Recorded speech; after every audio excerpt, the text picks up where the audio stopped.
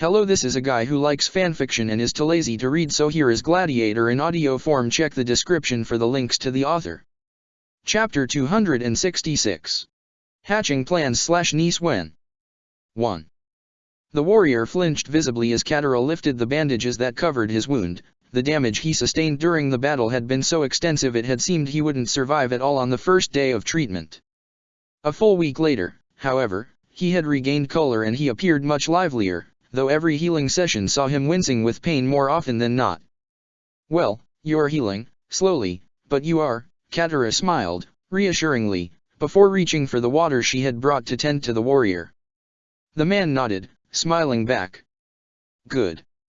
I thought I felt better, but damn, still stings a lot," he said, with a helpless chuckle. His eyes drifted past the waterbender, settling, instead, on the man who stood by the igloo's door. Sokka's eyes, so typically clouded with morose grieving, now constantly bore the glint of danger, of purpose. For the convalescing warrior, the change in his hero's demeanor was no cause for concern. "I didn't get the chance to thank you for saving me yet, did I?" the warrior asked Sokka, with a weak smile. "Might have been better for the tribe if you hadn't tried to save me and Isiluk when you did, but we're damn grateful for it." "The women held their own as best they could," Sokka said, though a hint of sorrow accompanied his words. Some of those women had taken bad injuries when they failed to hold off the soldiers rushing the tribe. One of them was in even worse shape than this soldier, despite often assuring them that all that mattered to her was that her children were safe. She might not live past this week, it seemed. "We tried to save everyone we could, though. That was always the goal." Katara nodded, sorrowful. 2 warriors, victims to the sudden attack on the group from the settlement, had died from their wounds on the 2nd and 5th day since the fight had taken place. 10 others had died in the middle of that attack, well before Sokka and Zuko had intervened to turn the tide of the fight to the tribe's favor. Their deaths were tragedies the tribe had mourned for the past week, but just so, they rejoiced in overcoming the nefarious attack by the Fire Nation fleet. However many warriors they grieved for, the Fire Nation had lost about 100 times as many men, whether soldiers, sailors, or engineers. Some warriors seemed keen on celebrating that. Sokka, however, couldn't quite bask in the sentiment. Having to fight the enemy at all was a tragedy of its own in his eyes, and one he wished this world would never have to witness anew. "You two are real lifesavers," the convalescing warrior said, smiling warmly at the siblings. Katara smiled sadly and shook her head. "If anyone else could do waterbending healing, they'd be just as eager as I am to help everyone they can," Katara said, with a simple shrug. "If there's anything I can do, I will do it. That's all." "You've saved lots of lives as it is, Katara," Sokka said, stepping closer and placing a hand on his sister's shoulder. "At this point, the next one you'll have to save is your own. When's the last time you actually slept, huh?" "What? Sleeping? I have no recollection of such a concept," Katara said, playfully. Sokka smiled and shook his head. "Come on, Sokka, this is my last patient for the day. I'll go doze off right afterwards, you'll see." "Sure, not like you're going to try patching up all the damage in the igloos that were attacked, or fixing ripped clothes, or helping cook stews. So you're accusing me of overworking myself?" Katara asked, now with feigned outrage. Sokka snorted. "Perish the thought. It's been a week. You deserve the break," Sokka said, patting her head gently. Yes, it had been a week, long enough for the next stage of his immediate plans to come to fruition. He bit his lip, glancing through the igloo's door. People were gathering outside their homes to rejoice and revel over the tribe's survival against the worst threat they had faced so far. Perhaps one of these days, Sokka would calm down and see things from a much more neutral point of view. Perhaps he'd actually appreciate the magnitude of their feat by then. Right now, however, his blood seemed to sing with the need to fight on, urging him not to lose his momentum and continue onwards, and that was what he meant to do. At least, he'd do it once he confirmed his sister wouldn't need his assistance as she checked and treated the injured members of the tribe. "Sokka, you can go now." "I've got this," Katara said, glancing over her shoulder. She noticed how tense her brother was, and she knew exactly what he intended to do next. "Someone will be very happy with you if you get it over with quickly." "I know," Sokka said, with a small grin. Still, you're sure? Completely, Katara reassured him, waving a hand in his direction. I'll take a break after this, too. Go on and get this done, you've waited long enough. Sokka squeezed his sister's shoulder gently before smiling at the warrior who laid down among furs. The man grinned back at Sokka, waving goodbye weakly. Sokka nodded in his direction before setting out of the igloo. He walked through the preparations for that night's feast quietly, knowing they were necessary to raise the tribe's spirits. Celebrating the survival of so many was certainly no small cause. He hoped he wouldn't sour the occasion for everyone this time, the way he had when they celebrated his return home.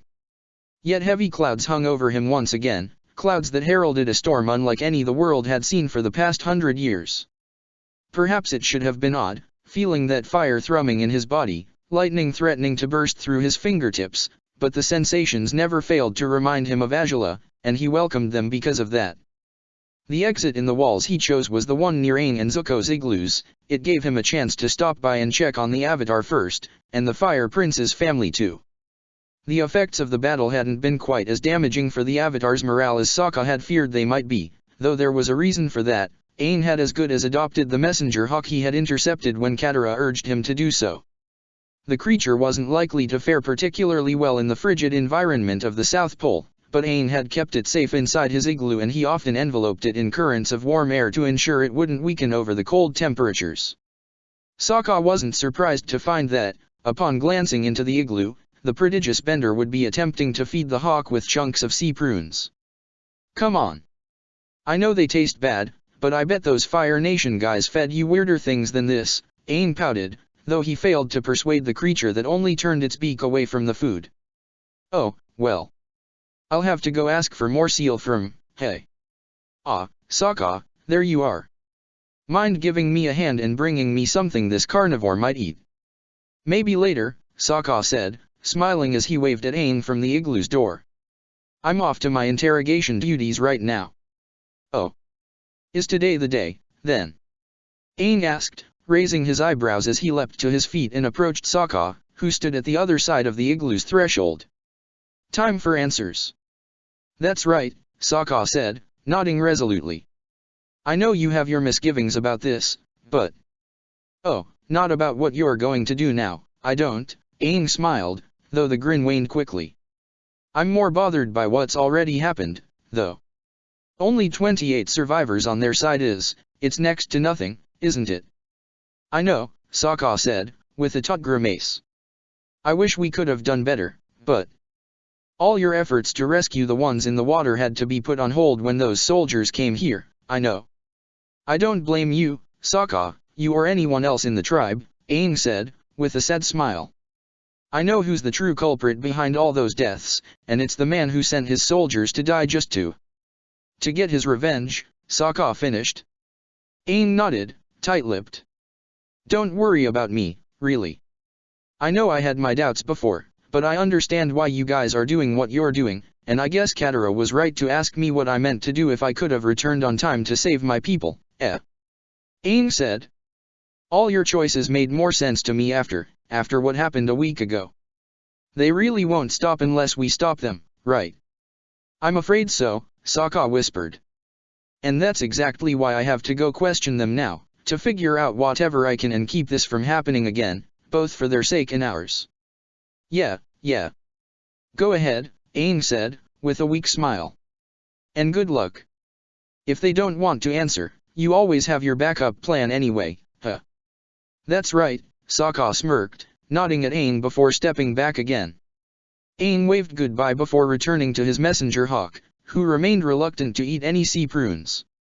Sokka breathed out before approaching Zuko's igloo next. He knocked on the door softly, recognizing Gruff's not-so-hostile barking this time. The wolf dog had finally grown accustomed to Sokka, probably deciding he was an acceptable part of his family because Mari had accepted him, too. Sokka visited them on occasion through the week, but with the tribe in such a state of chaos after the battle, so many wounded to treat, several trips to the bay to search for more survivors, as well as defusing and putting away the tangle mines that hadn't been set off during the battle, bringing back the remaining barricades to use them as kindling, hunting for food and finding medical supplies to help Katara and Kunna's efforts to alleviate every injury. He had next to no opportunities to spend time with their family. Even now, he'd only check on them quickly. Zuko pushed the door open without asking who it was. Sokka offered him a quick smile, and Zuko answered it with a nod. "Just checking in," Sokka said. "Everything all right for today?" "Yeah, that blubber remedy Kunna suggested has been really helpful with Suki's burn," Zuko answered, without so much as offering a greeting. "She's still resting for now, but she should be up for the big feast later." "Uncle Sokka." Mari lurked behind her father, holding her two favorite dolls tightly as she glanced past Zuko's leg at the tall man outside her home. Sokka's smile gained warmth as he knelt before the child, reaching out to pat her head. "Bet you've been helping your mom lots, huh? You've probably been a better nurse than your dad." "Of course she has been," Zuko said, smiling gently at Mari, who offered him a shy grin of her own. "Our little, heroic firebender. Princess Jing would be so proud, don't you think, Sokka?" "Oh, I guarantee it," Sokka grinned. Mari's cheeks flushed as she swayed in place, her smile stronger now. "You're a wonder, Mari. Can you tell more stories today?" Mari asked quietly. Sokka sighed as his hand dropped to the child's shoulder. "Later, I hope," he said. "But I have something important to do right now." "You have to fight?" Mari asked, and all her childish wonderment fled as she eyed him fearfully. Sokka shook his head reassuringly. "No, just to talk to some people." "It's important, though," Sokka said, biting his lower lip. "I'll see you at the feast, all right?" Mari nodded before returning to her igloo's large sitting room. She had become far more obedient in the wake of the battle, though Sokka suspected her compliance with adults' orders and requests would dwindle slightly once the darkness of that terrible day faded from her young mind. Sokka rose back to his full height, offering Zuko another tense smile. The firebender raised his eyebrow as he weighed Sokka's words to Mari. "Off to talk to people, or to make them talk?" he asked. Sokka shrugged. "In this line of work, same difference, really," he said. Zuko let out a humorless laugh. "Well, I hope they yield quickly, even though they haven't so far," he said. "And, if they don't?" "If they don't, we'll have to hope our last resort pays off," Sokka said, hands on his hips.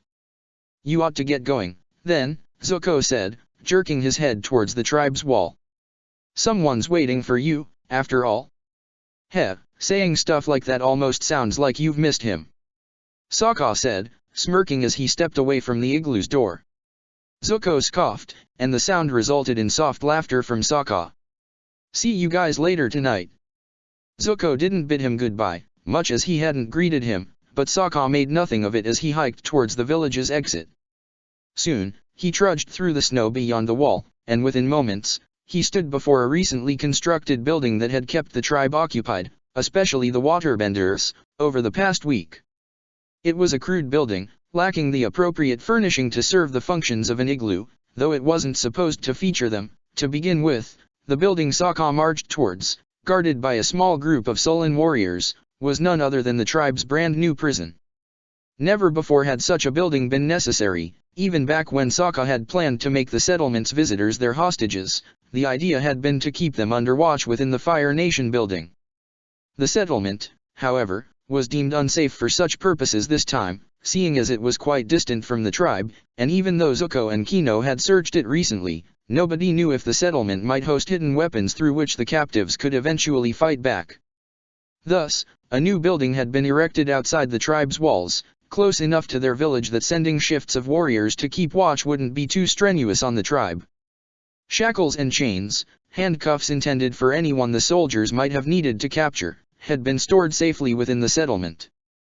Kino had known where to find them, and he had helped them scrounge up enough of them to keep their new prisoners properly restrained, unable to fight back, whether they were non-benders or firebenders, though, with the weather being what it was, it seemed the benders could scarcely bring themselves to conjure any flames anymore, let alone attempt to escape into a freezing landscape with no hopes of going north. They were stuck in the South Pole and they would remain there for the foreseeable future. The warriors standing guard nodded in acknowledgement as Sokka stepped up. He had visited this place daily ever since it had been built, 5 days ago. The Fire Nation prisoners waited inside. So far, they had refused to give Sokka answers regarding any of the questions he'd asked, whether out of ignorance or rebelliousness. But it made no matter, he'd get the truth from them today, if there were any truths to be drawn at all. "Want company in there, or?" asked one of the young warriors who stood guard outside the prison. Sokka shook his head, stopping at the sole door of the building. It was made of solid ice, just like the rest of the building, all of it crafted hastily by Katara and Aang in the middle of a break from helping injured warriors. Some of the Fire Nation survivors had needed medical assistance as well, and Katara had offered them some relief, but only once she'd helped every member of the tribe first. Despite wanting to keep the Fire Nation prisoners alive, Sokka had no qualms with his sister's priorities. He waited quietly by the ice door, listening in on what little he could hear within the building. Voices reached him. One of them belonged to the angry commanding officer he had nearly left to drown. "Freezing my balls off in this nightmare of a festering iceberg isn't my idea of fulfilling the Fire Lord's will. Even if it takes us our lives, we must kill the Gladiator if the chance arises. It won't. Are you daft? Did you forget 50 ships came into this wretched place and we're the only survivors? How the hell do you expect to kill the bastard before he guts you like a fish? There will be a chance. There must be. We are intended for something greater than just remaining here as their playthings. When these savages lower their guard, we will strike back and destroy them." Sokka rolled his eyes, glancing at the warriors around himself with inquisitive eyes. They shook their heads, knowing what he meant to ask already. It's been that drivel for hours. If any of them were saying anything important, that idiot's screaming drowned their voices out, said the same warrior as before. Sokka sighed and shook his head. "Well, time to shut him up, if that's how it is. Please, do." Sokka's gloved hands fell upon the ice door and he shoved it open forcefully. The sounds of the arguing voices faded immediately as he stepped inside the scarcely lit building, which, in turn, was comprised by a single, simple icy room. The prisoners had no facilities to speak of other than a small privy area constructed in a corner.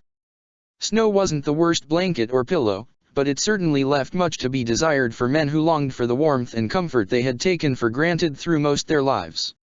Still, those were small, petty concerns easily forgotten in the face of the terror the tall, imposing Gladiator instilled upon them with his presence. Every man in the room, crouching down, kneeling, or sitting, had shrunken away from the door immediately, and Sokka could see some of them trembling as he yanked his gloves off, tucking them into his parka's pocket. The movement allowed him to shift his shoulders, drawing their attention to his sword and club in a not-so-subtle threat, making it clear that he wouldn't hesitate to cut down anyone who took a single step out of line. "What was that you were talking about? How you'd get a chance to kill everyone in the tribe once we lowered our guard?" Sokka said, with a sardonic smile. His eyes fell upon the most frantic firebender, whose face was now lined with unkempt stubble after a week without shaving. The superior officer said nothing, and Sokka tilted his head sideways. "So quiet now. And you were so spirited a moment ago. I'd say the cat owl got your tongue, the way Fire Nation people do, but no cat owl would survive here, as you'd know. As for freezing your balls off, that requires having balls in the first place, doesn't it?" The officer didn't seem to rise up to the threat merely because his fear still outdid his outrage. Sokka couldn't hold back from smirking slightly at the officer's submissiveness. He walked quietly to a small mound of snow Katara had gathered while building this place, a makeshift seat where Sokka and the warriors often rested when watching or attempting to question the Fire Nation men, all of whom remained restrained and sitting on the icy floor. So far, though, the prisoners had been as silent as could be, no doubt trained to keep quiet if they ever wound up in captivity. Which meant that Sokka would need to resort to extreme measures to get what he wanted, and he had no compunctions left about doing so. "All right, then, it's been a week since you reached our shores, something I doubt you lot have noticed, since days and nights tend to look very much alike in the South Pole," Sokka said, conversationally. "1 week since your fleet barreled through the bay only to get sunken, blown up, frozen and destroyed by a handful of savages, yes? It's quite ironic that you'd say it as an insult. By now, I can't help but wonder what it says of you people if savages can destroy your long-prepared, careful operation as easily as we did. Not sophisticated enough to handle savages, are you? Guess the Fire Nation could use a bit more savage influence if it wants to be more effective, eh? His attempts to rile up the men landed where he wanted them to, though they still held back from saying anything. Well, he'd have to prod them a little further, then. Though, it is true that I shouldn't speak as though you were a completely uniform nation, huh? Sokka said, resting against the wall with a sigh. There was one person in the Fire Nation who knew better. The only one who had any sense in her head, of course. Had she been behind this attack, well, she would have obliterated our whole tribe in a heartbeat with all the resources Oze squandered. But see, she wouldn't have done that, because Azula knew the value of savages like myself, unlike you brainless lot. Don't you dare speak of her, the commanding officer finally snapped, and Sokka sneered at the fool's attempt to defend the princess's honor, as though he had been insulting her at all. Or of the Fire Lord. Or I shall burn your unworthy tongue until it shrivels into coal inside your mouth. Pfft, into coal?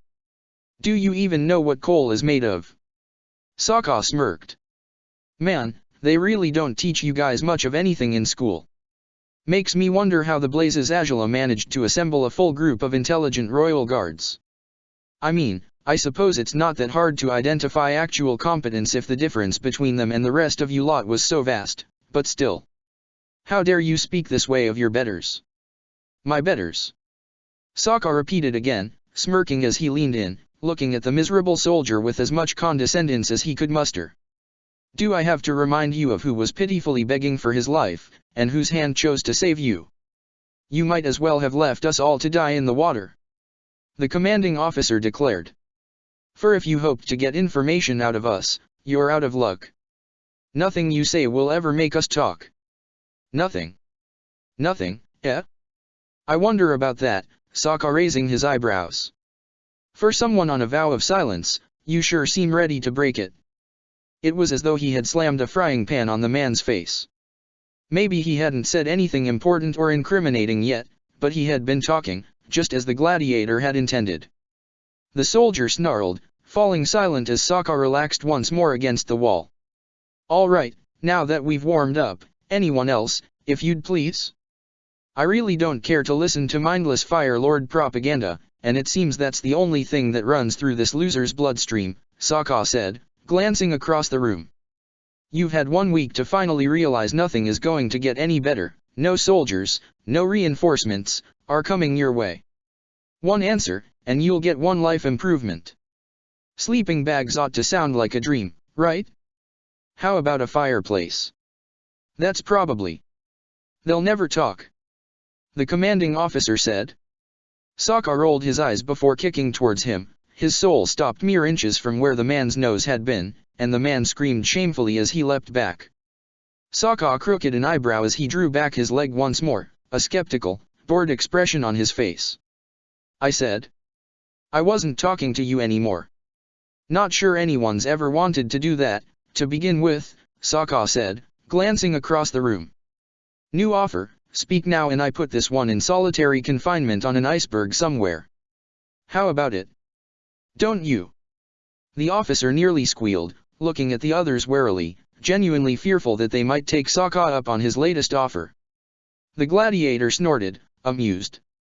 So much trust you put in your fellow soldiers, eh? Guess you really think there's a price to their loyalty, Sokka said, rising to his feet anew as he paced through the room. I've asked my questions about 1,000 times, but just in case you've forgotten them, I'll ask them once more. The soldiers shivered as Sokka stepped among them, gauging them, studying each of their small reactions. His eyes narrowed, regarding every soldier as though their lives were a commodity he could easily do without. What were the Fire Lord's exact orders when he sent you here? He said, first. He waited for 5 seconds, then for 10 more. The shivering soldiers offered no answers. What has he said, publicly, about why he wants me hunted down? He continued. Has there been another self-important announcement, claiming no sacrifice is too costly if it brings about the advancement of the Fire Nation? For, yes, that includes your lives, and those of everyone who perished in the bay a week ago. Do you have the slightest clue of why he wants me found and destroyed? What is the official story? Again, Nothing. He sighed, shaking his head as he clenched his fists, near unwilling to ask the last questions, the ones whose answers he feared the most. Did the crown princess return home? He said, brow furrowed. If so, on what capacity? Is she a prisoner, or has he granted her actual mercy?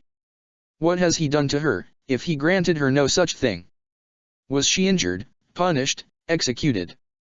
He wasn't sure how he had the strength to utter the final word, and he saw a few of the prisoners flinching, perhaps fearful of that final possibility as well. Sokka's brow drew together when no one spoke. Nothing, then.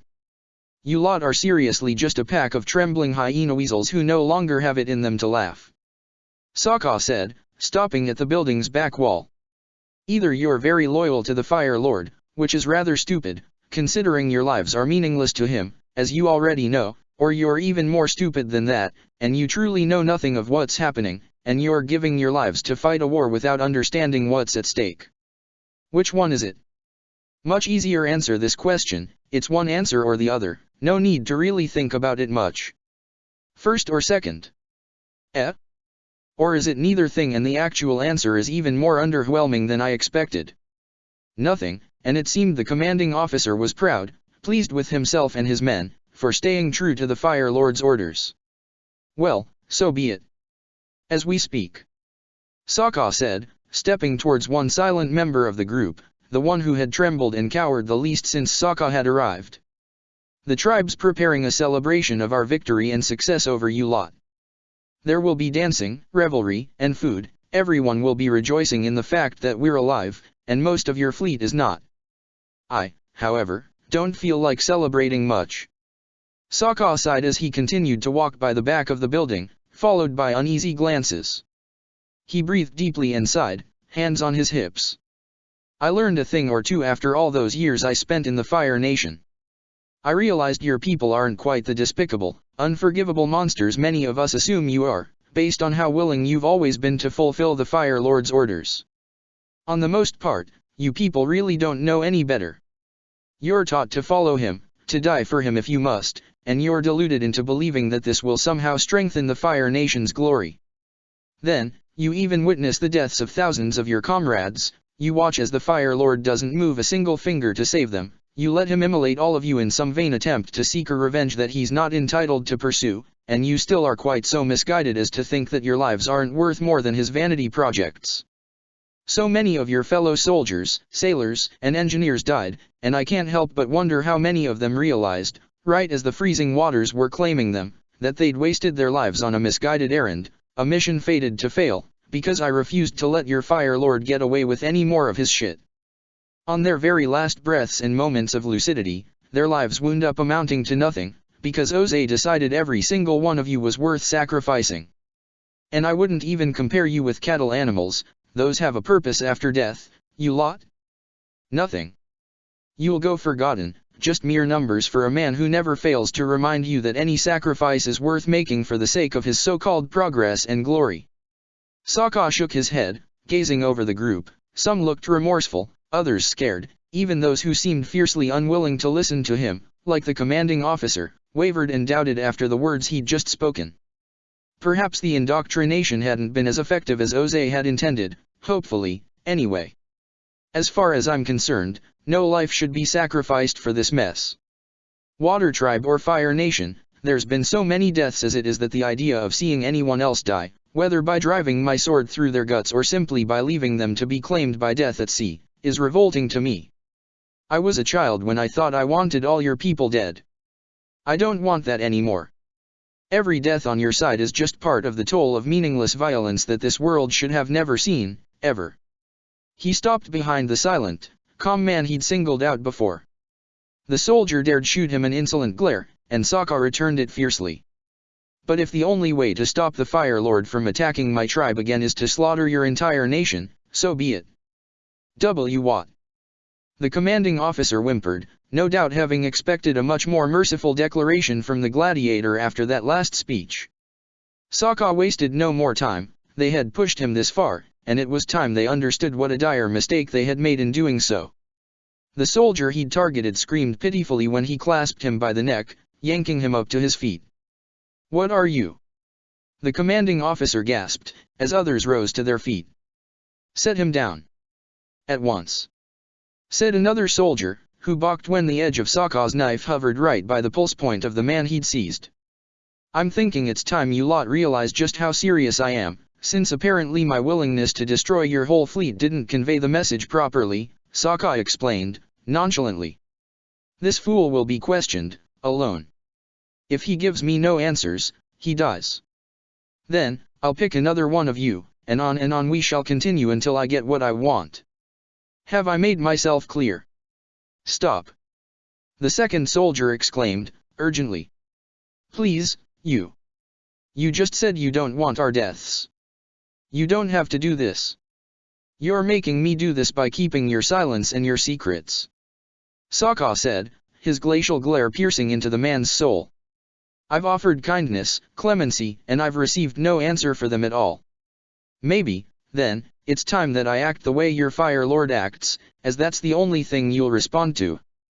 The civilized diplomacy of the savages is far too nice for the lot of you, I take it? Is it any wonder that I'd have to resort to your uncivilized disregard for lives instead? No, please. The soldier exclaimed, as another man shifted towards Sokka, still on his knees, a sailor, this time. Don't kill anyone else, please don't kill anyone else, we're powerless. Please, we know nothing.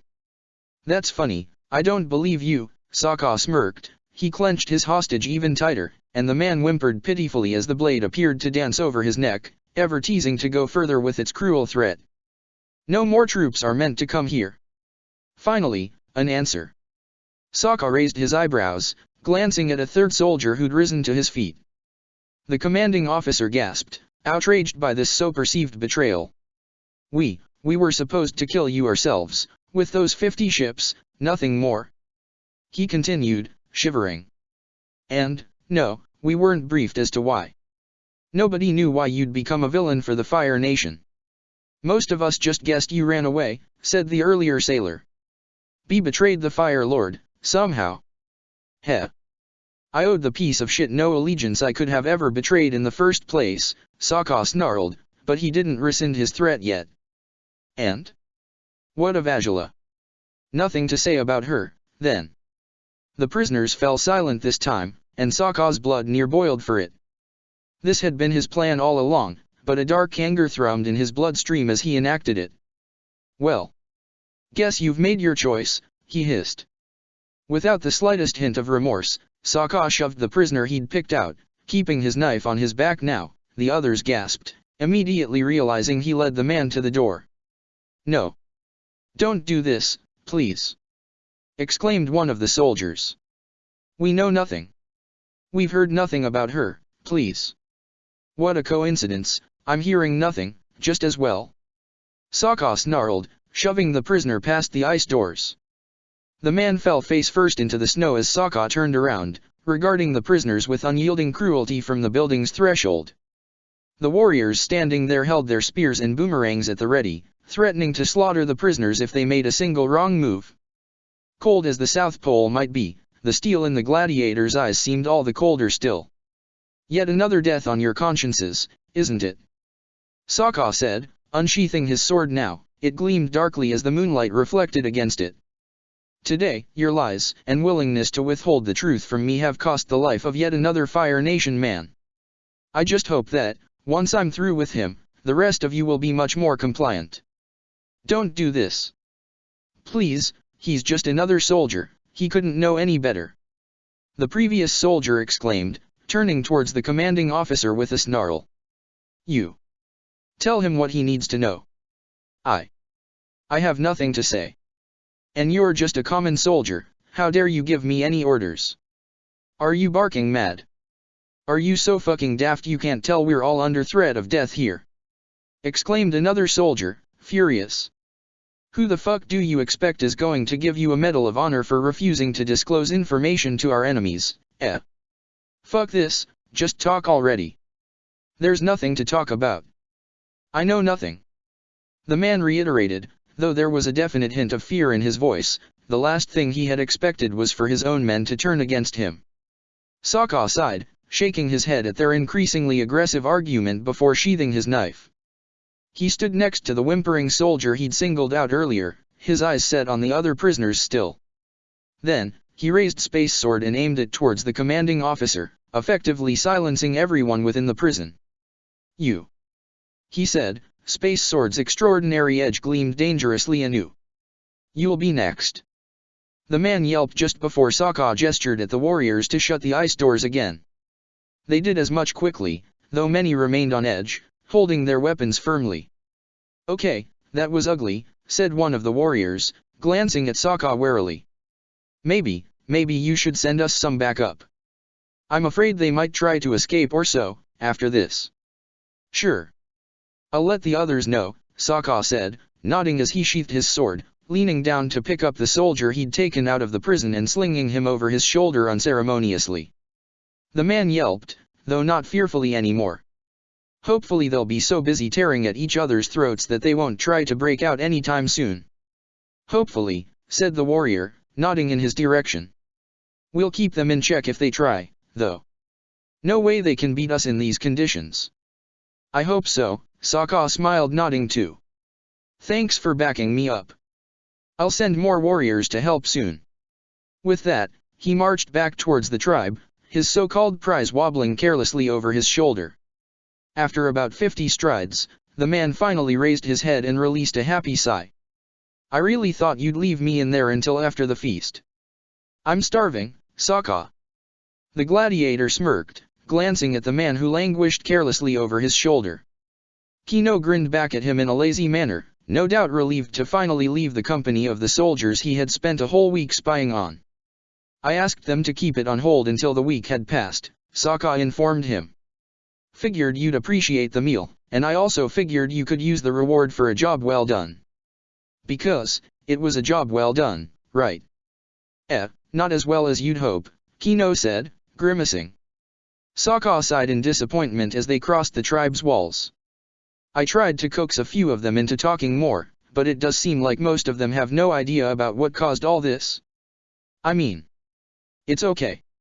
You'll share it all in a moment, right after we get you home," Sokka sighed. It was no surprise that Oze's so-called shame over Azula's sins would result in a void of information in the Fire Nation. Sokka had no choice but to terrorize the prisoners to the best of his ability, however, if he wanted to know the full truth. Until they truly feared for their lives, until they discarded every shred of hope of survival unless they danced to his tune, Sokka wouldn't believe the soldiers truly had given him everything they knew. If they hadn't given him enough answers to save themselves after today, the unfortunate likelihood was that they simply didn't have any other answers to give in the first place. While still busy with the messenger hawk, Aang jumped to his feet when Sokka returned, lowering Kino onto the snow again once they stood by the igloo's open door. A smile broke over the Avatar's face upon identifying the two arrivals. Sokka drew out Space Sword anew, hacking Kino's shackles loose before the former soldier could enter the building, waving cheerfully at the Avatar on his way inside. "Kino. Finally. This place felt so empty this last week." Aang laughed as he hugged his friend. Kino snickered as he responded to the hug. "Good to know I've been missed," he exclaimed, pulling back. "And here I thought you'd be best friends with the messenger hawk by now and forgotten all about me." "Oh, I'm trying to be best friends with him, but he's stubborn and doesn't like what I feed him," Aang smiled awkwardly. Kino chuckled as he knelt by the bird, gesturing at him playfully. "Bet you'll like it better when I feed you lots and lots of meat, won't you, little guy?" "That's right. Who's a good baby bird?" "Huh." The messenger hawk appeared utterly perplexed over being babied by Kino, but it didn't attempt to attack the former soldier in any way. The gladiator released a breath as he lingered by the door, surprising both the occupants of this igloo. "Give me a moment, all right? I've got to ask some more warriors to help keep the prisoners in line, just in case they decide to stop fighting among themselves and choose to fight us," Sokka clarified. Kino nodded quickly, though Aang's face was tainted by apprehension now. "Relax for a bit, Kino, and then you'll tell me everything when I get back." "Go on, sure thing." Kino grinned, nodding in Sokka's direction. The plan to use Kino as a spy among the Fire Nation prisoners hadn't been immediate, but they had come up with it shortly after the battle had ended, when they had discussed what to do with the Fire Nation survivors. Sokka had made it clear that he hoped to get answers from them regarding the current state of the Fire Nation, particularly of the consequences of Oze's wrath. Zuko had warned him that the soldiers would surely be trained not to talk under normal conditions, and that unless he was willing to torture them, which Sokka wasn't, he might run face first into a wall he couldn't climb when trying to break the soldiers' devotion to their Fire Lord. Sokka had immediately pointed out that breaking Kino's devotion hadn't taken that much work, only to pick up on the surprising opportunity the former soldiers' changed allegiance would provide for them. Perhaps the Fire Nation soldiers would refuse to speak to an enemy, but they would gladly speak with a fellow soldier, wouldn't they? Thus, when the small prison had been erected, a fully uniformed Kino had been among the first soldiers to get tossed into the building. None of the soldiers had been confused or surprised by his presence. Sokka had confirmed as much on the first day, and upon visiting the prison for every subsequent day, too. Kino's strange ability to go completely unnoticed among his Fire Nation peers had turned into a double-edged weapon, and one that made him the perfect spy to gain information through far nicer means than those Zuko had claimed would be the only way to break a Fire Nation soldier. For, in the end, Sokka didn't care to break them at all, he simply wanted information. This was one method to that end, and a far more peaceful one than subjecting soldiers to worse torments than locking them in a frigid place, in pitiful living conditions. Said conditions would be likely to improve in the coming days, whether the soldiers offered proper information or not, but not by a large margin. Sokka intended to keep their prisoners locked up for the foreseeable future, and he certainly hoped they'd realize that forcing an escape would only result in their meaningless deaths, same as those of the countless men who had either drowned in the bay or been cut down by the Water Tribe's fighters a week ago. A group of warriors lingered comfortably among furs by the central fireplace. His father sat among them. He had been hindered by his injuries over the past days, but Katara's quick treatment had amended the worst of the damage quickly. He smiled as Sokka approached and the son bowed his head respectfully in his father's direction. "Brought Kino back, at last?" Hakata asked. Sokka nodded. "Yeah, I freaked out the other prisoners as best I could, but they were somewhat volatile when I left," Sokka said, glancing at the other nearby warriors. "Is anyone available to reinforce the prison's guards? It might not be necessary in the end, but it's better to be cautious." "Ah, we can handle it," another warrior spoke, smiling positively at Sokka. 5-6 men would do." "Sure," Sokka nodded appreciatively at the man's ready offer, "thanks." Hakata shifted on his pelts. Sokka leaned down beside him as the other warrior rallied others for their new, temporary task. Hakata released a slow sigh, running a hand over his graying hair. "Must say, it's been one hell of a week," he chuckled, glancing at his son wistfully. "How are you holding up? Did they give away anything important yet?" "Not a lot," Sokka said, biting his lip. "Apparently, they were the only ones tasked with this job, at least, that's what one of them said. But then they also admit the Fire Lord isn't all that forthright with information, which begs the question of how reliable anything they know might be. So far, they've shared nothing about her. No idea if they said anything about her to Kino. I'll go ask him now." "Then go on, my boy," Hakata said, with a weak smile that waned quickly. "Sokka." The gladiator turned towards his father quickly, freezing on his motions before he could stand up. His father's worried gaze, and the hand he placed on Sokka's shoulder, grounded him for one more moment. "What we talked about before. I still stand by it," he said, softly. "Before they attacked, I mean." "I know, Dad," Sokka nodded, gritting his teeth. "You have a plan, I can see it," Hakata smiled sadly. "I won't stop you this time. I only hope you can share it with me in full, once you're ready." Sokka smiled, wrapping an arm around his father's shoulders and offering him a quick hug. It was all he could do to reassure him, for yes, he had a plan, but developing it was a slow process. Its success hinged on convincing certain members of the tribe to partake in it, and on how believable a deceit he could feed Oze, from a distance, regarding the outcome of the Battle of the South Pole. He returned to Kino and Aang, watching as the group of reinforcements made their way back to the prison. A glance towards the prison revealed that, despite his fears, it seemed everything was still in order in the building's premises. Someone would have to be pretty stupid to try and break out of there while weakened over the weather, poorly fed and utterly cut off from any chances of escape or survival. Sokka recited to himself, releasing a slow sigh. But I suppose at least one of them might be that stupid. He sighed as he ducked inside the igloo again, closing the door behind himself. Kino slurped sea prunes happily, the ones Aang had attempted to feed the messenger hawk earlier. Sokka offered them a quick smile, as Kino, with his mouth full, waved in his direction. All done now? Aang asked. Sokka nodded, yanking his parka over his head and setting it aside as he sat before the igloo's fire. Yeah. Time for you to give up everything you know, soldier, Sokka said, the menace in his voice coated with teasing. Kino chuckled before swallowing another mouthful of prunes. No need to be so harsh, you know I'll tell you everything, he said, grinning. Though, like I said, it doesn't seem like a lot of them knew much. At least, nothing too important. The annoying sergeant guy was always talking, but mostly about himself and what a great officer he was, and how the Fire Lord would honor us as heroes if we all died as long as we killed you too, blah blah blah. Ironic words coming from a man who begged to be saved by the enemy, Sokka said, with a tight-lipped grin. Anyway, do you think what the other guys told me is true? Yeah, on the most part. It does seem like the Fire Lord's being secretive about everything lately, Kino said, grimacing. Most of them just heard weird stuff about the capital, that there had been protests over the Gladiator League being closed? Or, well, attempts to protest. Looks like the domestic forces shut everything down pretty quickly. Fuck. Sokka sighed, shaking his head. The brother of one of the sailors was a sponsor on the lower levels of the ranking, from what he said, Kino continued. That's why he knew some things about it, but not enough. That he didn't backtrack on shutting down the league is no surprise, but, it's also no surprise that he'd kill his own citizens to make sure nobody contests his bullshit, Sokka scowled. Yeah, well. Kino shrugged. Considering he sent so many of them here just to kill you. He thought they'd be enough to get the job done, Sokka mused, rubbing his brow with his fingertips.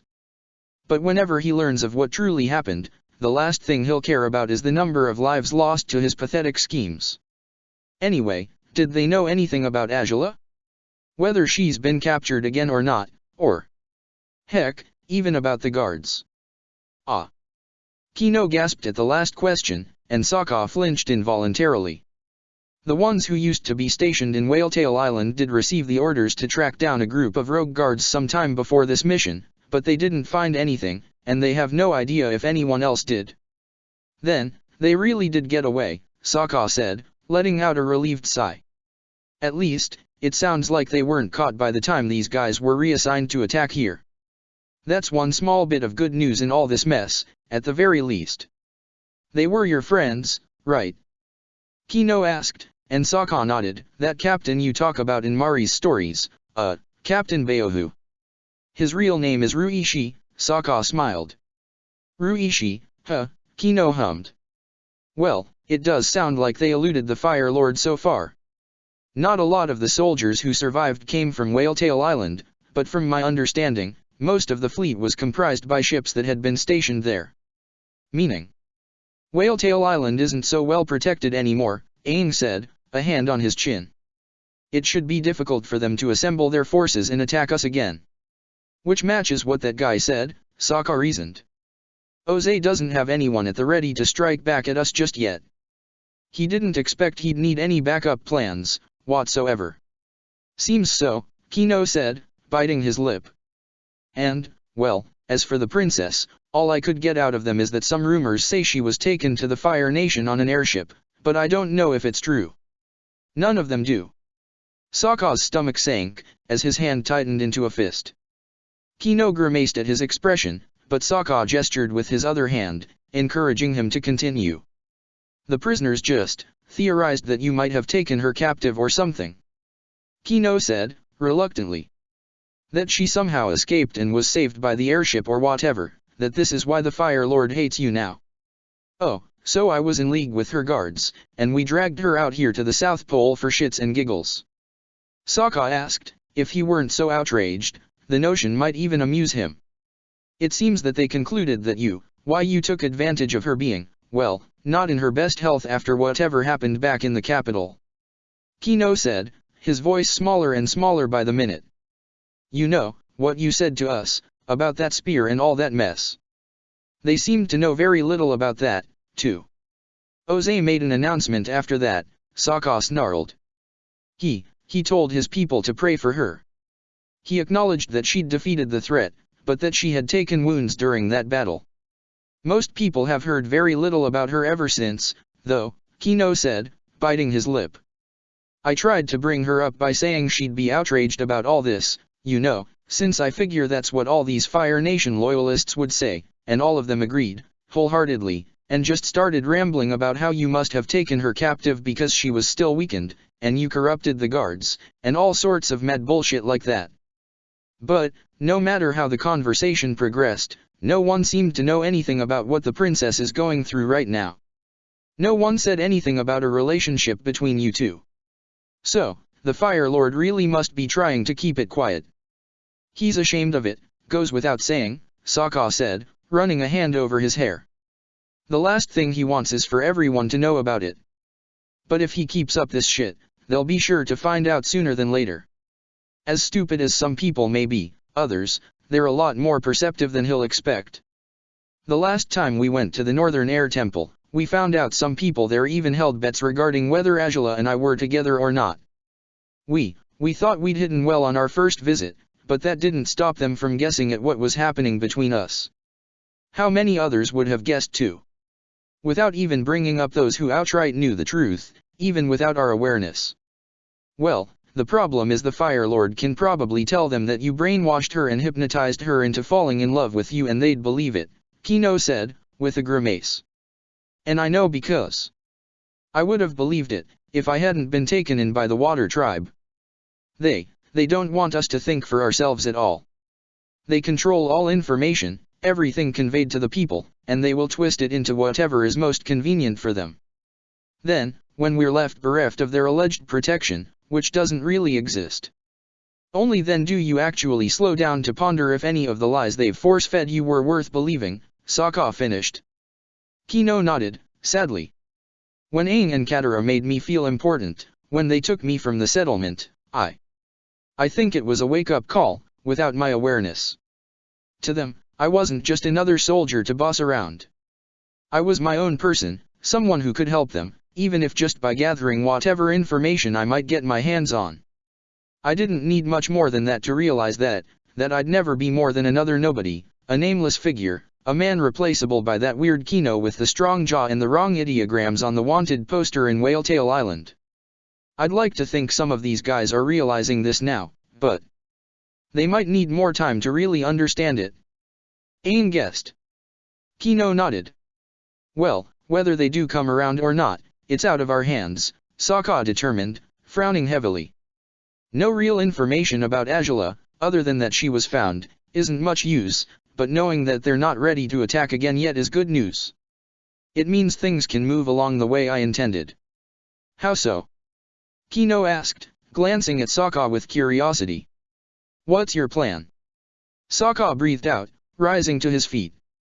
His gaze traveled towards the messenger hawk. It only had Aang's staff to perch upon, so it rested there. Its message container had carried a scroll meant to request reinforcements by reporting the nefarious outcome of the battle. The container was empty now, but it remained strapped to the hawk's body all the same. Sokka had read the letter after Aang offered it to him upon bringing the captured hawk back to the South Pole's shores. The Avatar had been thorough about ensuring that no other birds would take off to report the situation after parting ways with Katara during the battle, and none had. First of all, I'll have to persuade Aang to let the hawk go, no matter how attached he might be, Sokka said, with a weak smile. Aang pouted a little, but he smiled in surrender soon enough. We're sending a message to the Fire Lord to prevent any other attacks, at least for the coming days. Wait, we're going to write an official message? Pass it off as genuine? Kino asked, puzzled. Sokka nodded. We do have a message we can build up ours from, right? Sokka said, with a careless shrug. If we need a specific seal to make it feel more authentic, I guess I'll have to ask you and Katara to search the ships and get us one, Aang. Might be some of the ships that didn't sink completely will have something of the sort in their towers. The topmost cabins probably are the ones that belonged to the commanding officers, so I guess that's where you'd have to search. Got it, Aang nodded. How about looking for something of the sort in the settlement, though? Nah, that won't work, Kino shook his head. Each seal will be different, if just for a few small elements. If we sign with the seal of the soldiers from the settlement, it's possible they'll recognize it's a lie because it's been unused for 3-4 years, however long it's been since it was emptied. Ugh. Guess that makes sense, Aang grimaced, tapping his chin. We'll have to hope there's something we can use, Sokka said, hands on his hips. I would have sent you guys to find it sooner, but with how messy the past days have been. Katara's been working herself harder than ever, healing everyone she can, Aang said, gazing at the fire mournfully. I've tried to do it too, you know? The healing, but I can't seem to make it work. I'd give her a hand if only I could. All of us would, Sokka said, folding his arms over his chest. I've told her to take a break after today's rounds, but hell knows if she'll actually do it. She can take a break after the feast's done, though, right? Kino said, picking another prune and devouring it gladly. Well, to a fault, she can. Sokka's response surprised his two friends. They recognized the stern scowl on his face as that of purpose and intent. They traded a quick, puzzled glance before turning to Sokka once more. Is something going to happen after the feast? Kino asked, raising an eyebrow. On the next day. I want us to have a meeting, Sokka said. We need to discuss our next steps from this point on. The main purpose of my return has been fulfilled now, the tribe is safe, but it won't be long before our deceit about the battle's outcome becomes clear to the Fire Lord. We won't be able to keep him at bay forever. And you have an idea on how to deal with that? Aang asked. Well, other than whatever you plan on doing with the messenger hawk. A few ideas. Not everyone's bound to like them, but they may do the trick, Sokka said, biting his lip. Keeping Oze's focus elsewhere, however, will be the priority. If I can get him to do that, it means the tribe will stay safe. The implications of his words suggested truths Aang immediately suspected Katara would be displeased by. Did Sokka intend to leave? To play the bait and direct Oze's destruction away from the Water Tribe? How would he capture the Fire Lord's attention long enough to see to that, though? Kino's confusion only increased by now. He glanced at Sokka with perplexity, trying to reason with the gladiator's words. How are you going to distract him away from here at all? No, actually, let's backtrack for a moment. What exactly are you planning on writing in that letter to the Fire Lord? The question had gone unasked so far, but Sokka smirked as he responded, a hint of mischief blended with his steely purpose and determination. That I'm dead, of course. A week had passed since the day Azula had been officially diagnosed as pregnant by the head sage and the physicians. In that time, she hadn't left her bedroom still, same as before, but some things had changed, nonetheless. For one thing, servants brought her meals directly to her room once again, although Renkai still carried the trays in and out of her room on each occasion. He stood stalwart by her door, for the most part, but one more thing that had changed was that Azula wanted him to fulfill that duty indeed, no longer as bothered by his presence due to the main thing that had changed. She hadn't seen Zhao at all since he'd stormed out of her room after her pregnancy was revealed. She would have been a fool if she hadn't considered Zhao might have seen right through her already.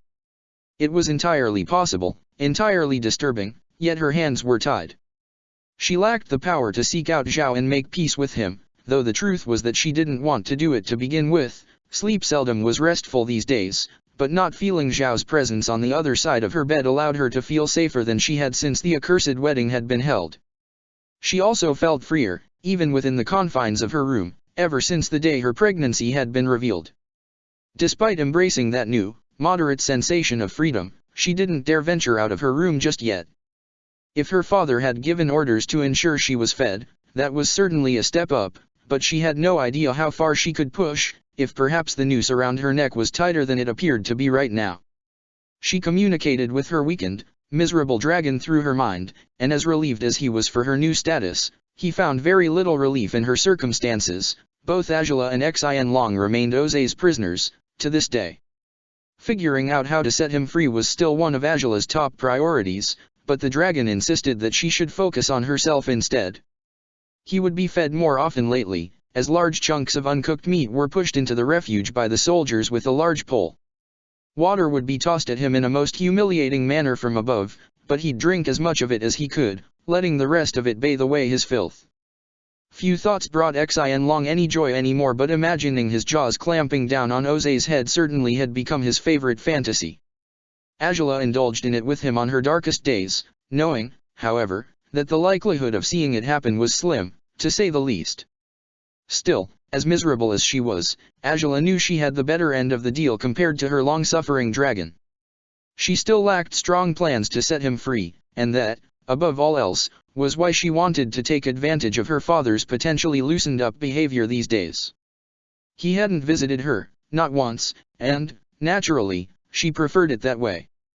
She was much better off with the very limited company she'd kept lately. Renkai did enter the room whenever he brought food or took the trays back to the kitchens, and he offered Angela more of his deadpan answers when they spoke, usually more humorous than she'd expect, or than he'd intend, but the one who spent practically every waking moment with Angela was, naturally, Rei.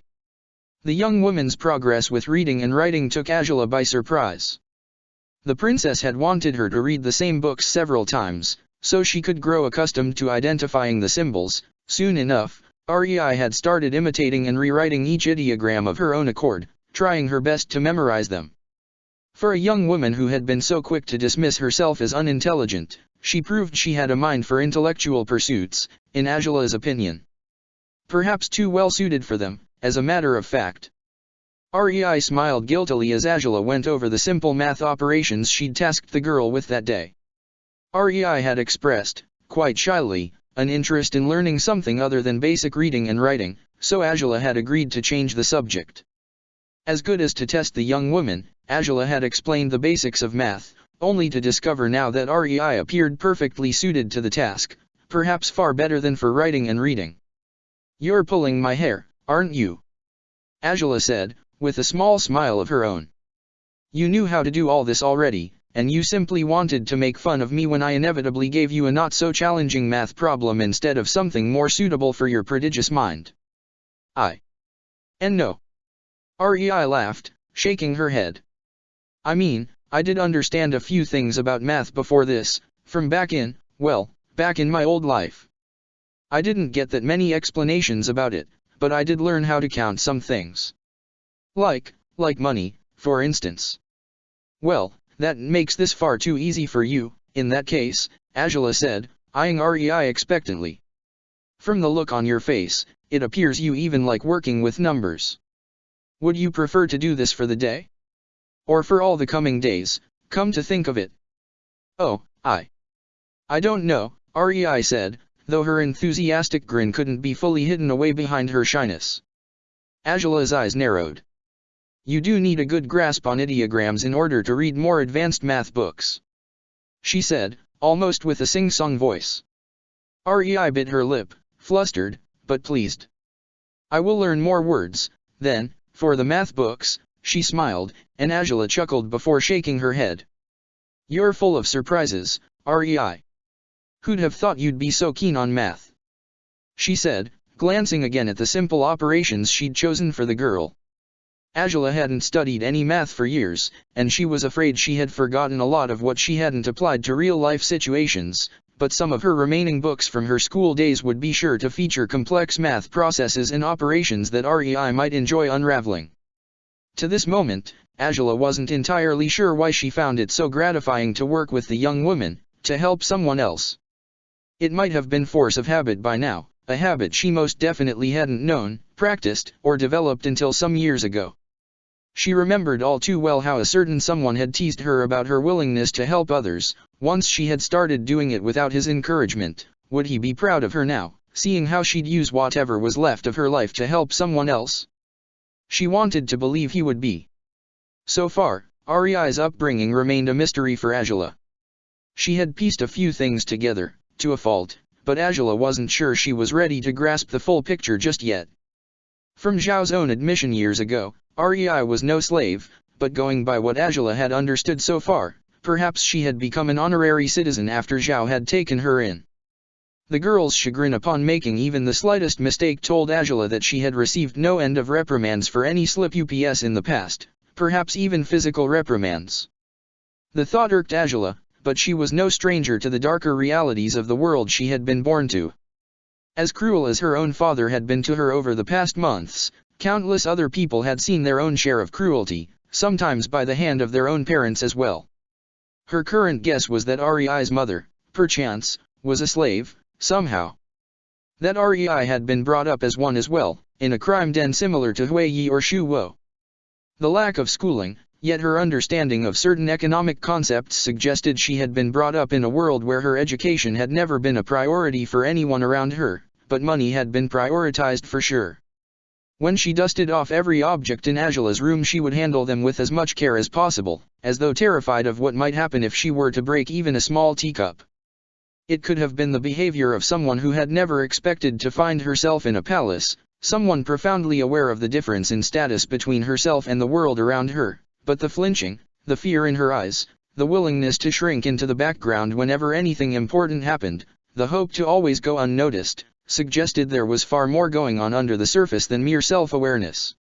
The more confusing chunk of the puzzle, Angela guessed, was the part she didn't want to piece together just yet. For a girl as shy and innocent as Rei was in many regards, she hadn't voiced the slightest judgment regarding Angela's alleged conception of Zhao's child. She didn't seem disturbed by their considerable age difference. Angela hadn't attempted to talk to her about anything else to do with sex, for she certainly didn't even want to bring up the subject, but she would have expected far more shyness from Rei, far more judgment in those regards. The lack of them was no small clue, but it wasn't one Angela wanted to ponder too much. Ultimately, the larger question worth asking was what kind of woman Zhao would seek intimacy with, let alone to a point where he'd gotten her with child. His take on romance had been apparent since long before their accursed wedding had taken place. He had told Sokka once that he'd get over Angela and find someone else easily enough. That there was no reason, virtually, for him to remain hung up on Angela when there were so many other women out there. So Zhao didn't love Rei's mother, or if he had loved her, she had broken his heart badly enough that he had rescinded any belief in love altogether? Yet Angela had known Zhao since childhood. She certainly hadn't seen him all the time, of course, and adults would definitely hide many things from children, but she couldn't recall seeing him miserable at any point in time. He always had that confident smirk on his face when she had been young, that sophisticated charm with which he typically slithered out of any complicated situations. Was his mask simply that good? Or was it he truly didn't care for Rei's mother, same as he hadn't cared for anyone else? Was it simply his philosophy, his policy, to disregard love as a pointless weakness? It was similar enough to Oze's own philosophies, Angela supposed. But it seemed to Angela that Zhao hadn't even known of Rei's existence for a long time. The young woman had implied as much upon saying that her mother had chosen her name. Had Zhao not known he was a father until he had returned to the Fire Nation from the Siege of the North, when Oze had called him back.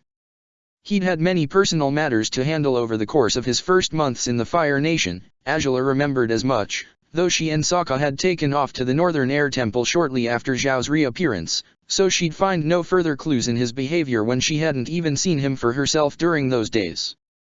Had he, perhaps, learned of Rei's existence during that period and brought her to live with him, yanking her out of the only world she had known until then? Why? Did he harbor true affection for his daughter, despite apparently bearing none for her mother? If so, how had he spent almost a week without seeing her at all, after bringing Rei, against her will, to live in the palace she was still growing accustomed to? The more Angela tried to piece things together, the more her head hurt, and she had the feeling Rei felt the same way about her. She'd spot the girl watching her warily sometimes, chiefly whenever she shot one of her snappy remarks at Renkai. She wanted to understand why Angela was so harsh with the guard, naturally. She found it odd, seeing as Renkai had always been perfectly respectful with her, just as Angela had never showed her anything but kindness, too. Whatever bitterness the princess felt towards the guard perplexed her, but she never asked questions about anything she didn't understand unless it involved her duties as a maid or her education.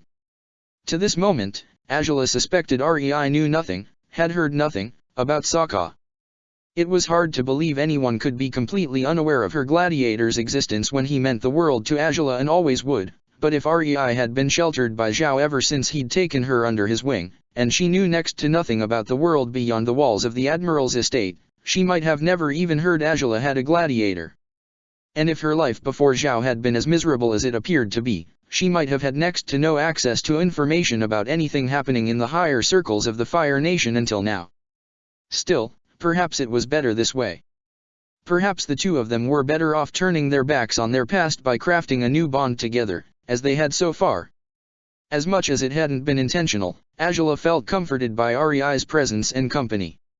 She hadn't realized she had assumed no one would smile genuinely at her again until Rei had disproven that subconscious belief of hers. Perhaps Rei hadn't expected anyone to offer her kindness, either. They suited each other's needs well enough, if just for the time being. Angela stood by her as Rei continued to practice more ideograms, arms folded over her chest. Her stomach wasn't as unsettled today as it had been lately. She certainly felt healthier with every new day that passed, even if the weary weight that continued to dampen her spirits and burden her heart wouldn't fade at all. The sound of Renkai's voice outside the room brought Angela to glance at the door mere instants before it swung open. Resting as she had been, half sitting on the desk by Rei's side, Angela rose to a full standing position when Admiral Zhao strode into the room for the first time in a week. Renkai appeared tense, uneasy about letting him in, but the unkempt Zhao ignored him blatantly.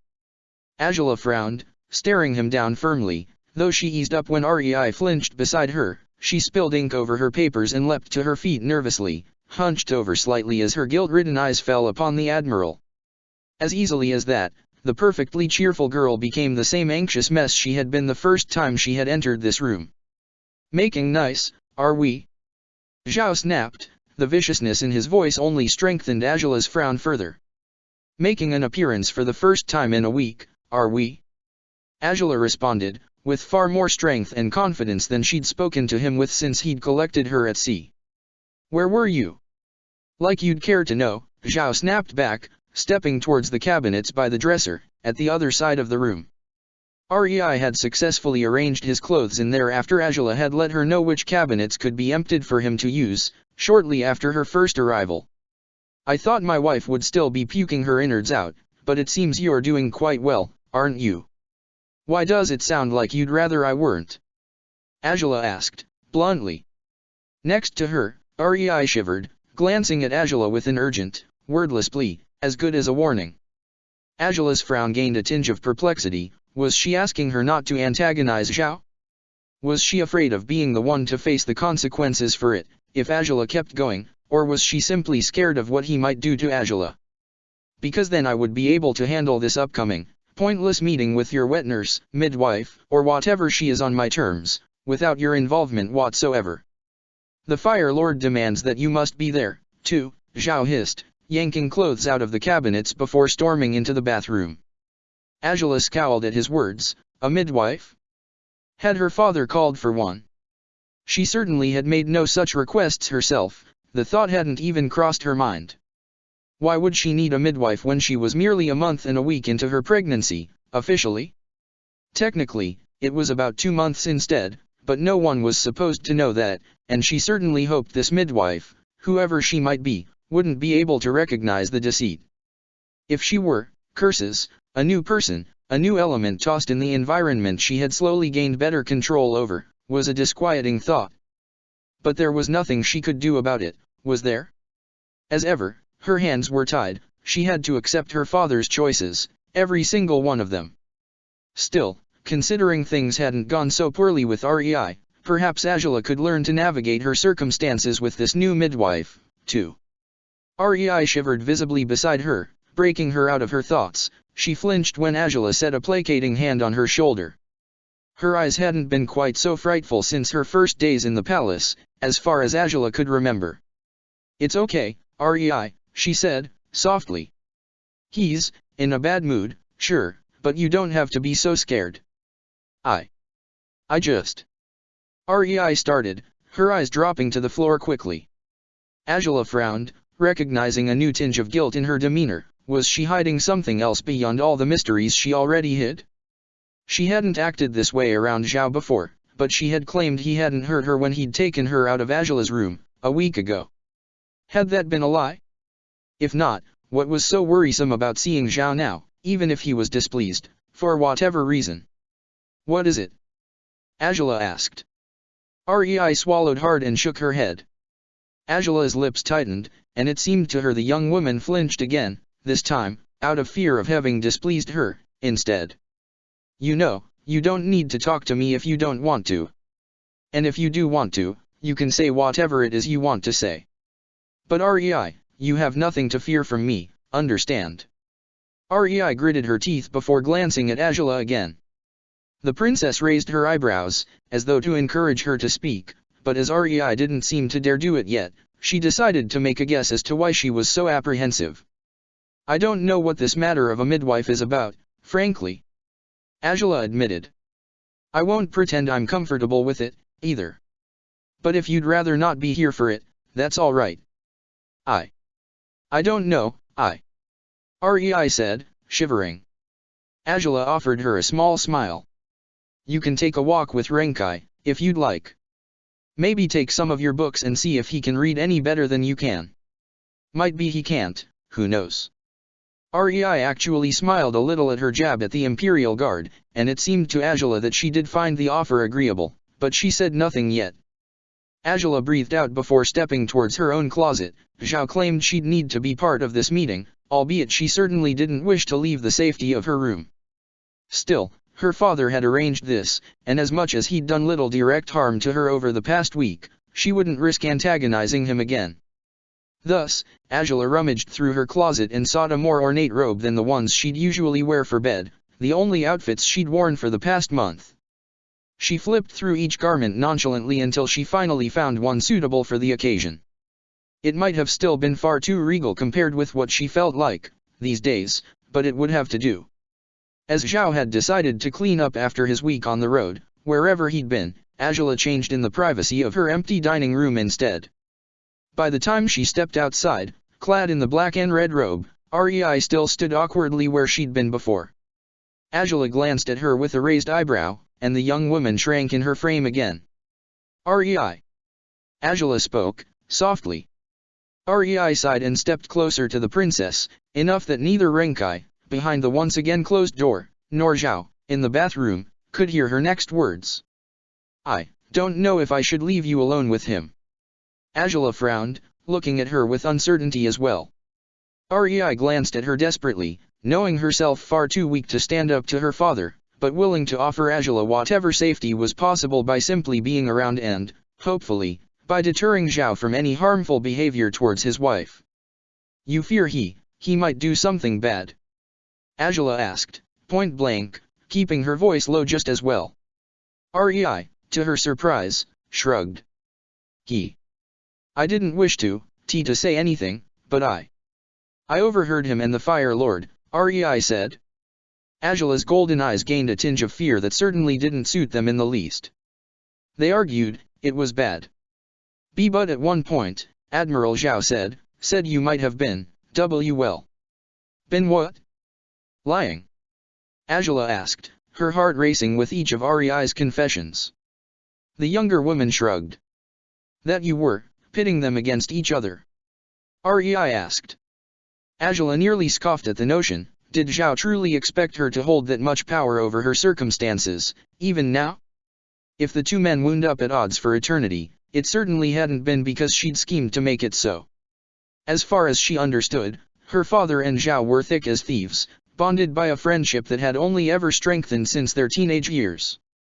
If her father was losing his mind to paranoia and wrath, no doubt he might wind up driving Zhao away, but could she be blamed for that, objectively speaking? How could she have driven any wedges between them, to begin with?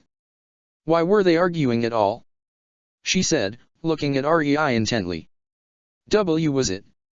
Her heart nearly burst from her chest as she failed to compose the last words of that sentence, as she failed to utter the name of the love of her life. Could her father and Zhao have discussed the likelihood of Angela's deceit? Could they have already agreed on a course of action, in case the child proved to be Sakos? Why would they argue about that, though? Wasn't this, at least on paper, exactly what Jose had asked for? Was it Zhao didn't want a new child, then? Was that why he'd stormed out and left for a week? The Fire Lord was upset, Rei mumbled, softly.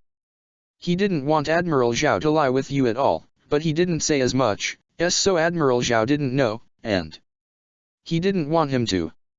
Angela repeated, her face was now a mix of disgust and outrage. That made no sense.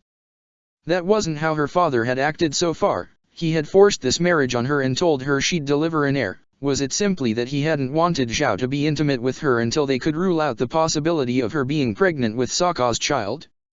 Would that thought cross her father's mind at all, when she had never wound up pregnant in all the years of her secret relationship and public partnership with her gladiator? I don't know, it's all I heard and I didn't understand much, Rei confessed, looking at Angela hopelessly. They were both so upset at the end that Admiral Zhao stormed off.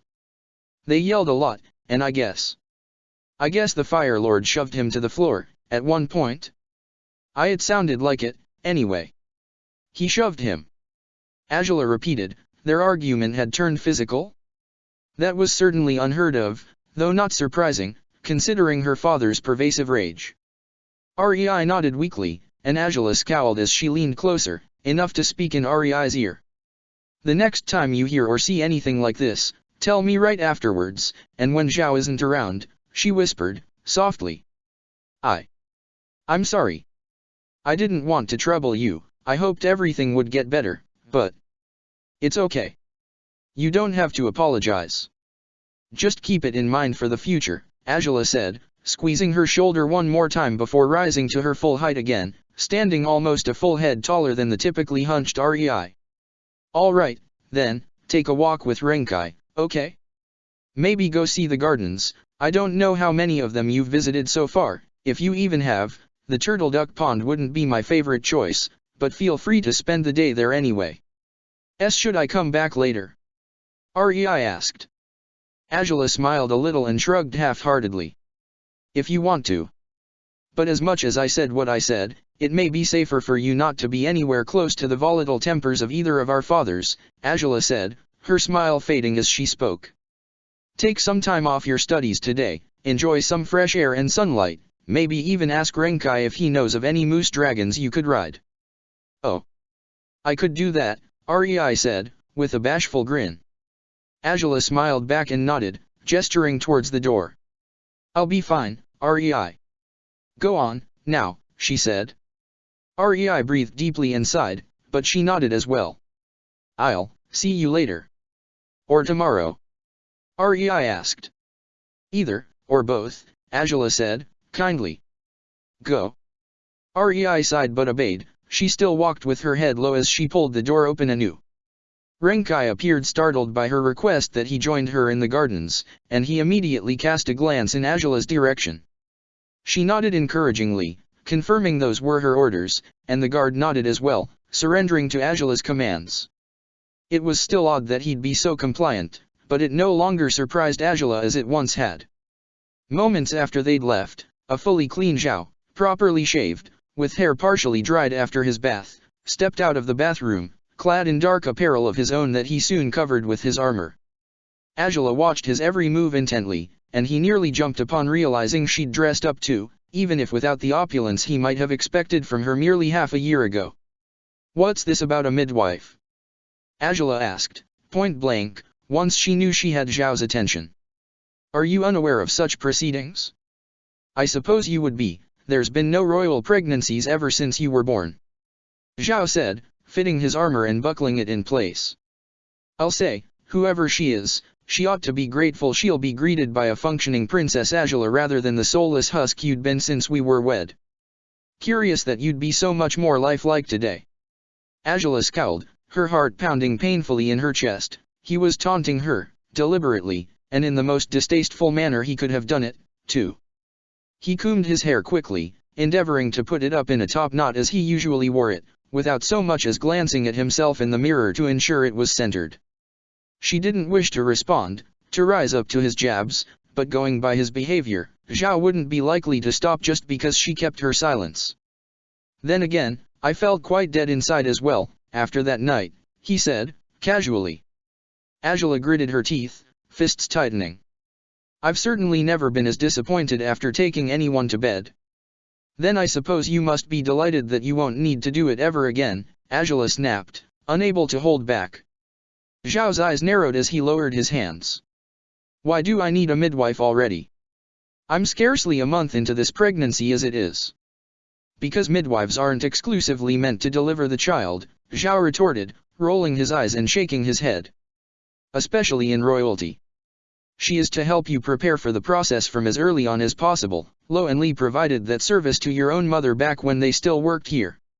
Had you not tossed them to the street, perchance it would be they who would serve you today, instead of a total stranger, but I suppose your actions have had consequences you couldn't quite foresee, didn't they? Angela frowned, glaring at Zhao reproachfully. He assumed she'd prefer it if Lo and Li were here instead, but would she? The elderly women had displeased her considerably throughout her teenage years, even if she had patched things up with them, to a fault. In that visit to their home in Ember Island, she had been far from trusting them. She didn't even want to imagine what they'd think if they knew of her relationship with Sokka, let alone what they would have said or done if, by the time she birthed the child, it was evident by the color of its skin or eyes that it would be Sokka's progeny rather than Zhao's. Are you ready, then? Zhao said, disdain dripping from his voice. I'd rather get this over with at haste. Were you summoned back for this? Angela asked, choosing to change the subject slightly. Or, I came to the palace to be greeted by a most gracious servant who let me know I was needed, Zhao growled. Truthfully, I only meant to clean up, find fresh clothes and leave again. I'll do exactly that once this is over. Will you? Angela asked, frowning. I won't even pretend I want you here, Zhao, but what of Rei? Zhao frowned, standing inches from the door. He cast a confused glance at Angela that she returned with a stern frown. She's doing well, on the most part, Angela explained.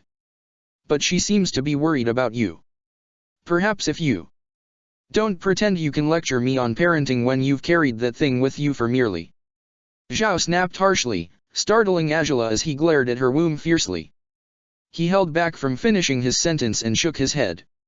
Whatever I do, however I handle my relationship with Rei, is my business, not yours. I see, Angela responded as bitterly as he'd spoken. She judged him harshly, deliberately, with her glare, before shaking her head and stepping forward. As you wish. Let's get this over with. Finally, you say something sensible, Zhao growled, slamming the door closed after them as soon as Angela had crossed its threshold. The Admiral's attitude, so antagonistic and harsh, irked Angela profoundly. He had been unpleasant in the past, of course he had been, but his behavior ever since he'd brought her back home had been the very worst she'd seen of him for as long as she'd known him, however. This sudden, direct bitterness proved far more unsettling than anything he'd been like so far, and it only persuaded Angela, utterly, that he already suspected the truth. That he resented her for using him as a shield to protect herself and Sokka's child, well, he was free to resent her for that as much as he wished to. She resented him right back for countless reasons, anyway. Yet hearing him dismiss her concerns for Rei, the only possible common ground the two of them could have had was Zhao's daughter. Angela hadn't genuinely wanted Zhao to come back, but as relaxed as Rei had been lately, she could tell her maid's peace of mind would be heightened if she had no reason to be concerned over her father's actions and behavior. Zhao had vanished for a whole week and hadn't even greeted her upon returning. Instead, he had simply spouted his vitriol and demanded for Angela not to intrude in a relationship that, as far as the princess could tell, was infused with just as much fear as her own with Oze. She and her father hadn't always been this way. Had Zhao been any better to Rei before? If so, couldn't he try to be better now? Angela most certainly didn't care to see a kinder side of Zhao's. If anything, it had unnerved her when she'd glimpsed it, but Rei was his daughter. Rei was one of the nicest people Angela had ever known. She didn't deserve to be a scapegoat for Zhao's frustrations, to suffer the consequences of her father's outrage at everyone else. Could she make Zhao understand this before he terrified his daughter badly enough to completely sever the bond between them, the way hers with Oze had been severed? Still, as much as she wanted to do right by Rei, Angela had no intentions of putting up with more of Zhao's obfuscating hostilities. It wasn't up to her to fix his problems for him. She'd ensure to keep Rei as safe and happy as possible, and if the girl's father wouldn't involve himself in her life, it was his loss, not even Rei's. Had he ever been a good father to the girl, she might not be so quick to flinch and fear she had offended others at any given moment. So far, it truly seemed Zhao had never treated her as an actual daughter. As much as Angela scarcely had any experience with proper parenting, she couldn't help but imagine how Sokka would act if he had a daughter of his own. However much it hurt to envision that impossible image in her mind, she found relief, perhaps even some joy, in knowing he'd be absolutely nothing like Zhao or Oze had been to Rei and herself. Zhao cleared his throat as he stopped at the assigned sitting room's door, flanked by Imperial guards. Naturally, this meeting with the midwife would go supervised and watched thoroughly. Her father was inside already, Angela realized, and her stomach seemed to chill at the very thought. She didn't want to see him, no matter if he had been less harmful these days than he had been over the previous months. After taking a deep breath, to school his irritable semblance into neutrality, Zhao pulled the door open and stepped inside. "Do excuse my lateness, my lord. I hope you weren't waiting long." Angela's fists trembled upon hearing those words. She felt tempted to run upon hearing confirmation of Oze's presence, tempted to turn to the Dragon's Refuge, defeat anyone between herself and Xin Long and take off in a reckless flight as far away from this palace as possible. "I was, but you're here now, and that's what matters. Where is Angela?" The princess gritted her teeth, feeling the glare of the guards upon her. She drew in a breath, keeping her gaze on the floor as she entered the room, as unwilling to meet anyone's eyes as she had been back during her wedding. "Ah. There you are," Oze said, once she was inside. The neutered tone, the simplicity with which he spoke, should have tranquilized her. Instead, Angela only felt even more tense than before. "I trust Prince Zhao has informed you of why you were summoned, Princess Angela." She only nodded one time. She didn't want to speak, didn't want to think, she only wanted to get this over with as quickly as possible. The less time she spent in her father's oppressing vicinity, the better. "Very well, then," Oze said. Angela winced. He had a chance to yell at her, to scold her for her quiet, somber demeanor, and he hadn't taken it. Instead, he had accepted her wordless response. She certainly appreciated that he didn't seem so willing to cause a scene for once, but it seemed odd as what Rei had shared about her father's argument with Zhao. There was definite tension between the two men. Angela assumed they had barely seen each other at all since the day her pregnancy had been revealed, but it seemed that, for the sake of appearances, they would set aside their troubles for now. It would be for the best, she hoped. "I ordered Pharaoh to summon Lo and Li to the palace, in the hopes that they would accompany you through this process, Princess Angela. They are experienced midwives, after all, and they even saw to my own birth, long before yours." Oze explained, his conversational tone so unlike anything she'd heard from him in months. No, this sounded just as he'd spoken to her back when she'd been his greatest ally, when she had been his crown princess. The thought shouldn't have hurt as much as it did, but there was nothing she could do to mitigate the pain of it. "Yet they apologized and rejected the opportunity to serve you anew. It seems they no longer trust themselves to do a proper job in their old age. They've sent someone else, instead. Their niece, as it were." Caught in her dark thoughts, Angela's eyes had refused to rise to meet her father's own so far. Yet she raised them slightly, just slightly, to find Imperial Guards' boots in the room as well. 1, 2, 3, 4 pairs of boots, standing by each wall. There was a low table furnished with the opulent snacks one could only expect from the palace, and Oze had been sitting at a cushion by this table, it seemed to Angela, though he was on his feet now. A young woman knelt at the other side of the small table, dressed in an elegant, deep burgundy cheongsam-styled tunic. It sat atop coral-colored sleeves, with cuffs that matched the color of the tunic perfectly. The woman's brown hair hung at half the length of her neck, framing her pale face, some of it fastened into a neat half-knot. Her posture was perfect, her head was held high, her nose small and thin, her lips unpainted, her eyes large and brown and... Wait. She knew that face. Angela resisted the urge to lower her gaze impulsively, to tear her eyes off the midwife, to negate this sudden blast of reality when her heart seemed to somersault inside her chest, coming alive for the first time in months. Her eyes widened inevitably as she recognized the changed, unexpectedly confident woman who smiled and bowed graciously in her direction. "It is my pleasure to finally meet you, Princess Angela. My name is Wen." "Wen? Niece Wen?" Oh, she had to be kidding. Jose's eyes were upon her, and Angela flinched upon realizing as much. She clasped her mouth with both hands, closing her eyes and doubling over to feign a bout of sickness. Perhaps if she faked having felt a surge of nausea, he would misunderstand her reaction, failing to realize he had been sitting right beside someone Angela knew far too well, someone who was no stranger, no worrisome, meddlesome midwife to be wary of, unworthy of trust. For as changed as she might be, as differently as she carried herself, Angela couldn't possibly fail to identify the sole other woman within the room, a dear friend she had never thought she'd see anew. It was Song. Chapter 267. Hatching Plans / Niece Wen. 2. She had cut her hair, changed her clothing style, donned a different, plainer makeup. She looked like any Fire Nation commoner, but it was Song.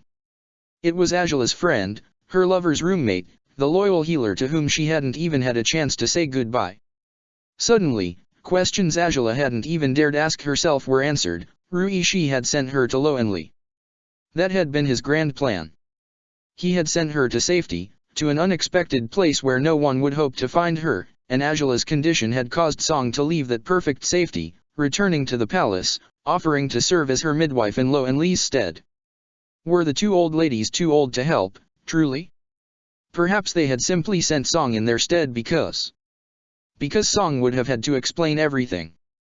Because they would understand they were friends, that Song was a talented healer, that she could truly help Angela in countless ways so long as she hid in anonymity, and surprisingly, she might just succeed at that. She barely looked like her old self at all. The placid, innocent smile of the slave Sokka had chosen in the market so long ago had been replaced by airs of strong confidence Angela would have never associated with her friend, her new hairstyle, the lack of the distinctive hue of her favored lipstick, the Fire Nation-styled clothes, completely removed from the handbox she always had worn, honoring her origins and culture. Her braid, as well, was gone. A smoothly cut fringe hung right over her eyebrows, too.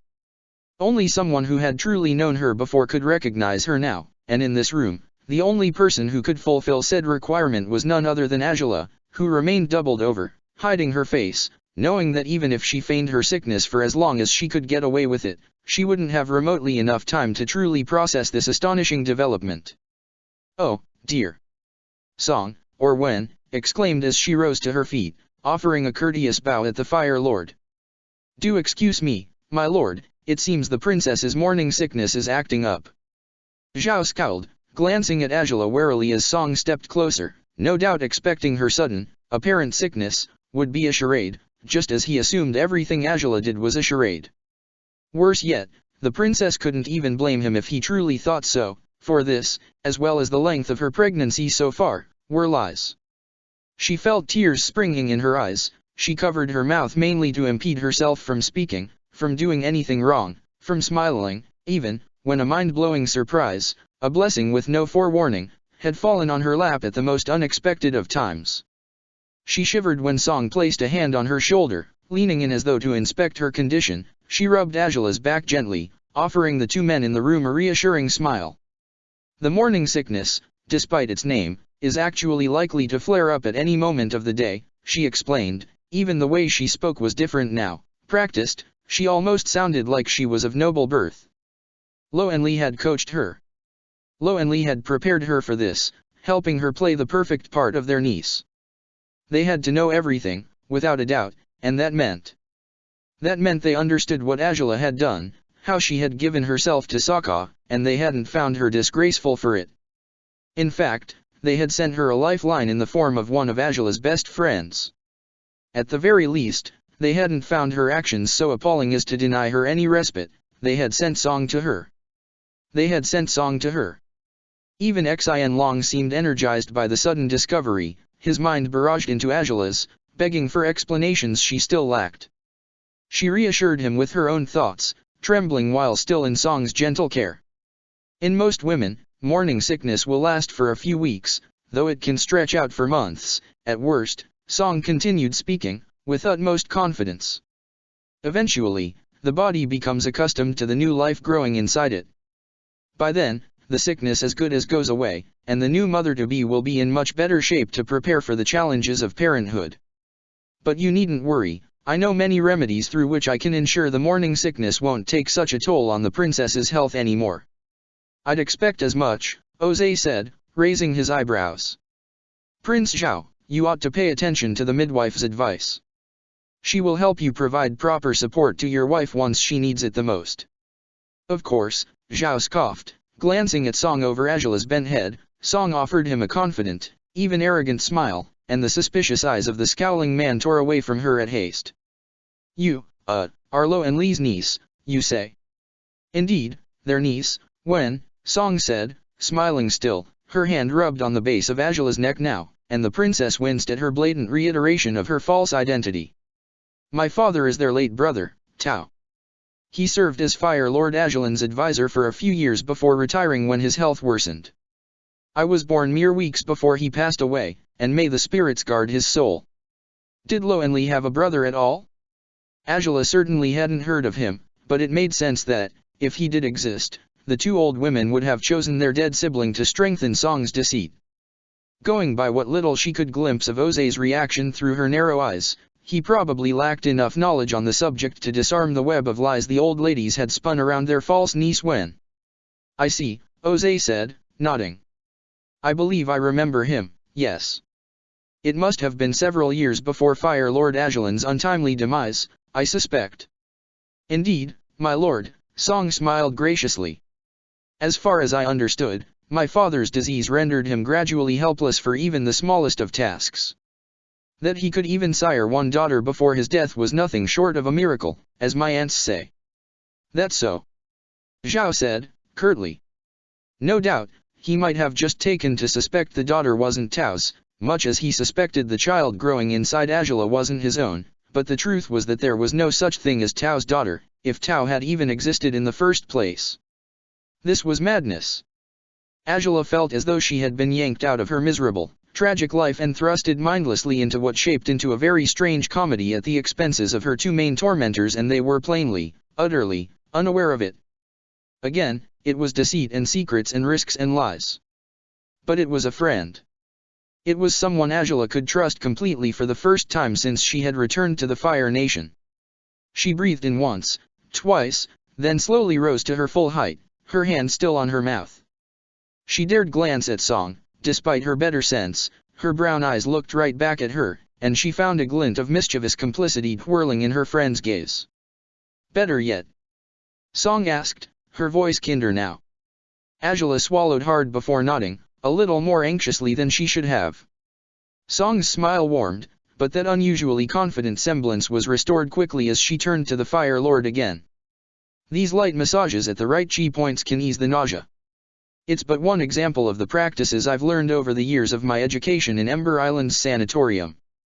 Once my aunts returned from serving at the palace, they passed on much of their knowledge to me as well, so when we received the news of the princess's pregnancy, they trusted that I could provide you with the best possible service as a midwife.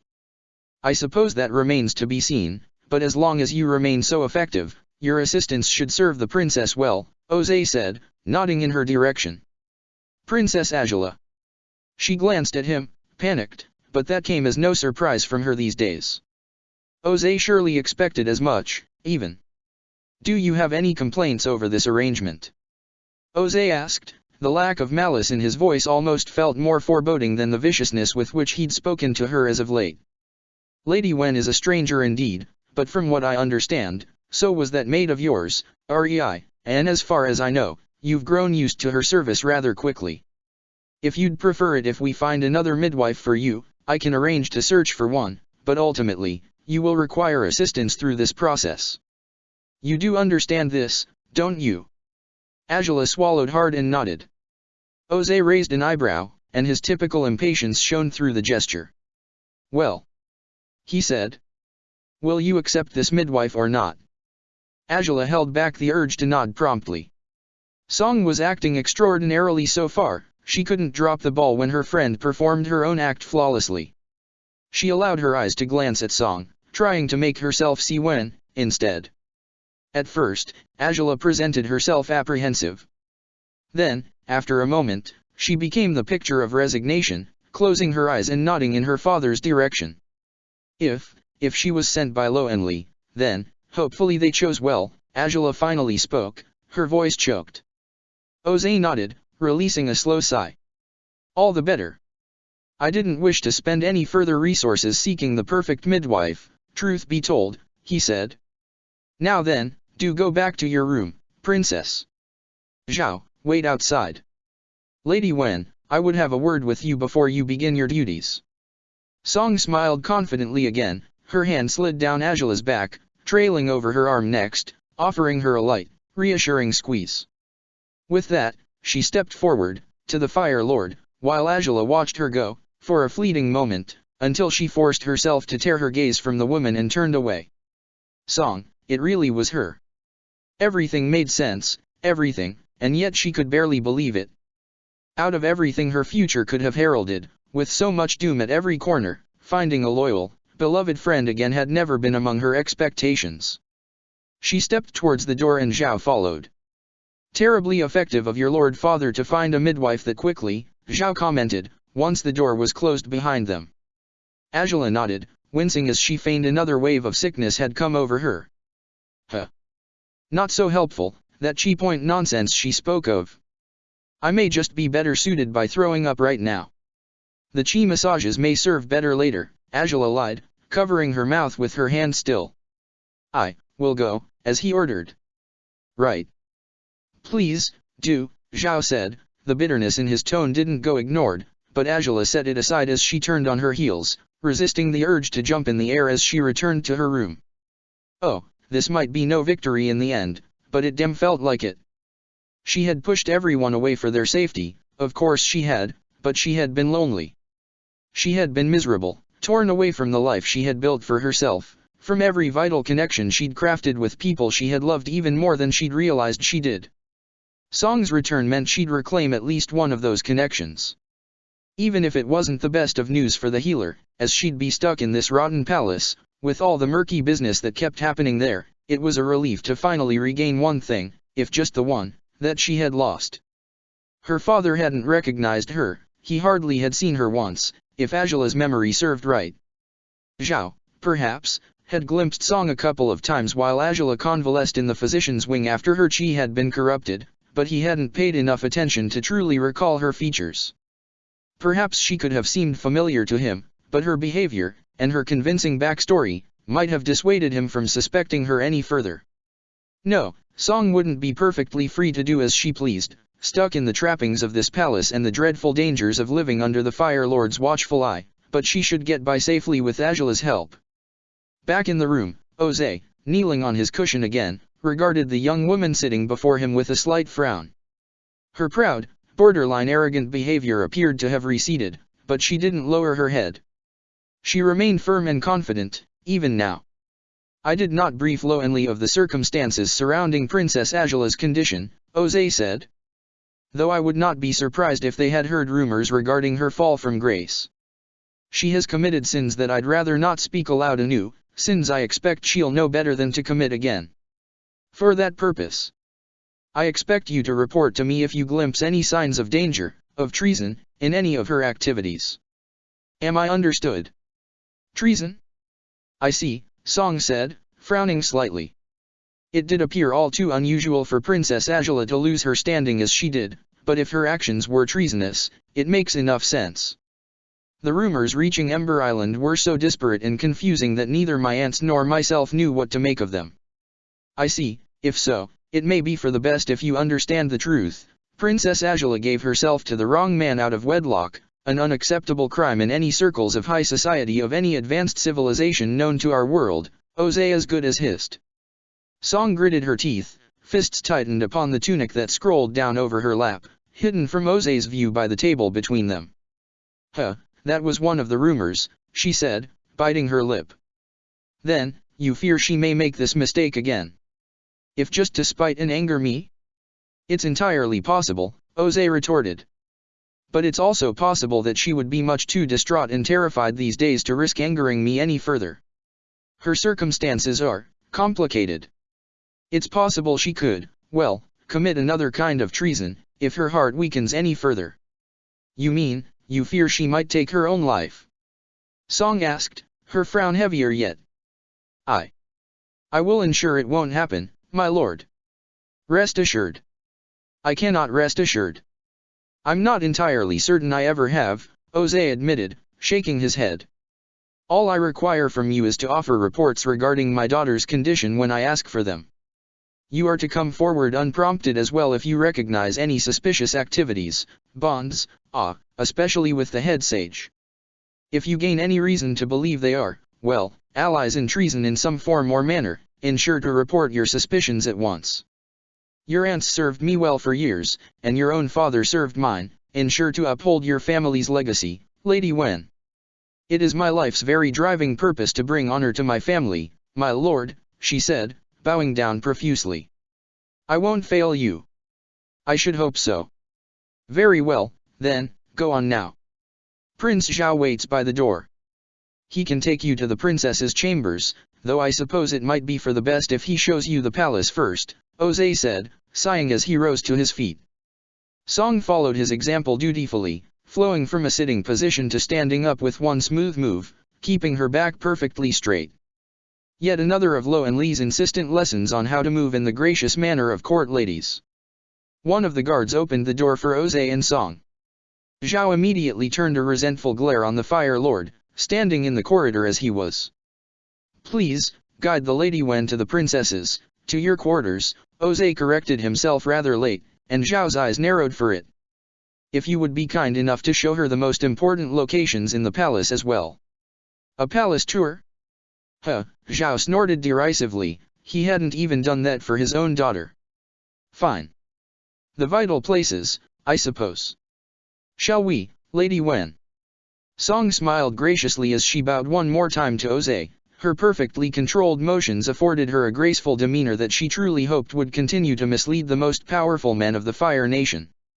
Zhao said nothing when he and Song started to walk across the corridors. She breathed evenly, controlling the racing beats of her heart as best she could, glancing at the palace with reverent admiration she most certainly didn't feel.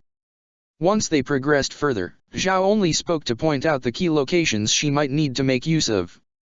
That's the Fire Lord's study. You aren't expected to go there unless he expressly requests it, he said, curtly, pointing at the most ornate door so far.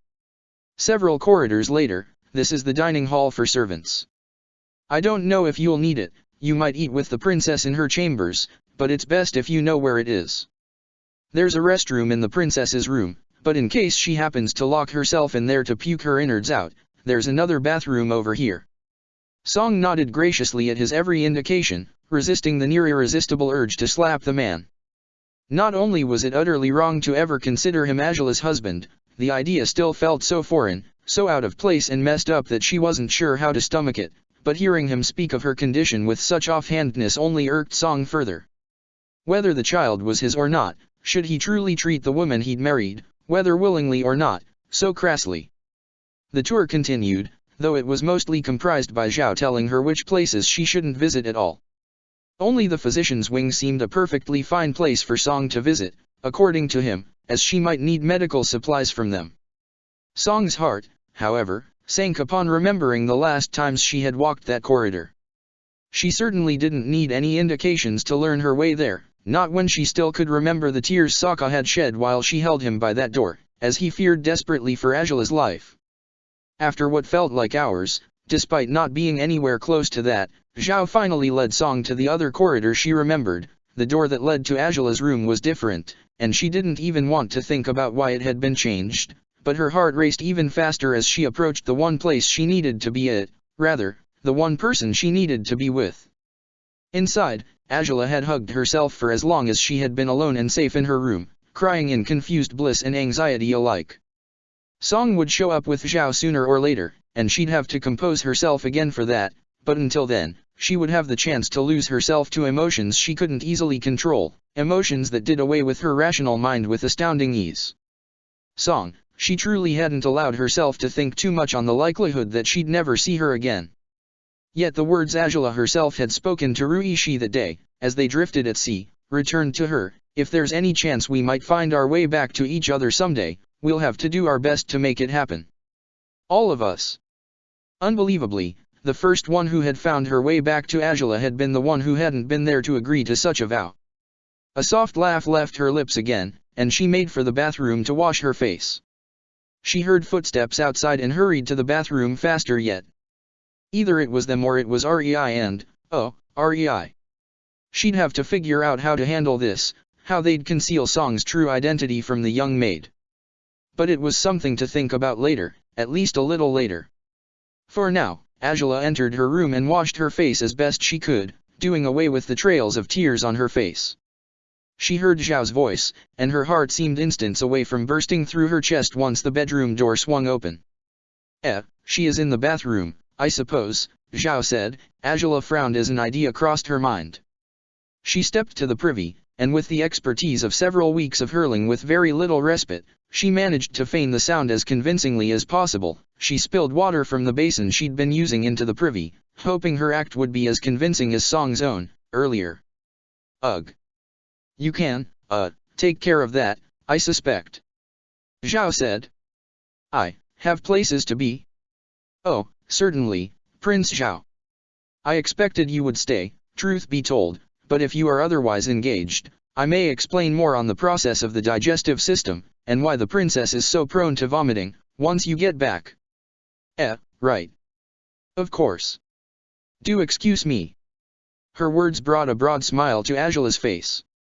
She was so damn clever, so innocent, so sweet-looking, even, yet she hid such strength and intelligence behind that apparently harmless visage.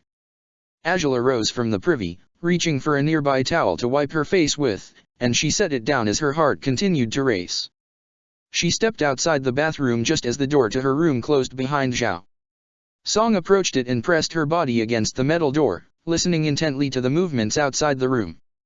All confident mischief had fled her countenance by then, replaced by a firm, determined frown. Wait, she said, her voice sounding far more like her own now. Angela trembled violently as she gazed at her in utmost disbelief, no longer holding back her reactions, no longer hiding them behind feigned bouts of sickness. Wait. He's still leaving, he can turn back, so. Angela nodded, breathing heavily, anxiously. Who knew the day would come when Song would be firm and commanding while Angela fell apart before her, but she appreciated her friend's cold-bloodedness, her stern behavior, the security with which she acted, far more than she could even say. After a long, tense moment that seemed to stretch forever, Song pulled away from the door. She couldn't hear the footsteps anymore, and her frown eased, it eased into a hopeful, tearful glance that fell upon Angela's own. Song. Angela managed to say, choked up, her voice nearly broken.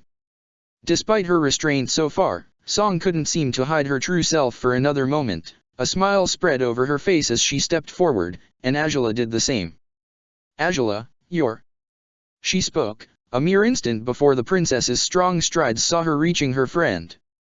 Angela threw her arms around her tightly, far more tightly than ever before.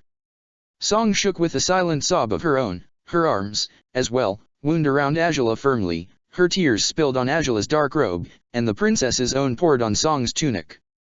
For months, the two of them had lost every semblance of stability in their lives, only to reclaim some of it again here and now, in each other's arms, whimpering weakly as they tried to speak, but all words seemed lost in the thrill of their unexpected reunion.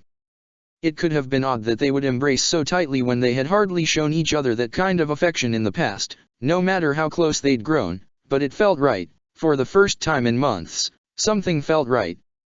The nightmares of so many days spent suffering under her father's cruelty had as good as dampened Angela's best memories, the moments of brightness, of pure joy she had basked in before her life had taken the dark turn it had. Yet just by holding on to Song, it seemed as though she had unlocked that happiness anew, reclaimed it, if just to a fault, and she couldn't hold back the torrent of tears she now shed with every sob, clasping Song with desperate hands as though to make sure she was real. Angela. She heard her friend's choked voice call for her, and she shivered violently against her. Why Yuri here, you, how did you? Angela tried to speak, but it seemed she had more emotions to unleash through sobs before she could utter a sentence. It seemed to her Song wasn't much better off than her. I had to. I had to, the minute that message arrived, Song sobbed too, pulling away only for a moment, clasping Angela's face between her hands as to ensure she was real, to look at her properly, even if she'd seen her perfectly well back when she'd performed her role of the confident midwife to perfection. Oh, hell, I missed you. I missed you too. I missed you too, so damn much. Angela sobbed, hugging Song close again, and pressing her face to her shoulder. Their embrace lengthened until their tears accompanied proper smiles anew. Song managed to calm down slowly, letting her tears stream down her face as she pressed it to Angela's dark, messy hair.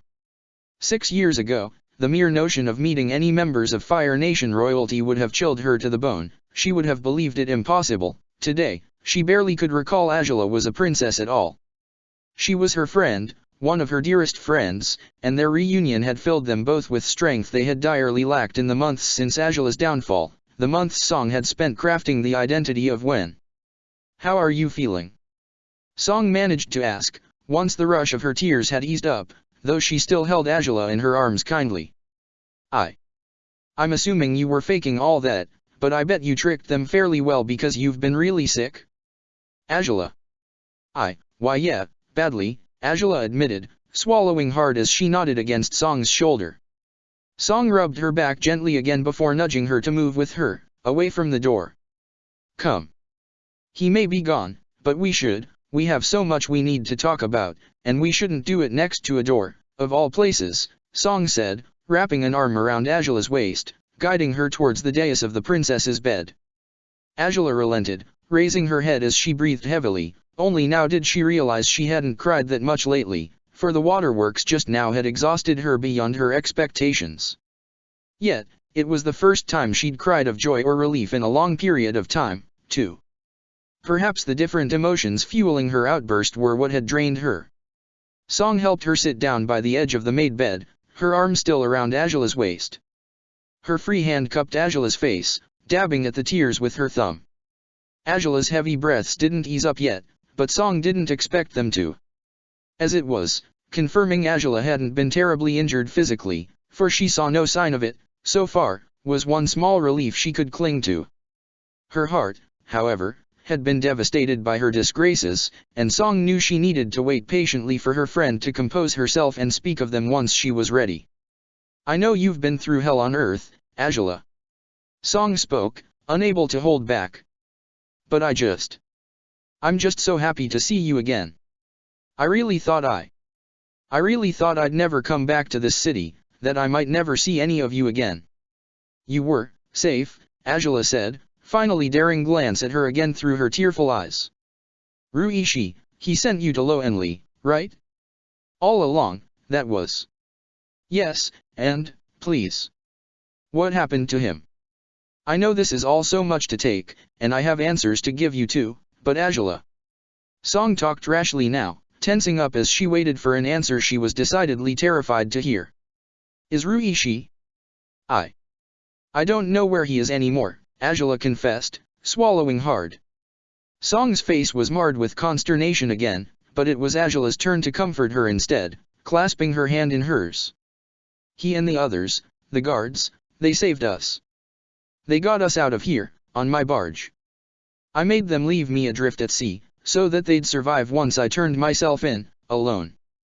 I know it's little consolation, but if they'd been caught, my father would have rubbed it in by now. He would have told me about it, he would have likely brought them back here to taunt me, whether they were found dead or alive, so. So you think he's still alive?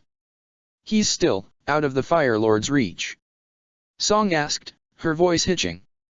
Angela nodded promptly, as tears blinked in Song's eyes anew.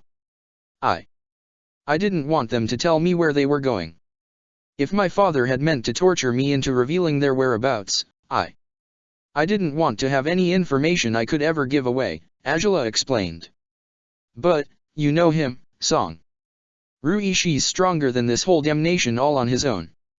He's definitely taken care of the whole group, they're bound to have found safety somewhere, and even if they haven't found it yet, he'll be looking for it anyway. I know it's not the best answer, but... No, it's so much better than what I feared, Song sobbed, with a tearful smile. I want to see him again, of course I do, but, if he's alive, that's already the best news I could have hoped for. I thought maybe all of you had been captured, but if they're free, then, but then, is he with them? Is Sokka? Asking that question was dangerous, Song knew, but she had to do it, even if she had suspected that Azula's semblance would darken for it. And it did, immediately, as a deep vacancy settled in her friend's eyes, as though she had forgotten where she was, overtaken again by Sokka's absence. We took him south, Azula admitted, swallowing hard, though it didn't help her keep her tears in check. He's home now. With his family. We took him. To the South Pole? Song repeated. Azula nodded briskly, and then she found herself in Song's arms again, as she reeled her in for a comforting, empathetic hug. Oh, Azula. It was the only choice. If he'd stayed with me, if I'd stayed with him. Azula said, sobbing as quietly as she could. Song shook her head, holding her close. You and Ruishi are just, you're the same, huh? Song whimpered. Both of you just, sending us slaves to safety while putting yourselves at risk and shielding us all. I had no choice, or, rather, I thought I didn't. I probably should have stayed with him, Azula whimpered, shaking her head. See, coming back here, it was a mistake, Song. I bet. Song sighed, her lips tightened. He captured my dragon. Song's eyes widened. She gasped, pulling Azula up in sheer horror. The stricken expression couldn't have suited the princess, no matter the circumstances, but it seemed to Song it had been on her face more often than not, over the past months. He's locked under threat of death inside his own refuge, she explained, snarling. If I do anything wrong, anything my father, anything he doesn't want me to do, he'll take it out on him. And even that won't be enough. Mai and Ty Lee, as well, Did he imprison them? Song asked, horrified and outraged. Azula shook her head. And no, but he wants them to spy on me, Azula said, gritting her teeth. Song scowled. It's obvious he'll punish them however he sees fit if he decides they've failed him. Yeah, he wanted me to report to him about you, too, she admitted. Azula, to Song's surprise, only scoffed and shook her head. What a surprise that is, she said. As far as I can tell, he just wants everyone to report on my every move. I doubt he's reached REI, but... REI? Song asked, raising her eyebrows.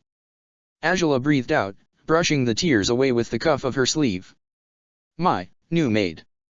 Zhao's own maid, and his illegitimate daughter, Azula explained. Song's utter confusion only brought Azula to sigh. She's not like her father, at all. She's younger than us, and she's had a dreadful life, as far as I can tell. Then you think he hasn't asked her to report on you? Song asked. Azula shook her head. She's a nervous wreck as it is, she seems incapable of deceit altogether. Nothing like her father, like I said, Azula whispered. Song breathed deeply, placing a hand on Azula's shoulder. I don't really want to ask this either, Song said, her voice softer.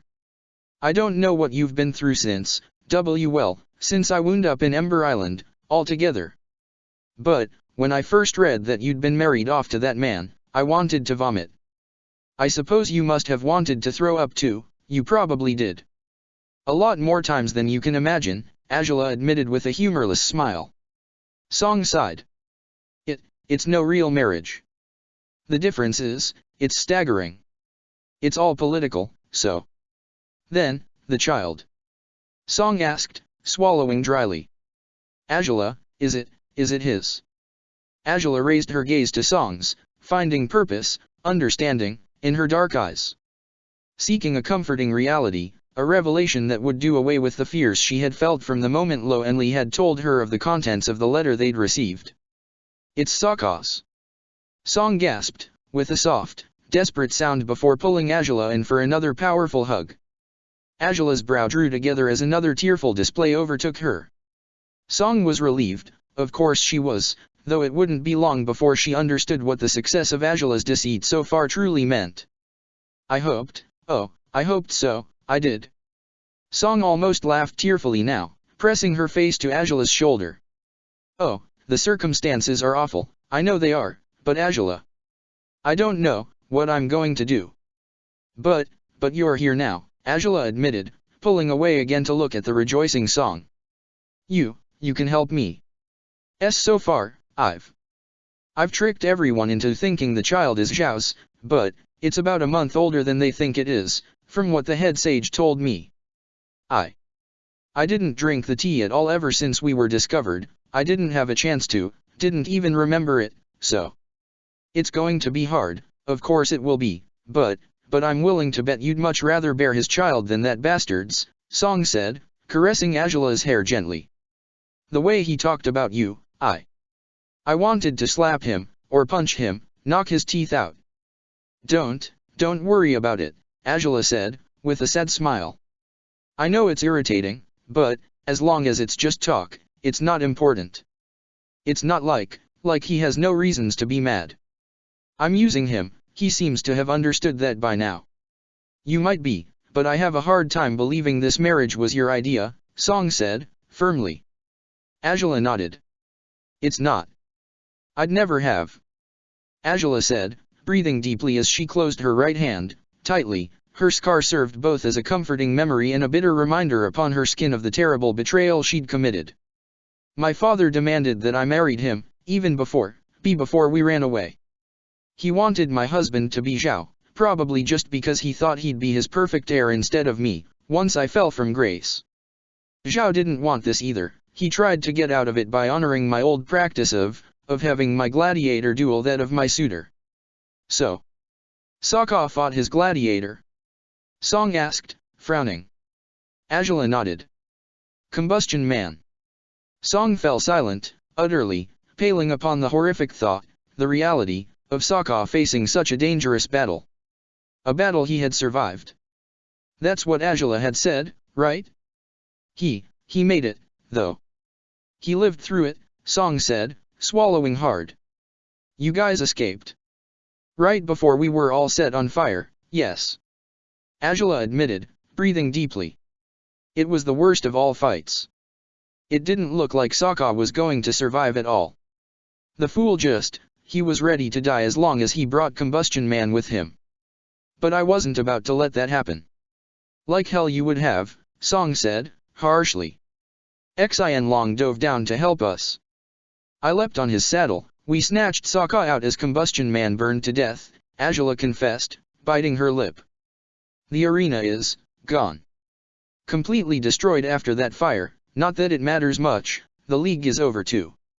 The moment he learned the truth about us, my father shut it all down during his dem tantrum.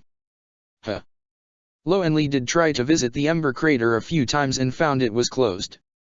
Makes sense, Song sighed, shaking her head. But then, you won. Sokka got away, so. My father isn't the kind of person to honor deals when things don't go exactly as he wants them to, Angela said, bitterly. After I turned myself in the pointless hopes that I'd be able to stop him from destroying more things than he already has, he demanded that I married Zhao once again. He used Xian Long as a hostage to force me to obey him. I had no choice anymore. As it is, I have no choice with anything, but you still tricked them. Even if you gave in to what he wanted, you still deceived them when it comes to the child's parentage, right? Song said, brushing a few strands of hair from Angela's face. The princess nodded. I did, but I had to. Angela started, but she clenched her jaws painfully as she failed to admit the worst of truths just yet. Her choked-up voice, the way she shrank into herself, all of it spoke of how far Angela had to go to ensure her deceit would work. Song's heart clenched, and she shook her head as she embraced her friend again. Don't say it, don't worry. You don't have to, Song whispered.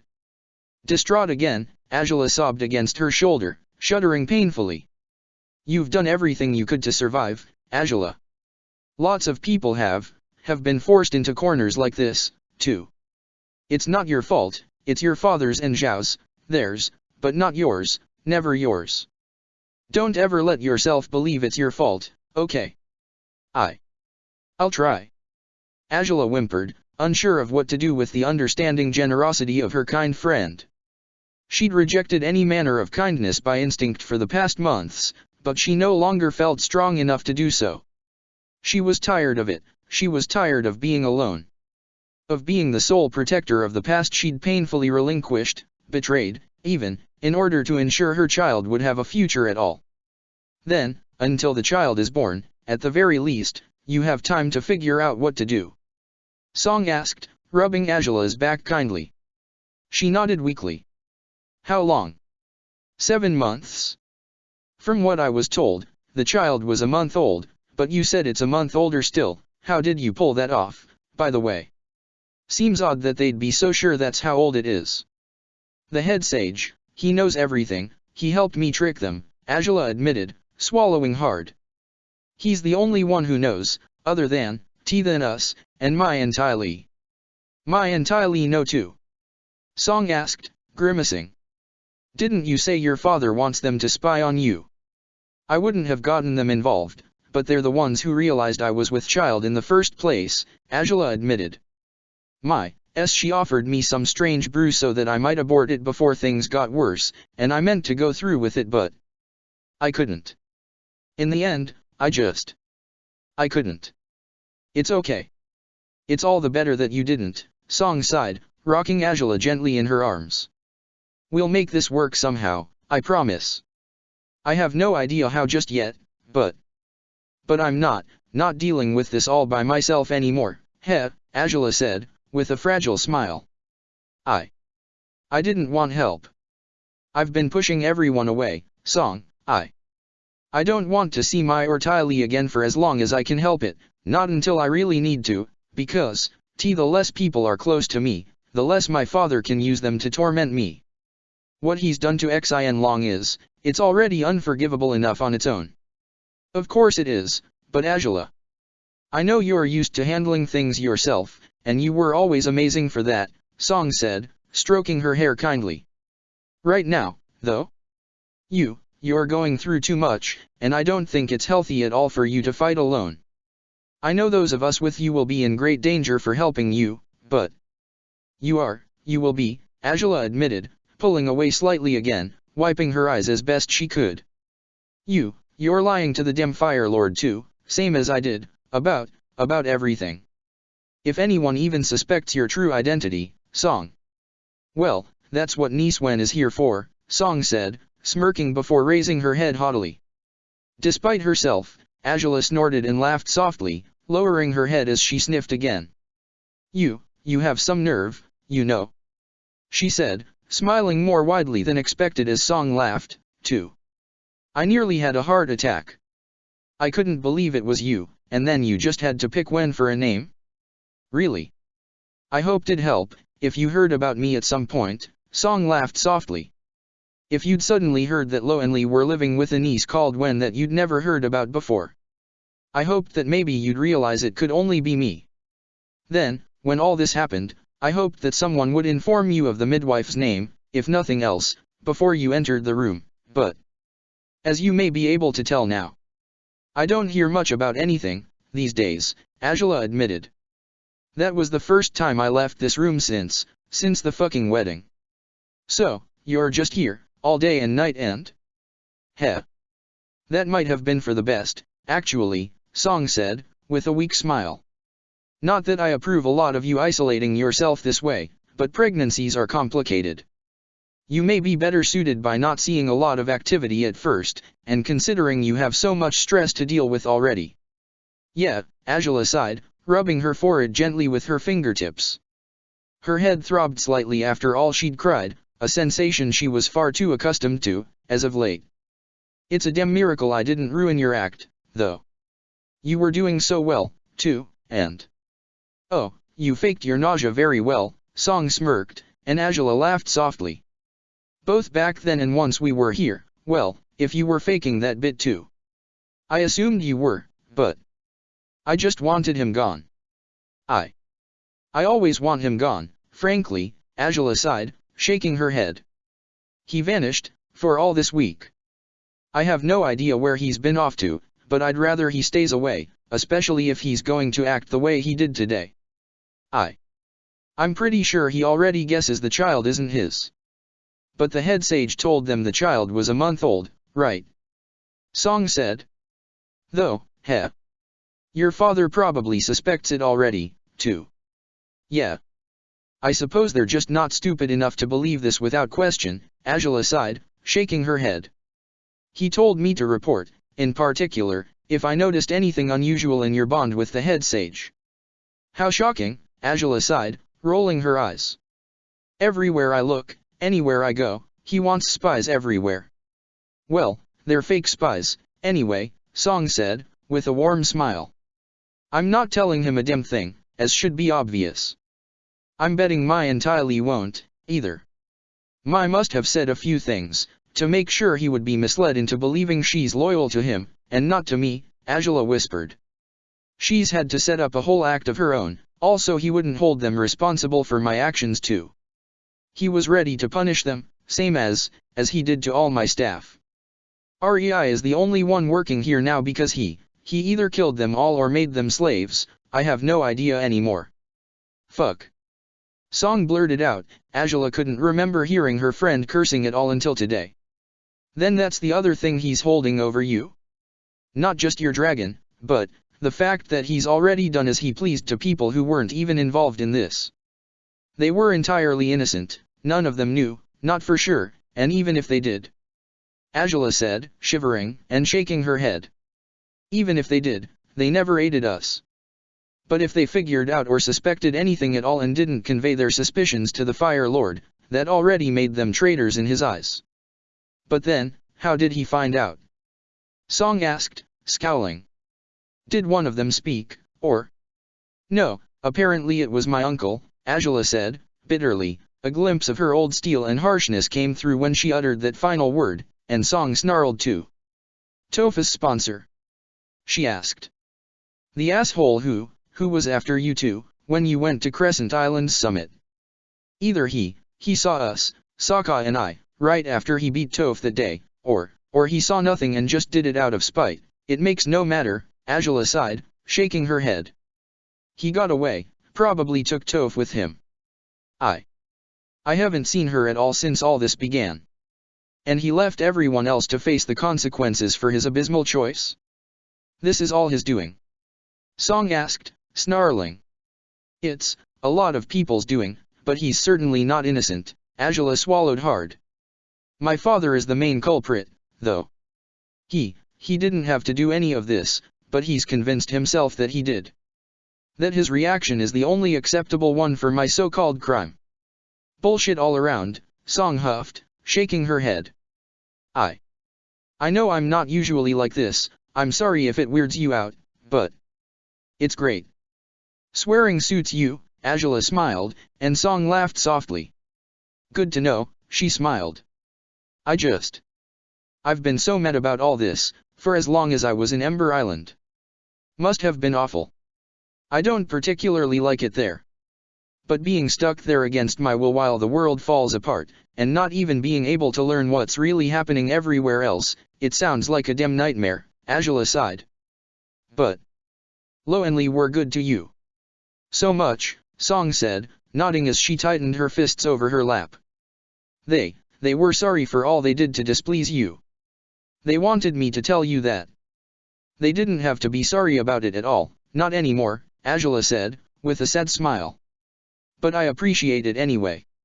Still, that I pushed them away as early as I did may have saved their lives, to a degree. My father certainly would have punished them too, if he'd thought they had any idea about me and Sokka. They suspected something, actually, Song said. Angela frowned and glanced at her in surprise. At the very least, they thought you were drawn to him for more than just professional reasons, seeing as you spent a lot of time with him and you worked quite hard as his sponsor, both while they were still in the palace and from everything they heard afterwards, too. He was there in their hearing, too, they told me. When you persuaded the Fire Lord not to execute them for some connection with the White Lotus that they didn't have. Right, he was there, yeah, Angela said, breathing out slowly. I guess we really were that obvious, even before there was much to be obvious about. You loved each other. You still do, Song said, clasping Angela's hand in her own. And as much as it confused Lo and Lee for a time, they said as much themselves. They did wonder if he'd become a better advisor to you than they had been. Frankly, the only possible answer to that question is yes, but I doubt they'd be happy to hear it. Angela smiled sadly. Song laughed and shook her head. They wouldn't have been unhappy, though. They hoped you'd made the right choices, Angela, even if they were afraid of what might happen if you scorned traditions too powerfully. But, they didn't think you deserved any of this, if you thought they did. They were sad. When we saw news of your damn wedding, they cried together the whole night, you know. They knew, just as I did, that you'd have never wanted that. It was exactly what you had fought against, all your life, and I got myself into a situation so dreadful that I had no chance to fight back anymore, Angela sighed, with a slight shrug. But I'm surprised they still cared for me at all. I wasn't very kind to them, the last times I saw them.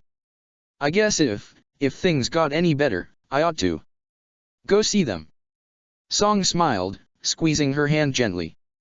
That wouldn't displease them at all, I assure you of that. Though they think they'd exasperate you anyway, but at this point, I'd welcome it, Angela sighed, with a sad smile.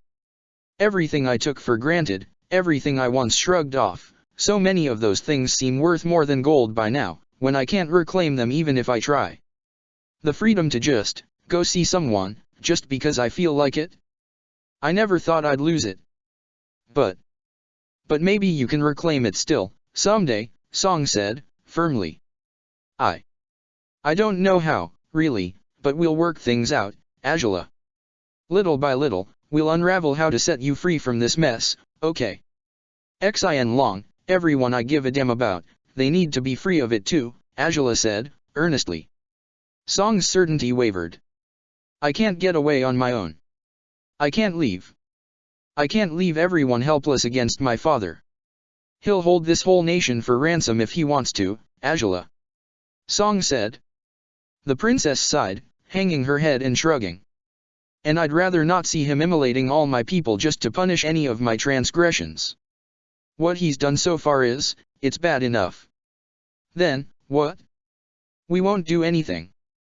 Song asked, puzzled.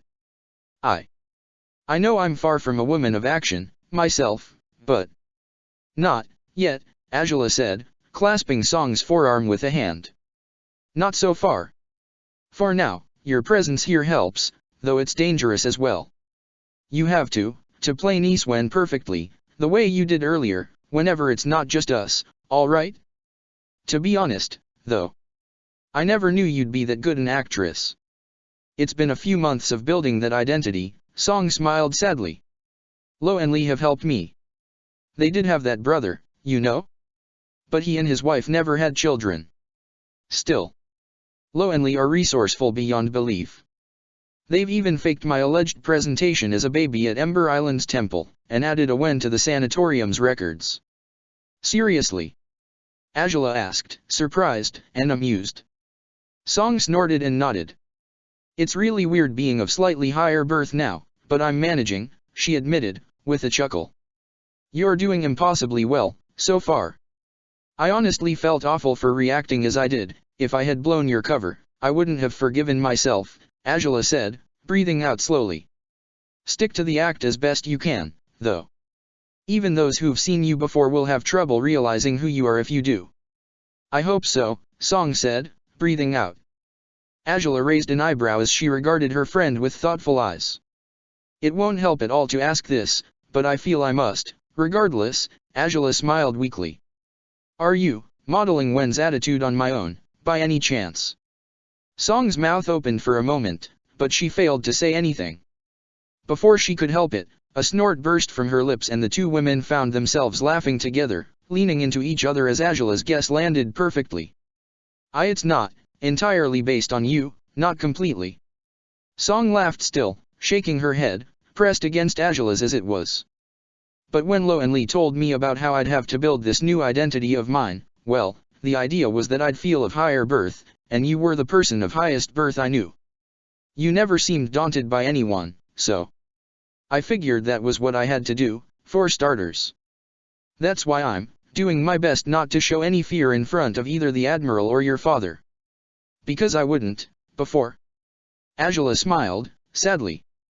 Well, that's nicer than I expected. Then, the arrogant explanations on how anything medicinal works. Oh, that's not really based on you, no, Song laughed. I just want to be obnoxious so that no one wants to be around me. Should help keep suspicions at bay and keep us safer, right? Right. Angela said, lowering her gaze. But, it won't work forever. There's some people you'll have to meet anyway, like Pharaoh. Angela's voice gained a darker quality upon uttering the physician's name. Song sighed, wrapping an arm around her shoulders, touching the left one lightly upon doing so. It was him. Song asked, gritting her teeth. The one who did the purity examination? Yes, Angela snarled. Song gritted her teeth and shook her head. I didn't let him do anything to examine me when it was time to reveal my pregnancy. I won't let him treat me again, if I can help it. You won't have to worry about that. I'll be in charge of your health from now on, Song said, reassuringly. I may have to see him sometimes, myself, and I'll have to stay calm and act like him being complicit with the Fire Lord isn't filling me with the same urges to knock his teeth out, same as I felt about Zhao, but still. Try to keep those urges contained, but I understand how you're feeling anyway, Angela said, with a tight-lipped grin. To see the place I once called home twisted into, well, as good as a never-ending nightmare, the worst version of itself it could possibly be, would make me seethe if I weren't so devastated. But any missteps here, in my father's vicinity, can condemn us all. I know. We'll do our best to avoid that, Song breathed deeply, biting her lip. Still, as much as I visited you several times while you were in the physician's wing, I don't think he ever thought much of, oh, damn, your shoulder. Angela. Ah. That, Angela grimaced, she hadn't received any treatment for it since Jianghuo had helped her with that ointment, back on the barge. Angela sighed, loosening her robe almost carelessly, shrugging off the fabric over her left shoulder. The two smooth lines that hugged the jagged one, at the center, had faded rather well. The mark of Roan's sword, and of the resulting corruption that seeped into her wound, hadn't blended all that smoothly with the rest of her skin. Its color still stood out, and some of the surrounding area remained reddened, even now. As hideous as you'd expect, Angela said, with a careless grimace. If it makes you feel any better, I've seen worse, Song said, reaching to touch the skin gently. Angela smiled sadly. Frankly, it doesn't. It really is an ugly wound, she said. It's not that bad, it's just not fully healed yet. It'll fade more over time, Song sighed. Does it hurt? Sometimes. I can't lie down on it, certainly, Angela said, with a careless shrug. I'm frankly growing tired of lying down on my right side by now, but it's something stupid to be tired of, all things considered. It's not stupid, but I guess it feels small, compared to everything else, Song said, breathing deeply. Her fingers prodded the skin gently, purposefully. We'll try to tend to it, then, though I'm afraid your healing process's interruption might have had a bigger impact on it than we know. Your chi, if the head sage is helping you, has he read your chi again? Yeah, and the regeneration rate predictably slowed down over the last months, Angela said, shrugging lightly. Not like anyone could expect anything else, it probably hit an abrupt stop since that blasted night. Possibly, Song sighed, massaging Angela's shoulder some more. I'll get supplies off Pharaoh for your shoulder, then. I can even sneak in a light scolding for not treating it properly since you came home. I wouldn't have let him. Would Niswen know that? Song asked, smirking. Angela snorted and laughed, as Song grinned and reeled Angela's robe back into place. We can't be this friendly, of course. If anyone sees us, you'll have to act like I annoy you, at least to a fault. Oh, please. Why would Niswen annoy me at all? If her attitude keeps everyone else at bay, she's the perfect companion for me, Angela smirked too. We can be a little distant, for a time. But within a few weeks, we can relax a little, I guess. REI's only been here for a short time, not that long, and I'm getting along better with her than I ever anticipated I would. She must really seem harmless if you're getting along so well, Song said, puzzled, yet curious. Might be it helped, getting to know someone who had no connection with this situation at all. It did, Angela confirmed, breathing deeply. Though. I wonder if she'll still have an ounce of respect for me if she learns more about my past. She's bound to hear things, sooner or later. You're afraid she'll judge you? Song asked. Angela shrugged. As far as I know, most everyone has. And most of them have ruled me unworthy, Angela said, with a sarcastic grin. I wonder if they'll come running to me again if anything bad or complicated happens in this blasted nation. To be honest, even if something did, I doubt I'd find it in me to take action or even think of a strategy for anyone else to enact. At this point, Song, I'm just exhausted. Song guessed. Angela nodded. Can't blame you. But I'll hope you won't have to do anything else but focus on the baby. Though that's not going to help you escape exhaustion, frankly. No, I guess not, Angela smiled a little. At any rate, I don't know for sure if REI will despise me even if she learns I've been so impure and shameless. Frankly, she's innocent in so many ways, but it seems. Song asked, when Angela hesitated. The princess bit her lip. She doesn't appear appalled or interested in sex at all, if that makes sense, Angela whispered. When I set things up so my pregnancy would be revealed, I was afraid she'd be disturbed about all the implications, but she shrugged it off and seemed perfectly calm about the whole thing. It didn't affect her at all. It's as though sex were a meaningless thing for her. Song asked, puzzled. Isn't it a bit strange, if so? Angela asked, grimacing. Most women I've known, we're all brought up to believe it's something so sacred and important, and anything that says the opposite is utterly unacceptable. Tai Li, she went wild, had as much fun as she wanted with everyone she wanted, and she lost nearly as much as I did because of it. Me, well, it goes without saying that my father thinks I've wasted my life entirely, even though I only ever intended to be with a man who loved me just as much as I loved him. Yet. You don't think REI was raised that way? Song finished. It doesn't seem like it. But much as she doesn't ask me a lot of questions about myself, I don't really feel like asking her about anything she won't speak of willingly, Angela admitted. Getting her to open up wasn't easy to begin with, discovering she never learned how to read or write took me by surprise.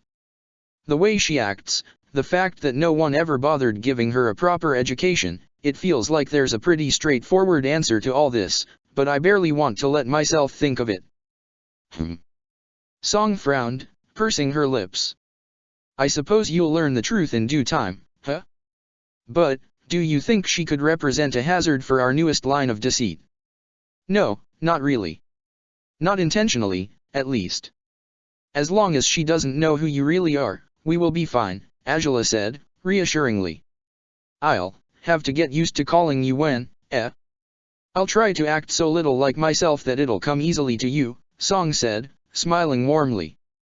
Beyond that, though, is there anyone else we need to keep in mind? I mean, I did meet your father and Zhao before all this, but neither one must have taken a second look at me.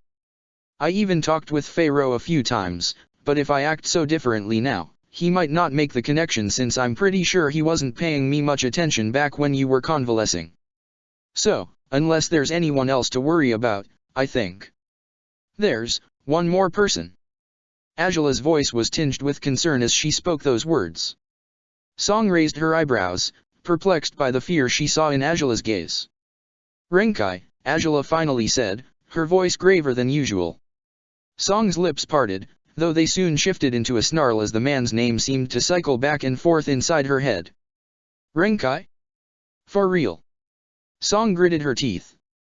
Didn't you say your guards were at sea, with Ruishi? He was always an outsider, Angela said, frowning worriedly. The general wanted him to spy on me, and hell knows how well he did at that job, but perhaps he pulled it off better than I thought, considering he retained his position as an Imperial Guard while the others were standing on the edge of a knife. Moreover, he's the 3rd squad's captain now.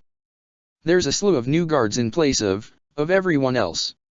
Song gritted her teeth. A cold, cruel claw seemed to have wrapped around her heart at the thought of seeing the man she most loved, and all his comrades and friends, replaced by utter strangers.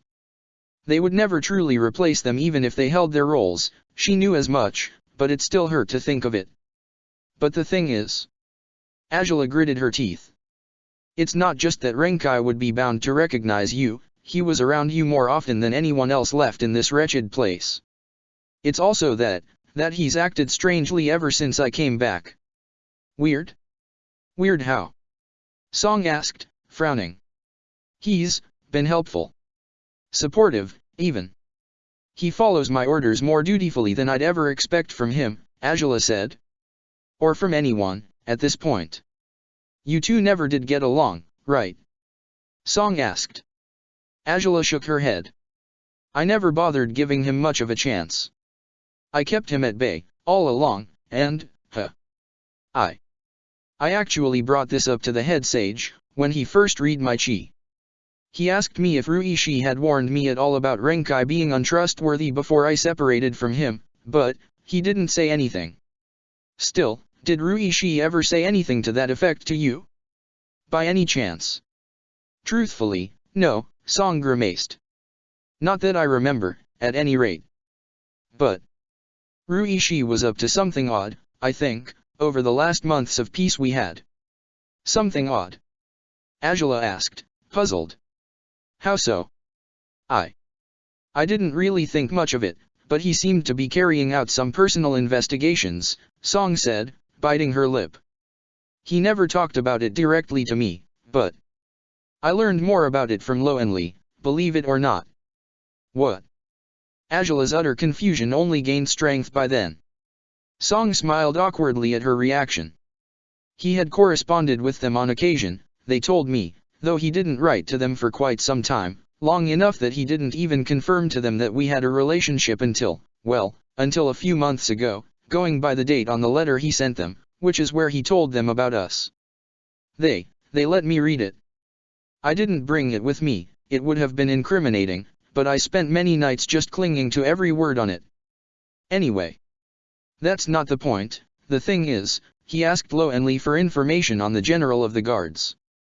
Angela's confusion didn't dwindle in the slightest, if anything, it only increased further. Song bit her lip before continuing with her explanations. He was looking into something about him, Song said, biting her lip. He never really told me anything, but Loenli shared everything they wrote to him with me. Apparently, the general's identity is every bit as sketchy and fabricated as my own cover as Nice Wen. Seriously? Angela scowled. Records about him are false, then. In fact, there are no records, to begin with, Song said. He has a complicated history with your father, too. It seems they were friends once, or so, but after he was promoted into the Imperial Guards, Fire Lord Ajalin mistreated him in ways Loenli chose not to disclose. He was frequently humiliated, it seems, albeit for the sake of tormenting your father? It sounded disgusting. I guess the general just never forgave your father for putting him in that position, but your father didn't realize it for a long time. It'd explain why they're often conflictive, I suppose, Angela said, gritting her teeth. But, why was Ruishi looking into that? Was it because of his bad blood with the general? I don't really know, Song said, biting her lip. But if that bothered him more than he was letting on, he still didn't investigate it all along, as far as I understand. He only started looking into it recently, not sure how recently, but he didn't seek any information from Loenli until some months ago. Angela frowned, forcing herself to remember her exchanges with Ruishi before all their lives had fallen to pieces. Before Roan's attack, too, she gasped suddenly, when a certain exchange she had with the former captain returned to mind. Wait, he did tell me he was investigating something, Angela said, glancing at Song in surprise. Right before he told me about the missing ships when Roan attacked. He said he was looking into something, that's why he was at the port, but when I asked more, he didn't share much else. He claimed he didn't want to tell me about it until he had confirmed everything he was looking into. But, well, evidently there's no chance to confirm anything anymore, is there? We have no idea what he was investigating in the first place, so how could we carry it out in his stead now that he's not around? You don't think he would have left any clues behind? Song asked, softly. Angela shook her head. He wouldn't have been so sloppy, let alone would he have predicted what was bound to happen to all of us, Angela sighed. And if he was investigating someone as dangerous as Xiaofeng, he couldn't have done it carelessly. He couldn't have risked getting caught. Well, there's not much to go on with just this information, sadly, Song said, with a deep sigh. In the next letter he sent them, he asked them about some other man, his name slips my mind, that's not the part of the letter I paid attention to. But Lo and Li said they couldn't learn much about him, it was some nobleman, I think. They hadn't learned enough by the time I reached them, and once I did, they knew better than to send any messages to the palace, or to him, in case they might be intercepted. Would have put all of you at risk. Makes sense that they wouldn't have, Angela said, eyeing Song with uncertainty. Can you remember anything else about the second man? Whether his connections, or his line of business, or... Well, the only thing that stood out to Lo and Li was that he used to be a sponsor, apparently. Song said, with a light shrug. He sponsored 2 gladiators, I think. One of them was very highly ranked, Lo and Li mentioned his name, but it didn't ring any bells. The highly ranked gladiator?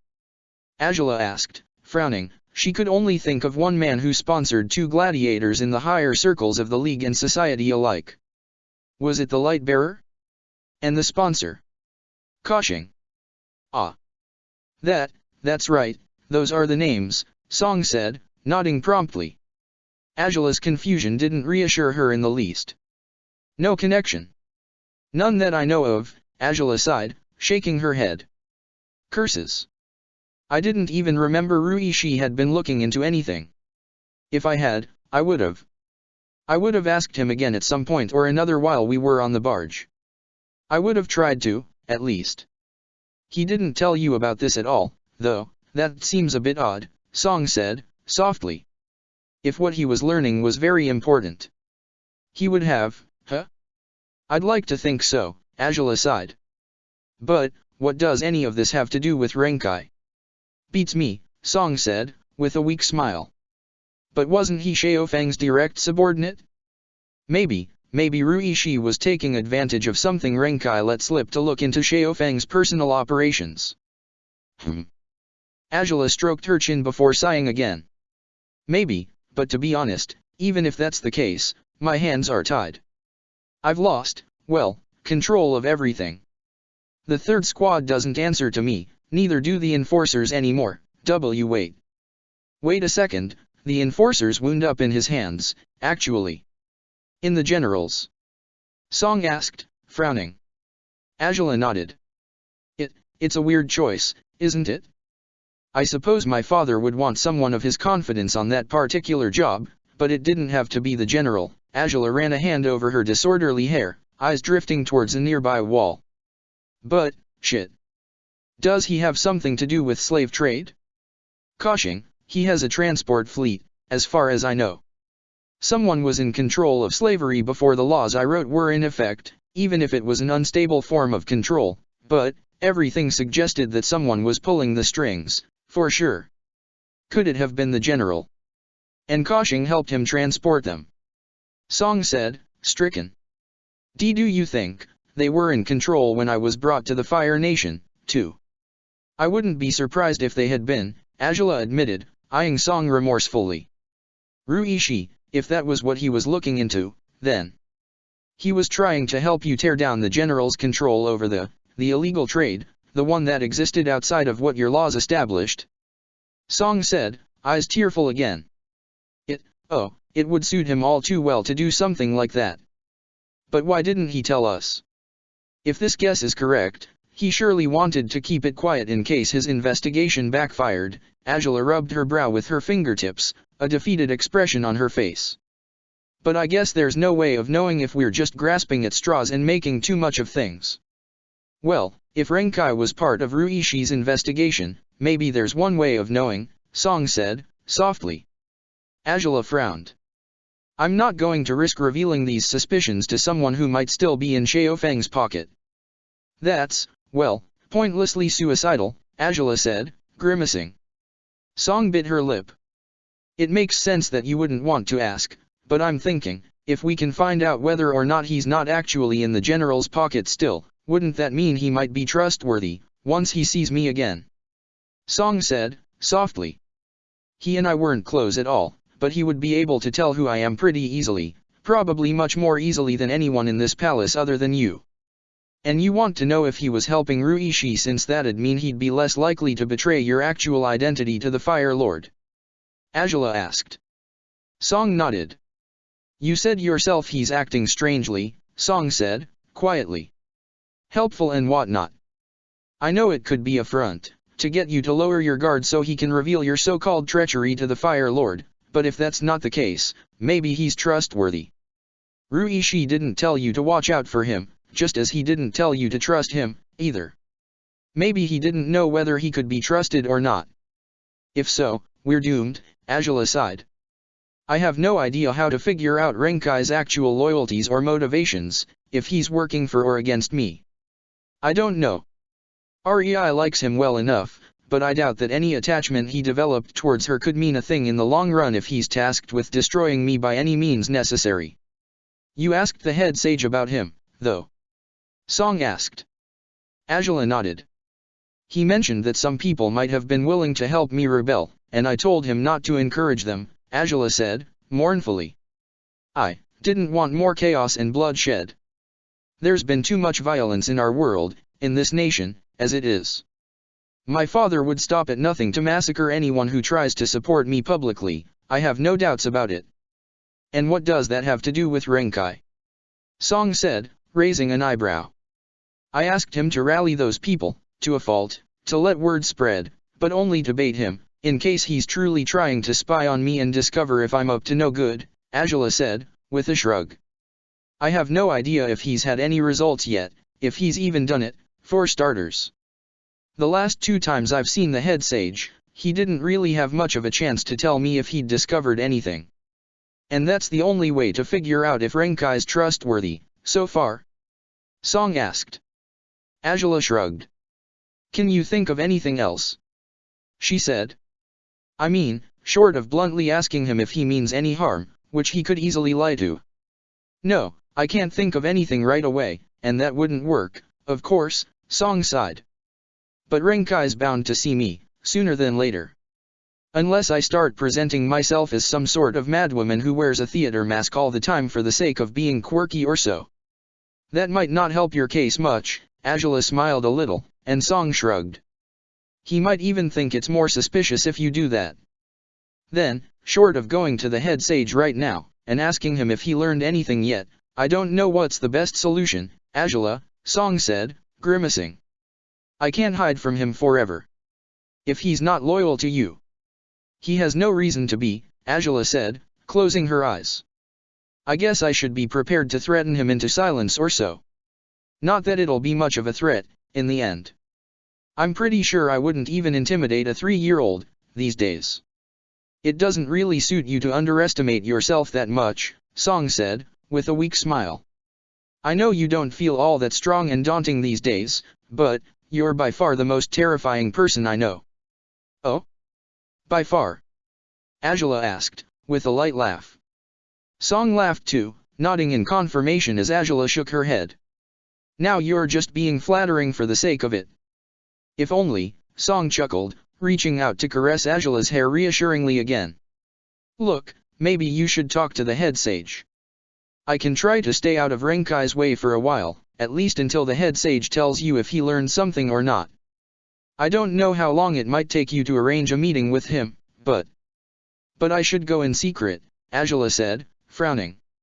If I go openly, my father will demand a report from you. If you claim ignorance, no matter how believable your excuse is, he'll interpret it as incompetence. And I don't want to imagine what he'd be willing to do, if he decides you're not much good as a spy. By that, you mean he'll likely go mad and send me into slavery again or try to kill me. Song filled the blanks, with a sigh. Becoming a slave twice sounds like a rather twisted concept, huh? Here I thought you'd be used to twisted concepts, like being the slave of a slave. Angela smiled weakly. Song snorted and laughed too, shaking her head at the memory of their first encounter, the strange way in which Song had been brought to work with Sokka. Bad jokes aside, that won't happen to you. I'll make sure my father never learns I've visited the head sage. And I'm not even a shadow of the fighter I was, but I won't hesitate to tear Renkai apart if he dares raise a single finger towards you. After everything they've all done. I won't let them hurt anyone else, not when I can do something about it. I wish I could offer more than just reassurances that I won't jump into danger, Song sighed. But I never even tried to learn how to fight, didn't suit me, as far as I could tell. Now I wish I'd had the foresight to do it, if just the basics. You shouldn't have to, ideally, no one should feel forced to learn if they don't want to, Angela sighed, reaching out to squeeze Song's hand. Very well, then. I'll go meet the head sage in secret. Maybe he won't have enough information yet, but if he's learned anything new at all, it might help us test the waters with Renkai, at the very least. For now. I guess the best idea I can think of is covering you in lots of ridiculously thick and obnoxious makeup so that he won't be able to recognize you easily, even if you're somewhat familiar. Huh, that's a thought, though it'd have to be a very strange makeover, Song smiled a little. Then, if the head sage doesn't give you enough information, we could do that, at least for a few days, until we figure out another solution. In the meantime, we'll have to act as strangers warming up to each other, whenever anyone else is nearby, Angela said, breathing deeply. Rei may be around quite often, though I don't know how she'll react to a new presence around here. She might just get extra shy, I guess. Well, I'll try to be nice. Not enough to break character, but nice, Song smiled. This secret visit to the head sage, though, how would you go about it? You'd wait for the guards by the walls to change shifts, maybe, or... No. There's a more effective way to get out of here safely, without anyone noticing my absence, Angela said, her eyes gliding past Song, towards the carpet she had often rolled back ever since her relationship with Sokka had become intimate. She gritted her teeth at that thought, but she shoved it aside quickly. There's tunnel exits that should lead into the temple. I doubt any of them would take me to the head sage's office directly, but just winding up nearby should suffice. You should disguise yourself too. Wear a hood over your head or something, I don't know. Song said. Angela raised an eyebrow. Hoods only tend to make other people more attentive and curious, in my experience, but I definitely could use a way to hide who I am, somehow, she said, biting her lower lip. The best idea that comes to mind is disguising myself as a soldier. I did that once. Oh? Sokka did it sometimes too, didn't he? To sneak in here, to see you. Song said, her voice melancholic. Angela sighed but nodded. I did it to see him too, when he was taken to the prison tower, Angela confessed. Song tensed up, gazing at Angela compassionately. I didn't keep the uniform, though. Guess I'll have to stop by the basement, maybe. If there's any spare uniforms left there. I could use one to disguise myself. The basement. Song repeated. Angela nodded. The White Lotus, when they invaded all those years ago, back when I got sick. Angela explained. They disguised themselves as our soldiers. Whoever helped them get away left a slew of uniforms for them to dress into, down at the basement. That's where Sokka found the uniform he wore whenever he was being sneaky. I see. Song said, with a sad smile. Then, you could wear that, hide your face, go all the way to the head sage's office. And get any information I may need. Once I find the temple's entrances, I'll try to sneak through them, Angela said, breathing out slowly. Should I go with you? Song asked, raising her eyebrows. I could pretend to be a guard as well, to a fault, we could go together that way. If things went wrong, I'd rather you weren't caught with me, Angela shook her head, with a small smile. But thanks for offering anyway. Song sighed, unwilling to contest Angela's choice. The princess knew the risks in this palace far better than Song did at the moment, and she would do best to listen to her. The princess rose from the bed, walking lightly towards the carpet covering the entrance to the underground tunnels. Song followed quickly, watching as the princess shoved the rug aside carefully, uncovering the firebending-powered trapdoor. "Stay in here," Angela said, glancing at Song. "Don't lock the main door, but if you hear anyone approaching, hide in the bathroom and lock that one instead. They'll be likely to suspect something's up if they find the bedroom's door locked, so. You think someone might try to check on you while you're gone?" Song asked, grimacing. "At this point, things have changed enough that I don't know for sure," Angela admitted. "For the first weeks, maybe even the first month, it was just Renkai bringing food. By now, though. I'll just hope Rei is too entertained with the turtle ducks to come back here anytime soon." "Hopefully," Song said, placing a hand on Angela's back gently. "I'll hide in the bathroom, then, and pretend to be you, if someone shows up.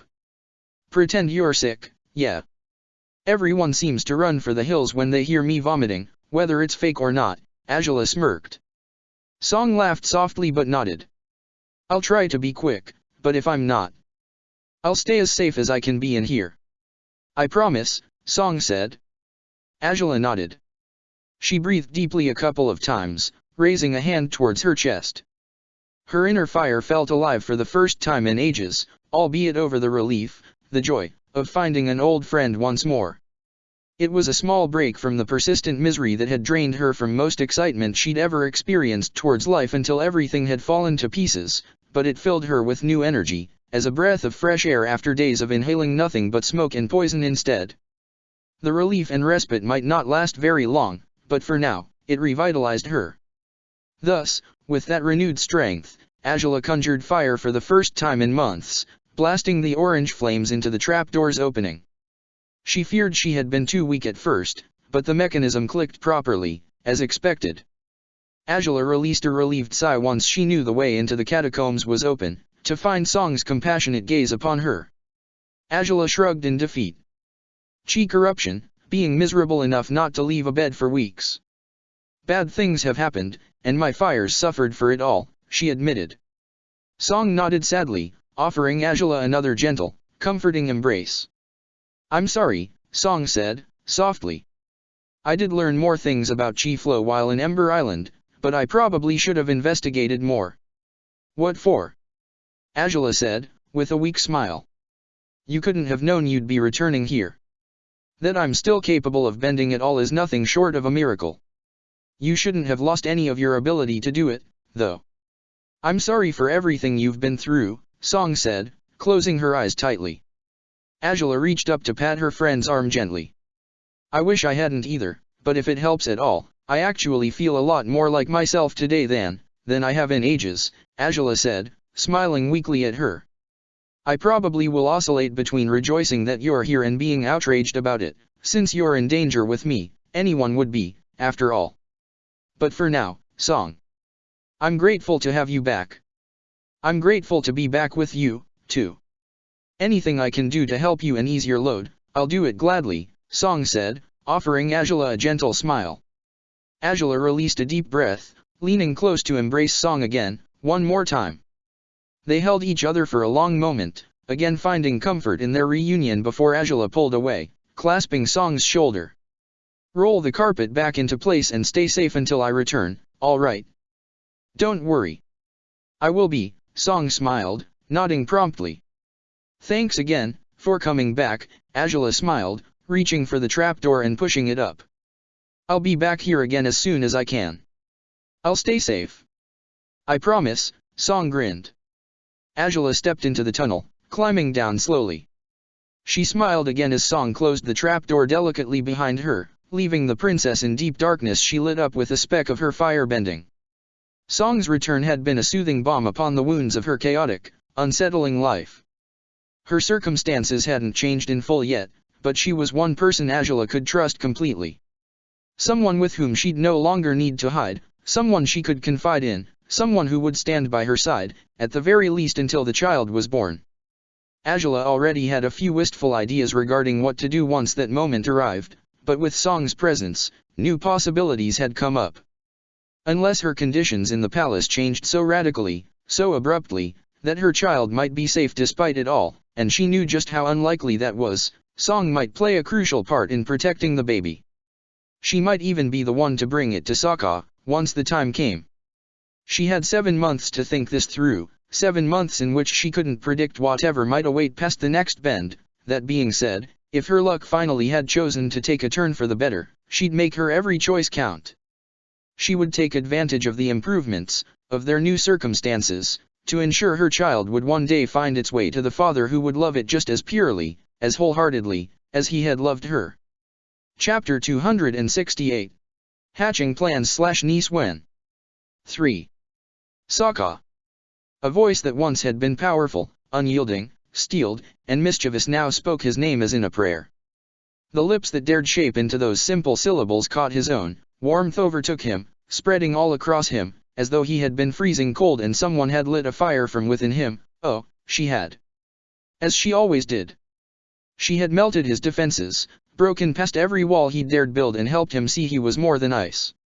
He was as smooth as a river, as thunderous as a storm, as merciless as a waterfall, as subtle as snow. He was water, just as she was fire. Upon knowing her, he had known himself too. That kiss should spread for another moment, just for another instant, just for one more breath. His heart would continue beating powerfully if it did. Blackness, seeping into a bloody wound. Helpless, bedridden, pale, and unmoving, unable to speak. Desperate, hurt, pleading for his life, leaping into an inferno that might consume everything. Tears, spilling down her pale cheeks, as she drifted away, broken, alone, just like him. Sokka snarled, slamming a tightened fist on his room's wooden floorboards.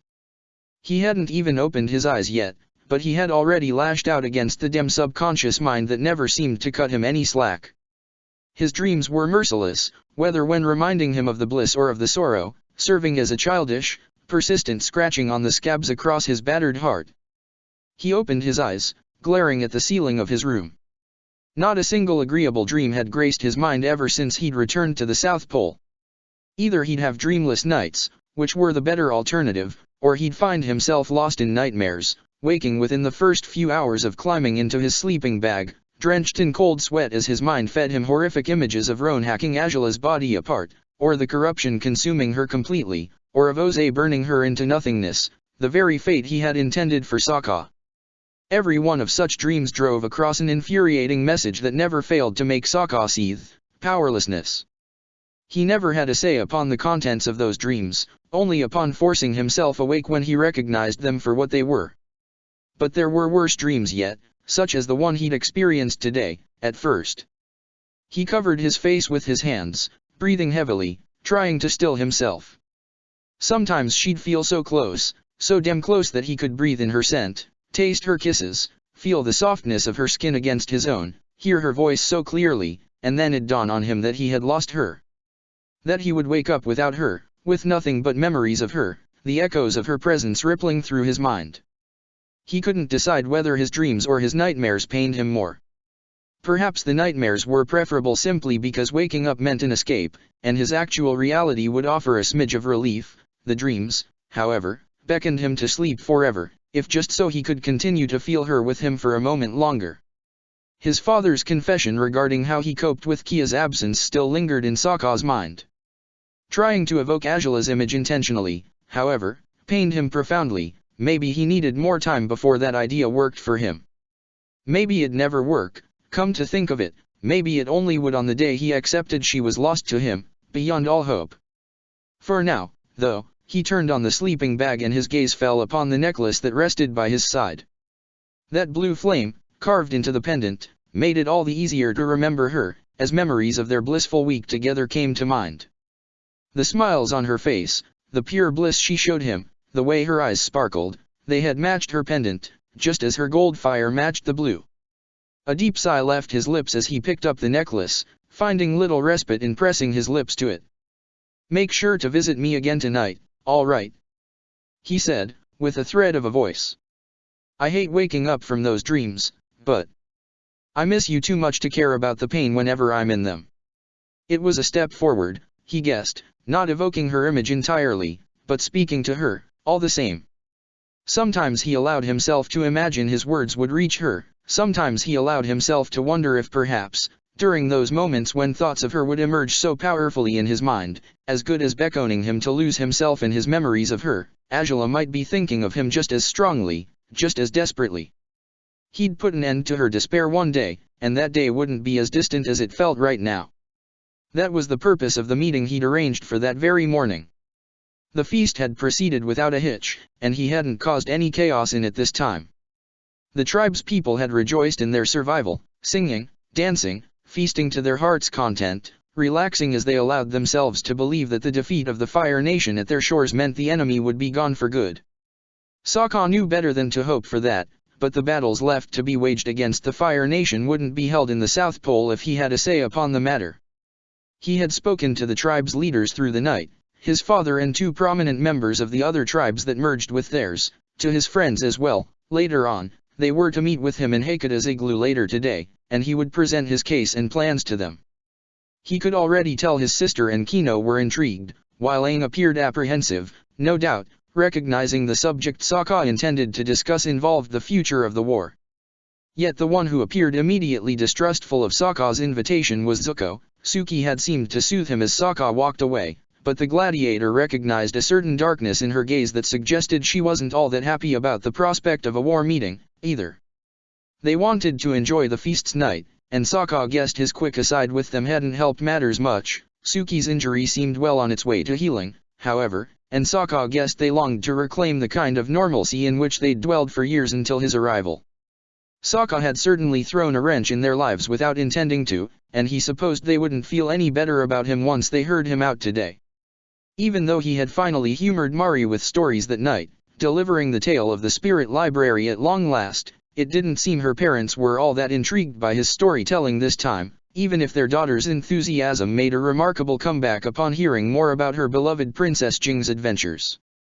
They could tell something dangerous brewed in the horizon, and they likely guessed Sokka would be the herald of unsettling tidings on the very next day. He sighed as he sat up, setting down the necklace carefully by his bedside once more. In the end, his aching heart would always surrender to the need to see her again, no matter how painful it might be. If pain was the price to pay for the sake of building that bridge between their souls once more, he'd suffer it without hesitation. He dressed up and stepped out of the room, working on breakfast even before his sister or grandmother woke up. They were surprised by his diligence once they woke up as well, and while still being slightly apprehensive over letting him cook, they welcomed his help and worked with him on their first meal of the day. Katara stopped by at Hakuda's room to check on her father's condition, offering him another round of healing water, before he joined the rest of the family for breakfast. Katara stepped outside again afterwards, doing her rounds on all her patients, accompanied by Kunna this time. Sokka stayed in the igloo today, preparing as best he could for the meeting he'd requested, spreading his father's favored map of the world by the dimly lit fire, eyes scrutinizing every area depicted by the cartographers, every location he had traveled through, whether by visiting them outright or just seeing them from a distance. The map yielded no answers, but Sokka guessed he'd come by them eventually. Even if not today, even if not right away, he'd find the answer he sought sooner than later. 2 hours after breakfast, the common room in Hakuda's igloo was packed, though not as tightly as it had been on the day of the battle. Kunna remained outside, tending to the more delicate patients while her granddaughter took her seat close to Sokka's position, by the map. Aang sat on Sokka's other side, with Kino right beside him.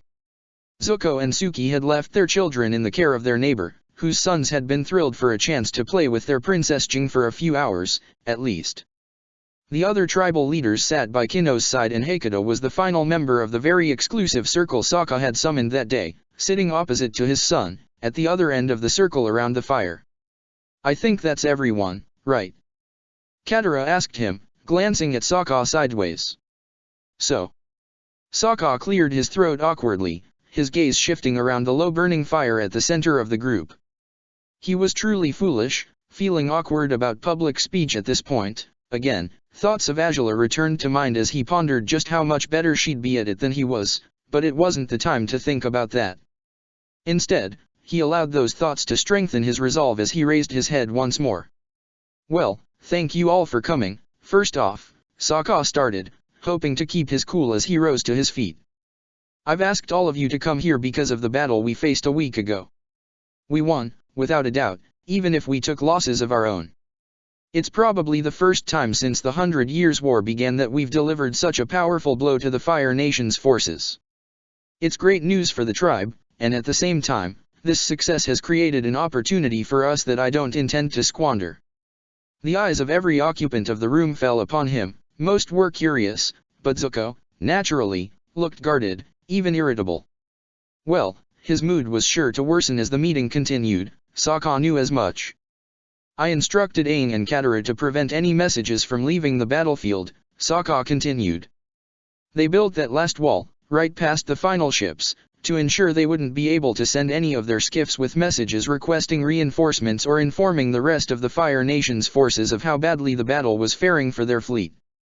The only messenger hawk sent by the Fire Nation to inform the Fire Lord of our victory over his troops was intercepted by Aang and is kept in safe custody in his igloo. This means, the Fire Nation's greatest strength, the main means through which they've triumphed in the war, has been disabled. You mean, communication? One of the older warriors asked, and Sokka nodded, promptly. They have no idea, no way of knowing, what the outcome of the battle was, short of sending more ships to learn of it, Sokka said. The prisoners revealed many ships stationed in the south were sent to partake in this operation. This suggests they won't have numbers to attack us again for months, at least, and if we mislead their leadership. Wait, mislead them? Suki repeated, eyes wide. You mean? We'll send the bird to the Fire Nation after all, Sokka said, firmly. We'll claim the battle to seize control over the South Pole continues, but that the Fire Nation forces have matters well in hand, and most importantly, that they've succeeded in their mission, and that I've been slain in battle, as commanded by Oze. The agape mouths and wide eyes across the room might soon shift into dismissal of Sokka's idea, but at first, at least, disbelieving silence reigned in the room. It was an opportunity to carry on explaining his intentions, then. If Oze believes I'm dead, his motivation to see the Water Tribe destroyed will decrease, Sokka said. He will likely trust that the forces he sent will suffice to annul whatever threat we represent to him and his vanity, and it might be months before he notices anything's amiss, if we're lucky. And if we're not? Zuko asked, point blank. I doubt he'll stay idle forever, even if you reassure him in that message with whatever palatable lies you can think of. It might take him less time to react than you think it will. Well, the tribe won't be defenseless if he reacts any sooner, Sokka said, frowning. I don't expect he'd send as many ships as he did this time, even if he suspects something's amiss. He's not likely to think we could have defeated them as thoroughly as we did, is he? Katara said. And his forces are already spread thin, Sokka added. By the time he realizes what's happened, if any forces he happens to send discover what the real outcome of the battle was, well, it should take him longer still to gather even more troops and send them here. Armies and navies take a while to prepare to strike. But even in the worst-case scenario, we'll have the chance to buy time for the tribe by redirecting Oze's destructive efforts elsewhere. How, exactly?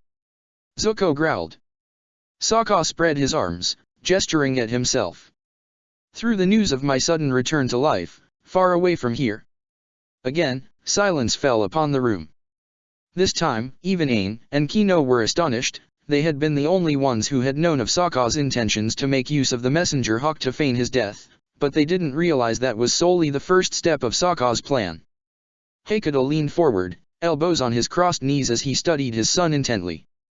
You will reveal yourself? Heikuta inquired, his voice deep. How?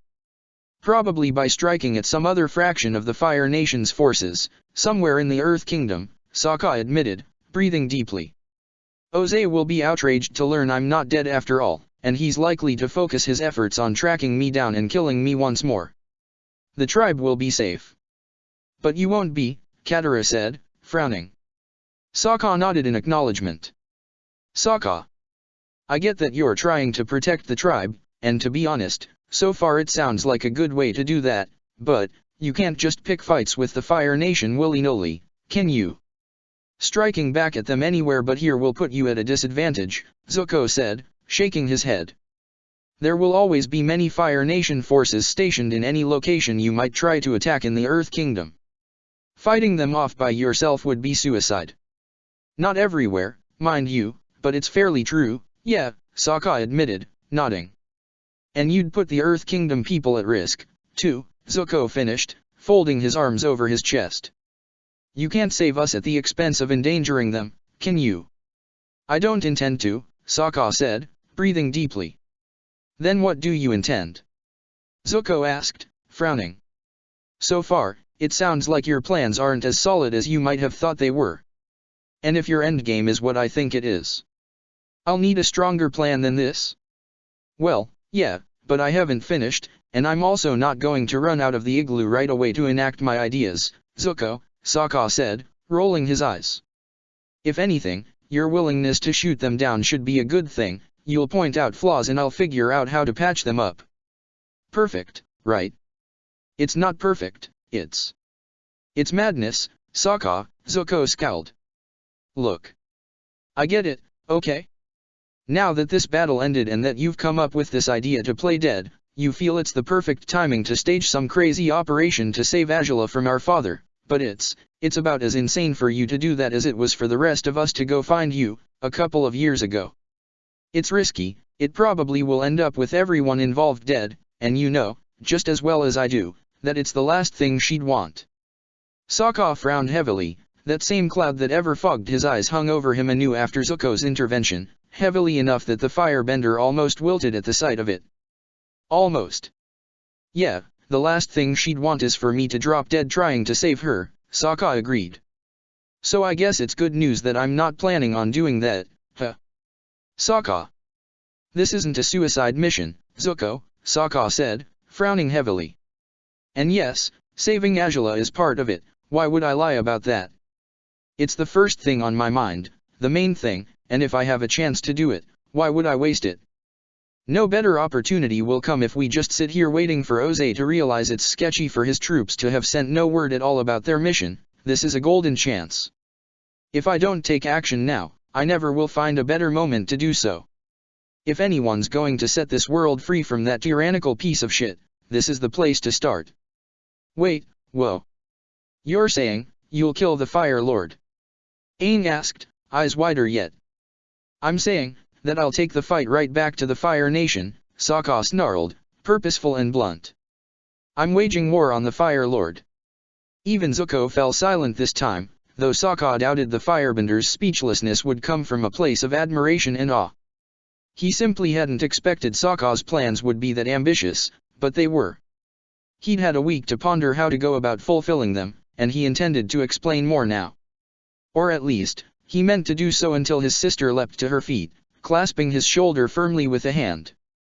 Where the others still seemed stunned, Katara's bright gaze and disbelieving smile spoke for themselves. Worried as she'd been for Sokka's fate, unsure about how he'd jump into danger, now she appeared utterly delighted by Sokka's dangerous plans, instead. Hell. I've waited too damn long to hear someone say those words, she almost laughed, before throwing her arms tightly around her brother. Sokka couldn't hold back a small smile, patting Katara's back gently. Well, he had intended to ask if anyone wanted to join him. It seemed he wouldn't have to ask at all when it came to his sister. I won't be going blindly at this, he said, and Katara relinquished her hold on him slightly, intent on hearing the rest of Sokka's plans. I have a fair amount of insight on which cities and strongholds are better guarded, as well as some knowledge on the Fire Nation itself that I'm sure will count for something. Once we have enough forces to mount a proper attack, we'll deliver plenty of damage to seize Oze's attention. And where, exactly, do you plan on getting those forces? Zuko asked, scowling again. Are you going to bring all the tribe's warriors and fighters with you? No. I actually meant to take only as many people as can fly on Appa, Sokka shrugged carelessly. That is, if Aang agrees to that. The Avatar remained silent so far, but Sokka's question cast everyone's focus on him. He gazed at Sokka with apprehension and uncertainty before responding with a question of his own. You want to fight back against the Fire Lord? He said, softly, to defeat the Fire Nation, and end the war? Yeah. As far as I can tell, The only way to stop the bastard from destroying everything within his reach is by putting an end to his reign, altogether, Sokka said, firmly.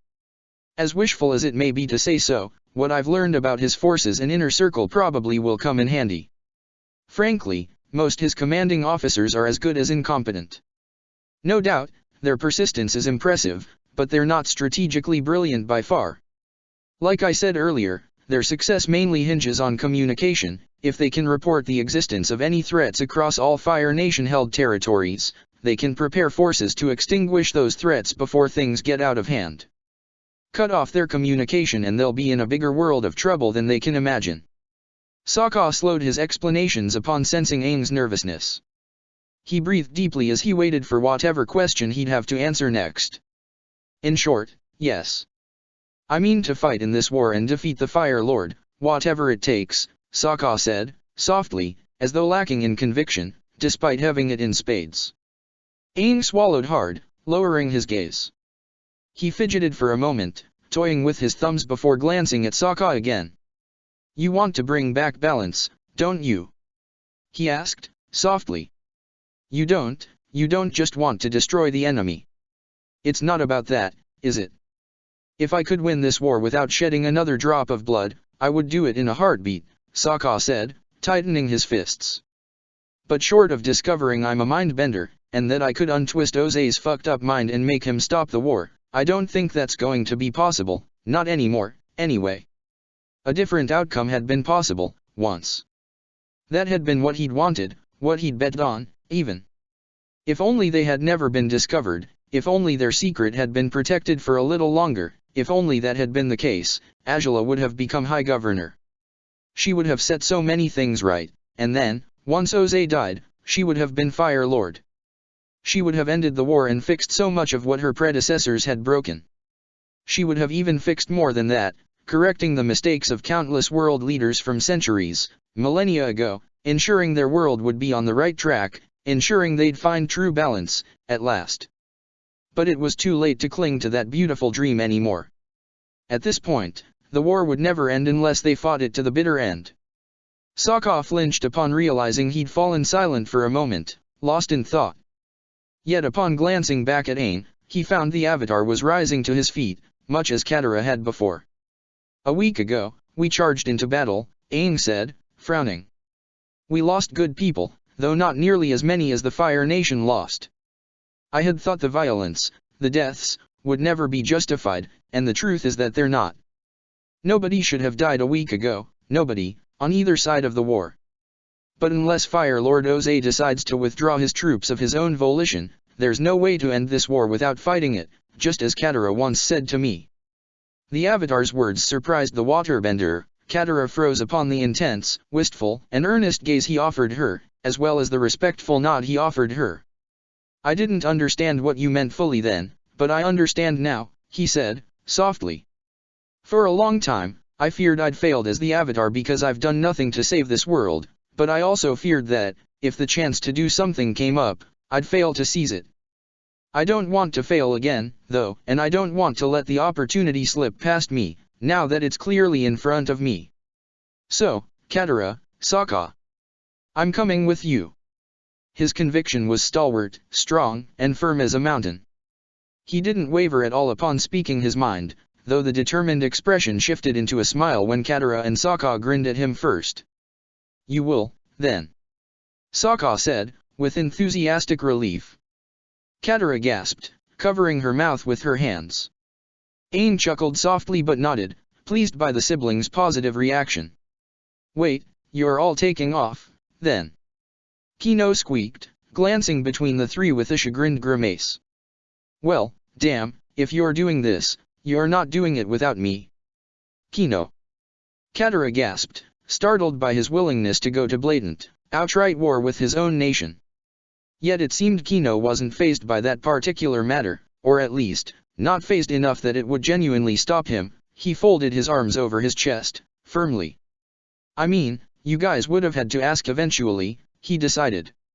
And we all know you could make good use of a Fire Nation spy in your ranks for whatever it is you'll do next. I'll infiltrate anything and everything, and no one will ever be the wiser, you'll see.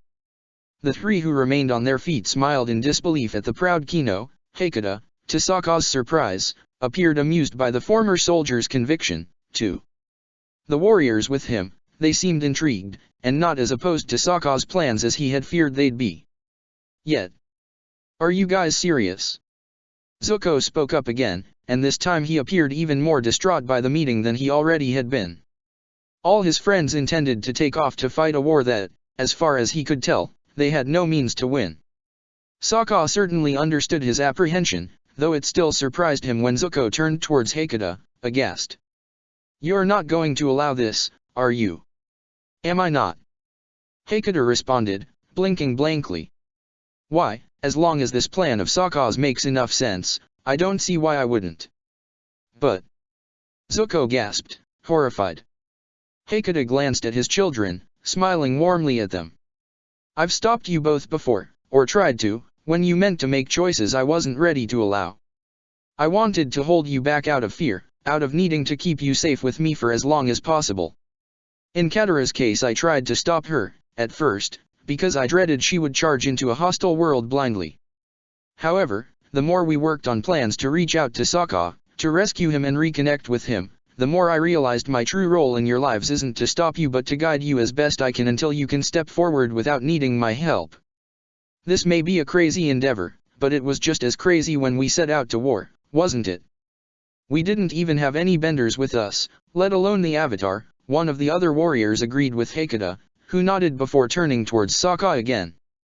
That being said, I must say that I don't think 4 people can fight and win a war on their own, he said.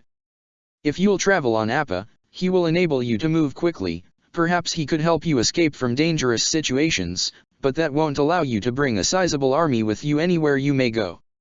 Many of our warriors would likely want to go with you, but the bulk of our forces would need to travel by sea. And that would slow us down and make it easy for the Fire Nation to realize we're up to something, Sokka said, before shaking his head. I don't intend to bring any ships with me. Only however many people Appa can carry, like I said. Then, you truly think the 4 of you can turn the tides of war? Hakata asked. Zuko scoffed. You're mad if you expect that, he said. There's no way it would work. Yes, you'll paint targets on your backs, but you'll never beat my father unless you can objectively take down his army. And as powerful as Aang and Katara may be, and as much as your sword can cut through anything in this world, you can't believe that will be enough to beat him, Sokka. I'm not expecting that, Sokka said, though he was apprehensive. His next solution wasn't one he was all too fond of, but he knew, objectively, that it was the best way forward, even if one almost as dangerous as marching to the Fire Lord's doorstep to demand that he released Azula and ended the war, just like that. But there's an army that, if we play our cards right, might help us out. What, the North? Asked one of the warriors. I'm afraid they're not likely to be of much help. They refused to bolster our numbers when we visited them, and they weren't even under siege at the time. They'll be even less likely to help now, when they've been at war with the Fire Nation for well over 10 years. I suppose I'll have to keep that in mind for the future, but that wasn't who I was thinking of, Sokka said, breathing deeply. It was ridiculous how hard it was to utter the words, but he had to put up with the discomfort and simply admit the key to his plan resided in a very risky move. It was one he had pondered with Azula, long ago, fleetingly, but that they'd pondered it before didn't mean it was a safe choice, not then, and certainly not now. He breathed deeply, acutely aware of the judgment he'd received by many of the room's occupants, including those who'd already given their wholehearted support to his endeavor. I'm going to find the Order of the White Lotus. As surprised as she'd been by many of Sokka's claims so far, it was the first time Suki reacted visibly, almost violently, to any of his revelations. She nearly jumped where she sat, a confused frown on her face, accompanied by a hint of curiosity that her husband would certainly take badly if he noticed it. For now, though, Zuko was quite busy reacting similarly to how he had throughout the rest of the meeting, although this time, it seemed others might actually agree with him. The White Lotus? Are you insane? Zuko exclaimed. Sokka. Azula herself told me they tried to kill you. How the hell do you plan on joining them? Might as well throw yourself at the Fire Nation's forces, at least their people used to like you when you fought in the arena. I didn't say I'd join them, Sokka said, raising a hand as though to slow down the frantic firebender. I said I'd find them. And once I do, I'll offer them an alliance, not my fealty or my membership. They have been less than effective so far, haven't they? Their intent, it seems, is the same as mine. They want Ozai off the throne, and they want the war to end.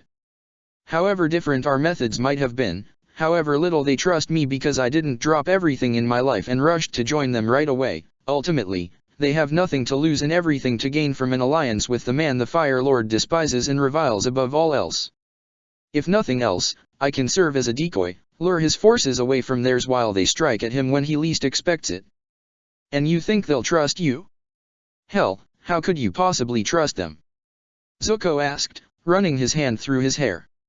Sokka. If the Avatar is with me, that makes us two of Ozai's worst enemies, Sokka continued, ignoring Zuko's earlier question as he glanced at Aang. When the time is right, we'd reveal ourselves. We're assets, practical and useful. Wasting the chance to forge an alliance with us, it's unlike them, to say the least. They've accepted members from all over the world, Zuko. There's Fire Nation people in their ranks. Many Fire Nation people who lived in the capital were members of their group. Whatever bad blood they have with me, what I can offer them, strategically speaking, should at least give them pause. Alright, say that they actually go for it. What's going to stop them from killing you when the job's done and the world's free from my father's madness? Zuko scowled. If you're not their member but their ally, you'll need to build a strong case for yourself if you hope they won't decide you're too dangerous to be left alive, for whatever reason. They would have to go through us to touch him, Aang said, firmly. Katara nodded promptly, and Zuko sighed, burying his face in his hands. I mean, my status as the Avatar should count for something, right? I bet I can at least earn my friends some sort of immunity from that kind of double-crossing if they're scared of the consequences. I like the way you think, Aang, Sokka said, with a weak but grateful smile. Well, does that help at all, Zuko? I don't intend to put myself in a situation where those bastards would choose to kill me, but if you're worried about how I'll survive afterwards, at least it means you think there's a chance we could stop Ozai if we join them, huh? That's not what ugh, Zuko groaned, glaring at Sokka before his eyes turned pleading instead. You know, just as well as I do, just what kind of shit my father's capable of. Do you really understand the kind of risk you'll be taking by doing something like this? What he might even do to Azula. Considering he might already be doing his worst to her, as we speak. Honestly, Zuko, she's his hostage already. I know he'll want to use her against me, and for all I know, he might have already tried to. He swallowed hard, pushing back the surging dread, the tears of despair over the dark direction his thoughts were leading him. He drew in a deep breath before regarding Zuko again. I spent 2 years tormented and treated like garbage by someone just as rotten as your father, if not quite as powerful, Sokka said, frowning heavily. Your sister, for her own reasons, set me free from that hell. And after spending all these years as a slave, I'm free now, while she isn't. I can't accept trading my freedom for hers.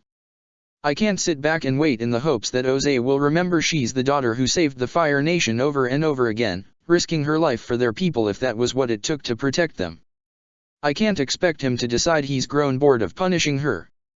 I can't pretend that he'll change, that he'll stop, that he'll ease up, when 2 years in the amateur arena taught me that people like him don't ease up at all. You know it, firsthand, 10 years at sea and he treated you like garbage when you returned. You turned your back on him when you knew it was the right thing to do. Azula doesn't even have that choice anymore. Whatever it takes, whatever I must do to break his hold on her and put an end to the torment he's surely inflicted upon her, I will. And if the only way to achieve that is by ending the war and defeating his forces for good, I'm ready to do it. As much as he still frowned, Zuko didn't respond this time. Sokka breathed deeply, expecting more protests or requests for further explanations. He received a rather poignant question from another source, instead. How are you going to find them? Suki spoke up for the first time since the meeting began. Her eyes settled on the map Sokka had laid down on the floor before him, as though expecting him to have pinpointed potential locations of the White Lotus headquarters by then. Sokka grimaced at her question. That, of course, was one of the bigger problems in his plans. Well, to be perfectly honest, I'm not fully certain, Sokka said, biting his lip as he glanced at the map. I know it's likely that they're not up in the northeastern mountains, because they would have had the perfect chance to recruit the Mechanist and his people if they were anywhere close to that area. I'd say they wouldn't hide anywhere near Ba Sing Se, not the bulk of their forces anyway, so I'd expect their main base of operations to be someplace else. Admittedly, I don't have enough to go on, but I hope that tile Piandao left for me will be good for something. That was the best hope he clung to, and what a lucky hit it had been for the guards to successfully tuck the old tile into Sokka's bags. Surely they thought it was important, stored in a special fabric pouch as it had been, and who knew if it might play a useful part in finding the White Lotus. You want to use a White Lotus tile to find other members of the Order? Zuko asked. Well, if I can't find any better ways to do this, yes, Sokka said, with a shrug. Yeah, Zhang tried to kill me, but Piandao gave me that tile, too. They wanted me to be part of them, they just went about it the worst possible way they could have. Don't you think that maybe Master Piandao wants you dead just as much as Zhang did? Zuko said, wary. If he tried to recruit you initially and then did nothing to stop Zhang. That's not what it sounded like when the bastard attacked me. Definitely seemed like Piandao and him lead different factions of the White Lotus, to a degree, Sokka said, breathing deeply. If Zhang refuses to work with me, I can still hope Piandao will make a different call. And what if there's more factions than theirs? Zuko asked. What if you only have Piandao on your side, and lots more enemies than allies? I already told you I will make myself too useful for them to kill, Sokka said. What more do you want me to say? At least trusting that one of them won't want me dead will be, well, worth something. If we have any chances to track down at least a single White Lotus member. You may end up wasting a lot of time trying to find any of them, Suki commented. Both Sokka and Zuko fell silent at her new intervention. They're very elusive, Sokka. Very secretive. You know my sponsor, Oyoji, used to be one of them. Well, he probably still is, he's just not very useful to the Order while in prison. But my point is that I lived with that man for years and I learned absolutely nothing about the Order of the White Lotus. Oyoji told me both the Order and myself would be better served the less I knew about them. I believed that, and maybe I shouldn't have, because now, when we need them the most, they can't be found, but maybe we should start a rebellion in a small town. Katara suggested, looking at Sokka. If we start fighting back against the Fire Nation without them, don't you think maybe they'll decide to seek us out? That's a good idea, Sokka said, nodding. Katara grinned gladly. Though I'd rather we keep a low profile, if possible, but that'd be one way to draw their attention, if we don't have any leads at all. But Suki. The non-bending woman grimaced as Sokka scrutinized her, the look on his face eerily reminiscent of their rencounter in the capital after Ty Lee had saved her from Shu Wo's disgraces. I know you may not recall anything noteworthy that could point us in the right direction, Sokka said, gritting his teeth. But, think beyond your period as his gladiator. Back when you were in Kyoshi Island, did Oyoji travel often? Did he receive messengers on occasion? Maybe dressed all in black? Suki frowned. At first, it seemed she found the questions strange, perhaps even pointless, but then she raised a hand to her chin, thinking back, further back, than she usually did. I mean, he didn't travel a lot, no, Suki said, biting her lip. But there was one time, he had returned after a few weeks of absence. I didn't think much of it, though local people didn't travel out of Kyoshi Island all that often other than for trade's sake, especially when I was a child. Still, he left for several weeks and traveled northwards, as most everyone did, seeing as nearly everything is north from Kyoshi Island, but still. Not entirely true. Sokka said, leaning over the map as he studied it intently. We can rule out two locations that probably would be obvious, but still, not Whaletail Island, and not the Southern Air Temple either. Maybe Jailing can be ruled out too, though that's still more to the north, but northeast, I'd say. There was no one in the Southern Air Temple when Katara and I visited it years ago, Aang said, soft and sadly. Sokka breathed out and nodded in acknowledgement. Neither the northern nor the southern temples, then, Sokka determined. Western or eastern, not impossible, though not very likely either. I sailed past the eastern one once, and it looked completely empty. I guess so, Aang sighed, allowing his gaze to shift away from the mountains on the map, and to the center of the Earth Kingdom instead. The desert. Not likely, Sokka said. It's too hard to live there, the sandbenders aren't all that friendly, and there were no fortified locations around there. I saw a lot of the desert earlier this year, and unless they're underground somehow, it's probably not what we're looking for. Aang nodded. This practically ruled out the entirety of the Eastern Earth Kingdom. Sokka reached the same conclusion for further reasons yet. Suki, when were you and your sponsor caught? If I'm allowed to ask, he said, wincing upon realizing it might still be a sore subject. Her pained grin let him know he was forgiven for his blunt question. In relation to, what, exactly? She said, biting her lip. Well, in relation to the White Lotus's attack on the capital, I guess, Sokka said, biting his lip. Was it 2 days, 1 day? It wasn't that long, Suki admitted, frowning. It happened right after my final fight in the league, on that very night. I think, by the next day, things were blurry, but I remember being dragged underground without really knowing what was happening altogether. I was in bad shape, so. Zuko grimaced, reaching out to take Suki's hand. She offered him a heartfelt smile, squeezing his fingers gently before continuing with her explanation. Anyway, I guess it was, the next day, outright. It wasn't very long at all, she said, with a shrug. Sokka grunted, frustrated. I guess asking if you know how your sponsor delivered the money he earned for the White Lotus is too much. He said. If they usually collected the money and intended to bring it to their headquarters right away, it'd explain why they had a ship at the ready, or at least, close enough to collect them all when they attempted to escape. I doubt they'd have their headquarters within the Fire Nation's main islands, though, that'd be too risky, and not at all a good place to host the army they're supposed to have. Whoa. They have an actual army? Kino asked, eyes wide. Sokka nodded. As far as I know, Zhang did, he said. If each faction had about as many soldiers to their name, well, we'd be talking about one hell of an army, for sure. There's nowhere to hide something that big without the Fire Nation ever learning of it, Zuko said, frowning. To be honest. Zuko is right about that, Hakuda grimaced, glancing at Sokka over the fire. Maybe you're not right about each faction having an army of its own, but the Fire Nation had very little trouble tracking us down while we were fighting in the war. Fact is, I never even heard of the White Lotus, back then. If they wanted to help defeat the Fire Lord, they should have reached out to other resistance efforts. I guess so, Sokka said, though he frowned before long. I actually called them out on that, Zhang in particular. I told him they never did anything to help anyone else, and he had no answer for that. The White Lotus, as far as we'd understood it, was as good as a group that ended up welcoming anyone who didn't wish to bow down to the Fire Lord.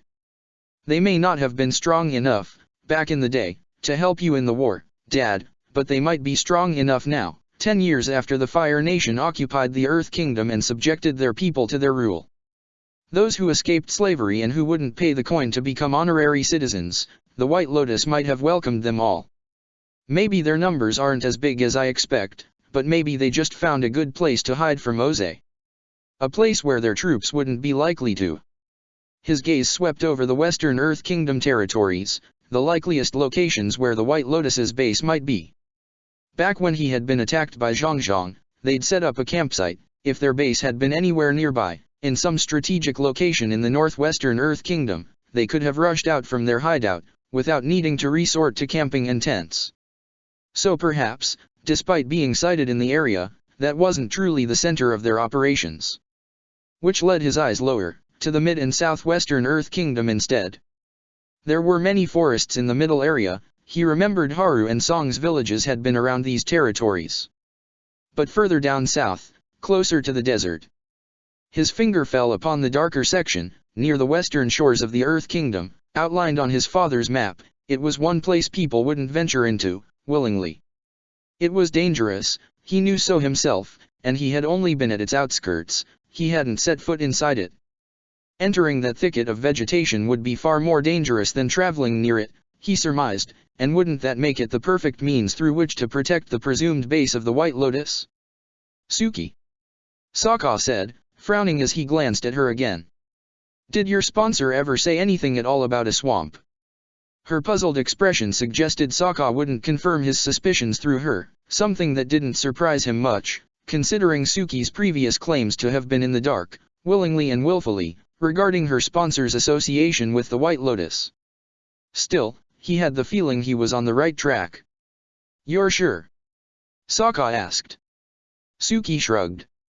I'm not sure, not really, but I can't remember anything of the sort, Suki said, rubbing her forehead with her fingertips. The few times Oyoji took off on trips, he'd never really say anything about them. And, well, if you hoped that I'd remember any evidence that he'd visited a swamp, I'm afraid I can't help much there. I've never been to a swamp, myself, so I can't say I'd recognize any signs of. Sokka.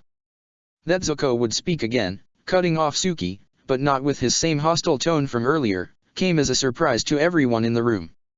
Sokka's attention shifted towards him, finding a strange shadow crossing the man's features.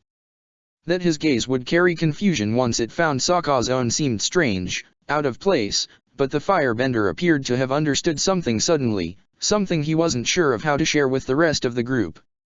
What do you know anything about?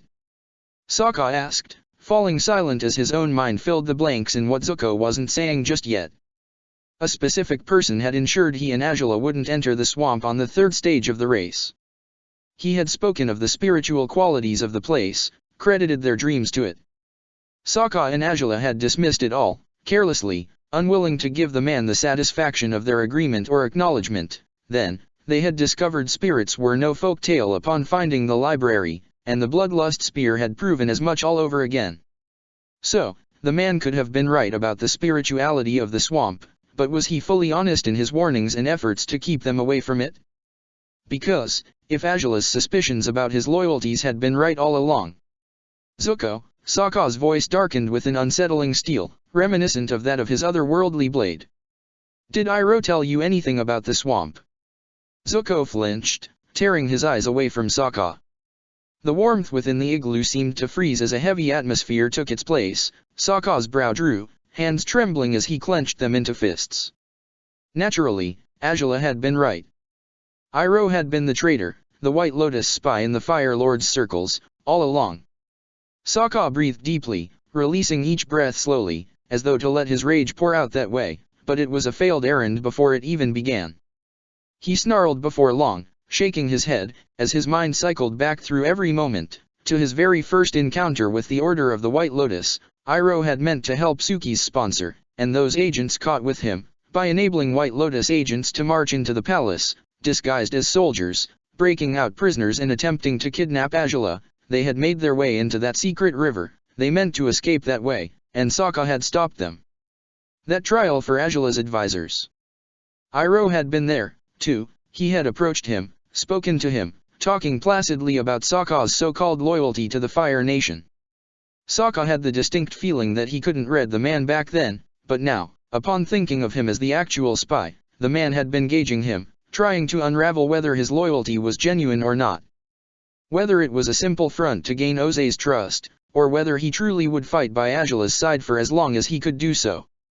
The letters, all the letters he sent to track down Zuko, that Toph had told them about. They hadn't been sent to any casual associates. He had been trying to find his nephew with the White Lotus's help.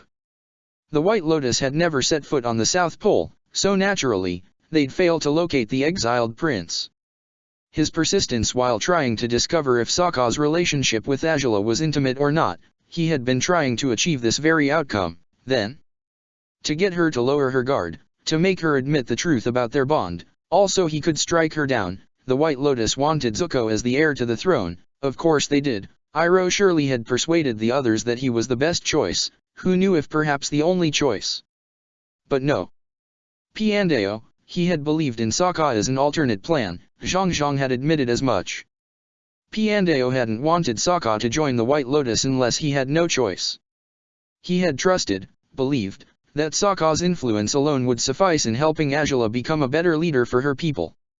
He stood at odds with the other two. Was Iroh a leader, just like them?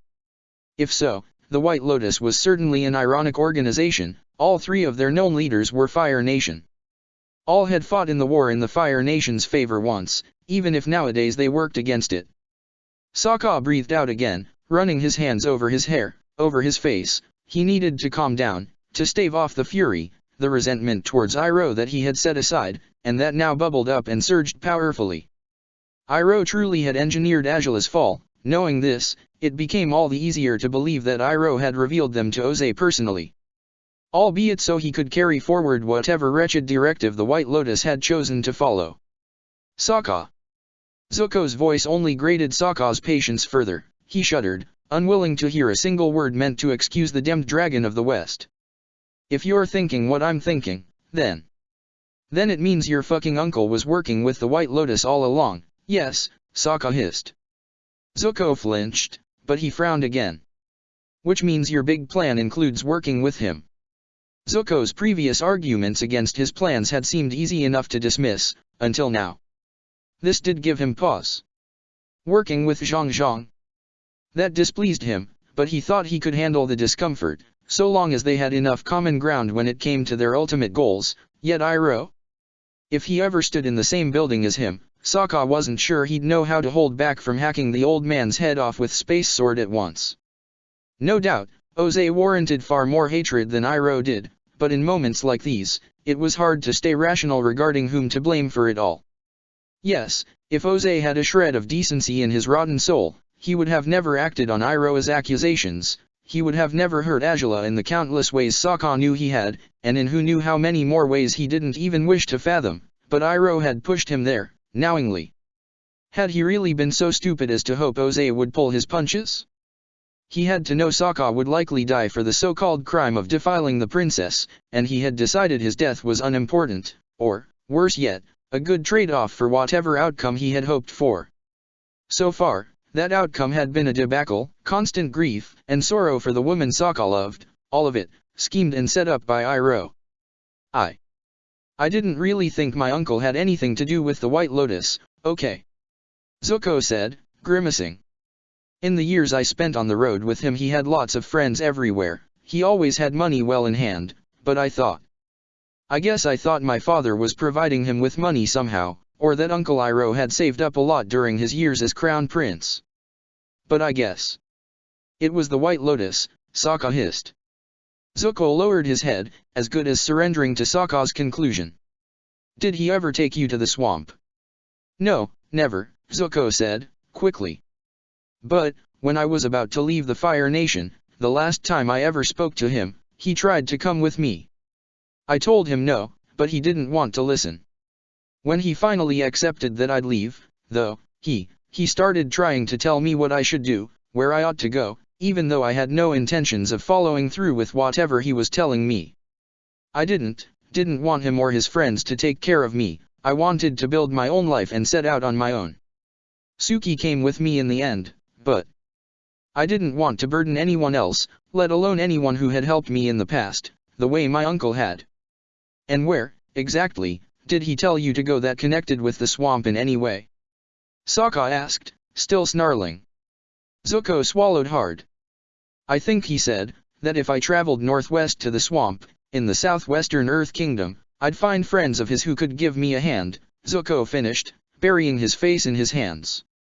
I thought it was just another of those old people who'd played Paisho with him, but maybe it was, Sokka said, bitterly. Might be not everyone he knew would be a White Lotus member, but anyone he'd trust to help him look after you would likely be one of them. Sokka. Katara frowned, clasping her brother's shoulder gently. I know why you hate him, and I don't blame you at all. But, this plan is a good one. If you already have a nearly certain location where you might find these people, all the better, right? And as much as you won't be comfortable working with Zuko's uncle. That's an understatement, Sokka said, rubbing his closed eyes with the pads of his fingers. You said it yourself, Building an alliance with the White Lotus is the best way forward, Katara continued. They have an army, or at least you think they might have one. They might have more soldiers, more members, than you can even imagine. If Iroh is one of them, does that really mean you absolutely can't work with the White Lotus? No, what it means is I might try to kill him the minute I lay eyes upon the bastard, Sokka responded, with a fierce scowl. Katara flinched as Zuko frowned in confusion. Wait, what? Sokka, I get that he was White Lotus, that he was probably their informant, and that's a big shock, and I get that he'd caused Azula a lot of trouble because of me, Sokka, but what? Sokka shot him a disbelieving glare, a glare that shifted into a slow realization. One that Zuko appeared to grasp at the same time as he did. He hadn't told Zuko about Iroh's role in Azula's downfall yet. And the rest of his friends, those who did know, even his own father, hadn't told Zuko about that either. It hadn't even been intentional, it hadn't been Sokka's deliberate plan to keep Zuko in the dark. But convincing the man to accept or agree to his plans now would grow even more difficult solely because his damn uncle was involved. Sokka breathed deeply, an unwanted tension riding up his shoulders as he prepared himself to lead the discussion down a path that would have been better spoken about in private. Zuko, Sokka said, his rage slightly slowed over his guilt regarding his silence. He swallowed hard, eyeing the firebender warily. It's not about that. I didn't tell you, I figured you wouldn't believe me, and honestly, I thought it wouldn't matter whether you knew or not, but... But what? Zuko said, glaring at Sokka. I get that maybe you think he was involved in those attacks by the White Lotus, and well, that attempt on your life. But... Not just the one attempt, mind you, Sokka said, cuttingly. Zuko frowned. According to what your father told Azula, Iroh is the one who told him about us. Zuko's eyes widened. His lips parted. His focus on the situation crumbled. That couldn't be. Not Iroh. Not his uncle, it was his father. If his father was saying that, it had to be a lie. It had to be a lie, it couldn't be. The White Lotus wanted to defeat the Fire Nation. They had attacked Azula and Sokka in the past. Iroh had been part of their group before and after that, too, in all likelihood. He had told Zuko to go to the swamp months after the White Lotus had attacked the Fire Nation capital. He hadn't broken ranks with them because of their methods. He hadn't even seemed displeased that day while they were in the catacombs, not at all.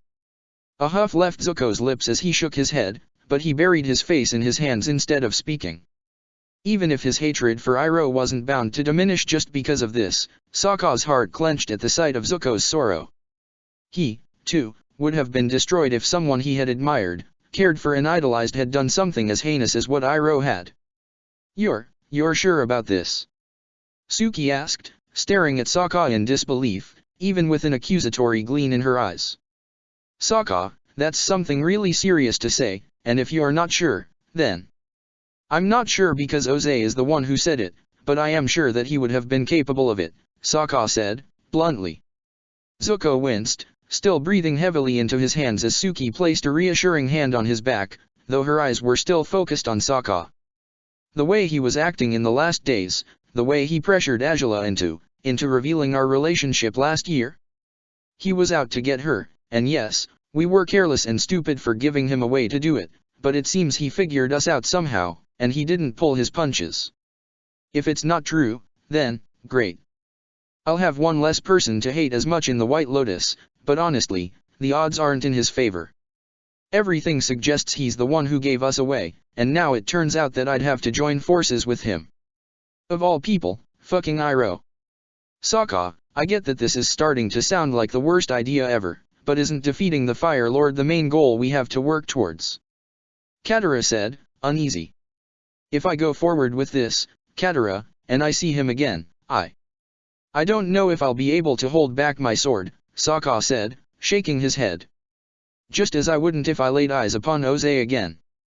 Maybe I shouldn't want Iroh dead for what he did, but I still do. I despise him. Zuko shuddered, eyeing Sokka with astonishment upon hearing those words.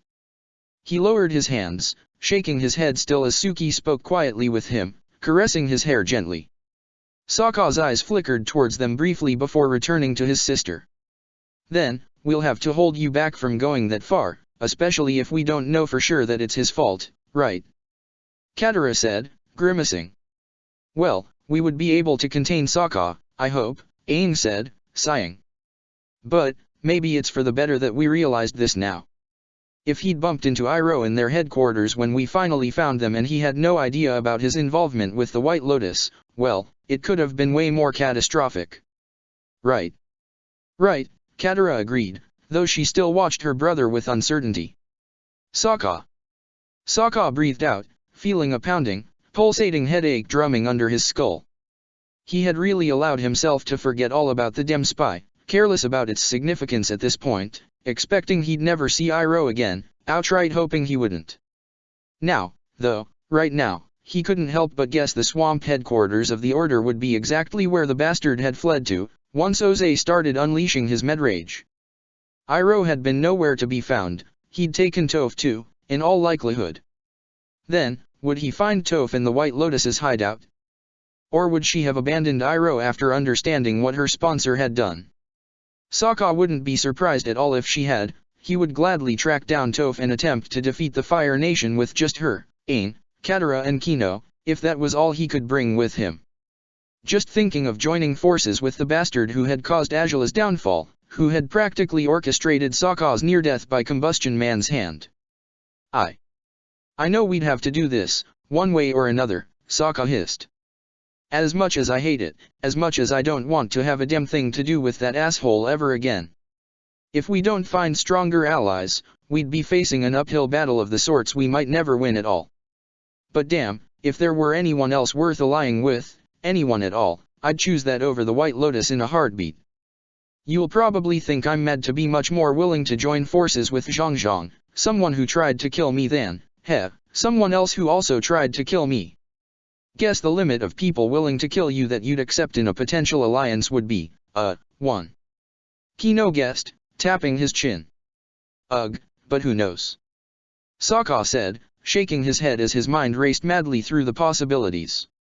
Might be he won't even be there, maybe Ozai caught him before he could escape after all, I don't know.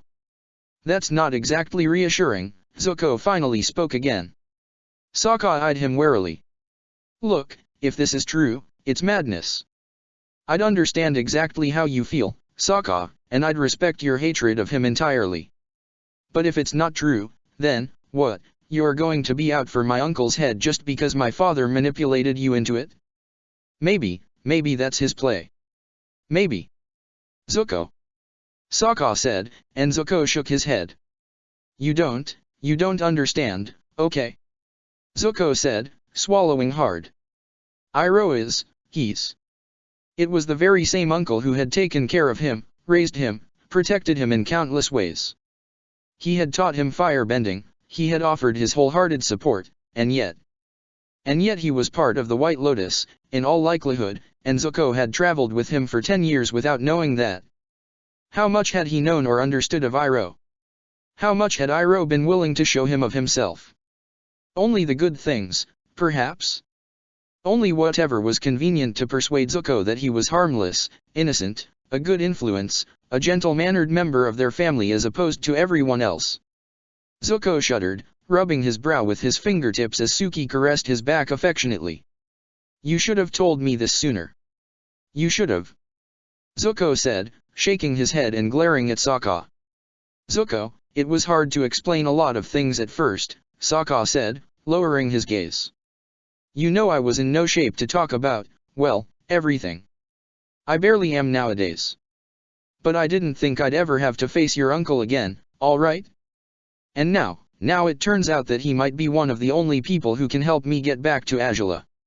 I mean, maybe he feels bad, you know? Maybe he feels guilty. And if he does? Maybe he'll convince the rest of the White Lotus to work with me. But what if he doesn't? What if he's still convinced that he made the right choice by destroying Azula's life? He wouldn't be that stupid. Zuko said, shuddering. Look. I can accept it. I can believe he did this, okay? But my uncle isn't that terrible a person. Come on. Sokka rolled his eyes. If he did something this awful, he'd feel bad for it, Zuko said. Sokka huffed. As he fucking should, considering he destroyed his niece's life, he snapped. I don't even care that he nearly killed me, okay? Or if he was the one who gave Zhang Zhang the information he needed to come after me when he did, the fact that he was a great uncle to you doesn't negate that he was a piece of shit to her. And I can't be sure that he's not going to stab me in the back if I dare trust him, which I don't even know if I'd actually be able to do. But Iroh, Suki said, shaking her head as she glanced at Zuko, who snarled, still rubbing his brow with his fingertips. This makes no sense. I mean, I barely knew him, but everything you've told me says he wouldn't have. I would like to think so too, Suki. But even if I want to think he's not happy about what he's done, the truth is maybe he would have had it in him to do this. Maybe Sokka isn't wrong, maybe my father wasn't just manipulating them into hating my uncle by saying he's the one who started this, Zuko said, surprising everyone, Suki most of all. He and Azula never got along. I thought it was mostly because of her, back in the day. But after Whaletail Island, it became clear to me that things weren't that simple. Apparently, he spent years holding her responsible for my leaving when it had nothing to do with her. I can't pretend to know what man my uncle has become ever since I last saw him. Sokka swallowed hard. He had anticipated a long shouting match, a pointless argument, not understanding, not concession towards a possibility that clearly hurt Zuko deeply. He didn't want Iroh to be a terrible person, of course. He didn't want his uncle to prove capable of instigating so much destruction. Zuko breathed deeply, as to swallow the unpleasant pill of his own words, then he eyed Sokka again, his eyes emotional. But you're supposed to think breaking the Fire Nation's control over the world, and saving my sister, is more important than the wrong he did to you, Zuko said, frowning. I don't know how he had it in him to do something so awful, if it's really his fault. If it is, then yes, I understand that you'd want your revenge. I couldn't blame you if you hated my uncle for causing all this. But if you're consumed by trying to avenge yourself and Azula, you'll probably waste your golden chance to fight back against my father. Isn't that what you brought us here for? Isn't that the whole point of this meeting, to inform us all that you intend to take off and defeat him? Well, if you really will do whatever it takes to save Azula from everything she's been through, everything she's still going through, you may have to make sacrifices such as working with my uncle, even if he's really the one responsible for your disgraces and if he's part of the Order of the White Lotus. So, is your revenge more important than saving her? Heh. Guess you're trying to manipulate me into not killing your uncle now, Sokka remarked, raising an eyebrow humorlessly. Can't lie, it would have been weird if you'd just said you'd step aside and let me kill him. Actually, what I'm trying to do is keep you centered, but you know what? Zuko frowned. Maybe this is a good wake-up call for you. If you can't bring yourself to join forces with one of the men you hate the most in order to defeat the other man you hate the most, then maybe you're not ready to do this. Or maybe I should just figure out another way of defeating your father that doesn't include your wretched uncle's involvement, Sokka snapped, glaring at Zuko. Were you ready for just about every challenge that has come your way? Have you always been prepared to face whatever the world throws at you? Do you seriously think I haven't had to deal with more than enough underhanded blows by fate to not be able to figure my way out of this one? I'm only saying, if this is a deal breaker for you, you shouldn't go wild trying to make this so-called operation work without the allies you had been hoping would join you moments ago, Zuko said, curtly. I think I understand how angry you must be, but... Zuko.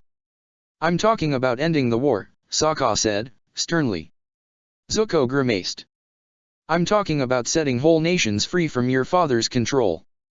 I'm talking about taking down the Fire Nation's armed forces so that they can no longer attack either of the poles.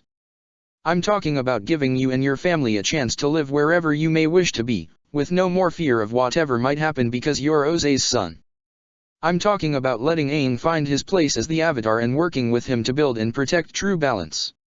I'm talking about building a world where the boundaries of nations no longer define who we are, or who others see us as. And yes, damn it. I'm also talking about finding Azula and saving her from your father, protecting her and making sure no one dares hurt her ever again. So, If you fear my apprehension towards your uncle is going to be more important to me than any of these things, well, rest assured, it won't be. We can set this world on the right track, we can set every slave free, we can punish everyone responsible for the world's current course towards destruction and make them face serious consequences for the crimes they committed. And that's true for both sides, White Lotus and Fire Nation alike. I'll be willing to join forces with the White Lotus, no matter if my blood may boil just to think of seeing Iroh again, but I'll find a way to hold back somehow, if that's what it takes. I'm sorry, that I didn't tell you any sooner, that you had to find out this way, but you should take your time to think about who your uncle really is, whether you truly knew him at all, and what his dim intentions were when it came to you. The way he started treating Azula after you left is nothing short of unforgivable, and this whole mess is but a culmination of that. Wait, are you blaming me for how he acted? Sokka. I'm not blaming you, I'm blaming him, Sokka snarled, his seriousness silencing Zuko anew. I'm saying he had plans for you, plans he wanted to make sure you stuck to, plans the White Lotus must have designed since you were a child. Plans that went to waste the minute you decided, like you said, to live your own life and make your own choices. Plans that the bastard might have decided he'd set back in motion as soon as he had the perfect leverage to destroy Azula the way he did. I've already told you, he was hounding her months before this, Zuko. He tried to get the truth out of her, she lied in every possible way she could think of, doing her best to convince him that there was nothing going on between us because she believed, firmly, that if he found out about us, the first thing he'd do would be exactly what he did that day, tell Ozai the truth. I'm damn sure it's no coincidence that he happened to share his suspicions with his brother on the very same day I defeated Toph on a one-on-one fight for the first time. I don't know what to think. Zuko snapped, scowling. But whatever I may think isn't important, because it's not me who's going out there to meet the White Lotus, it's you. Wait, you're not going? Kino asked, glancing at Zuko in surprise. But you guys don't have children yet, all right? Zuko said, firmly. You don't have a family to look after. And ultimately, I've done better things here than I have on every year I lived outside this pole. You don't need me there. But, if Sokka is right and you're part of the White Lotus's plans for whatever, you could come along and help a lot, right? Aang said, frowning. I mean, you, Sokka and I are the worst possible team-up for your father to face, aren't we? The son he disowned, the man he's marked as his mortal enemy and the Avatar. Sounds poetic and everything, Zuko said, sarcastically. Great on paper, not so much in real life. The tribe needs to be protected. The tribe will be protected, whether you're here or not, Hakata cut in for the first time in what felt like hours. Zuko froze, glancing back at him with unease. Not to dismiss what any of you have done for this tribe, I wouldn't be so ungrateful, but we did well for ourselves for years, fighting with no benders on our side. If Sokka's plan works the way he expects it would, we might not even need to fight at all, and by then, the rest of the warriors might even wish to partake in the war Sokka plans on waging on the Fire Lord, said one of the other leaders of the warriors. Hakata nodded, though Sokka grimaced. I don't think that'd be wise, but I guess we'll see, when the time comes, he conceded, with a sigh. If it's not necessary, though, I definitely won't call on anyone here. We'd want to fight too, just so you know. If you ever need us, we'll come to you, wherever you may be, Hakata said, breathing deeply. Then all the more reason for me to stay, Zuko said, frowning. If you guys will be ready to rush to Sokka's aid. Not right away, we wouldn't be. And not every warrior would come, unlike when we took off to fight in the war, Hakata said, mournfully. You can stay if you truly wish to, Zuko, but it is possible that Sokka's attempts to strike an alliance with the White Lotus might fare better if you're part of that alliance yourself, if they truly had an interest in you.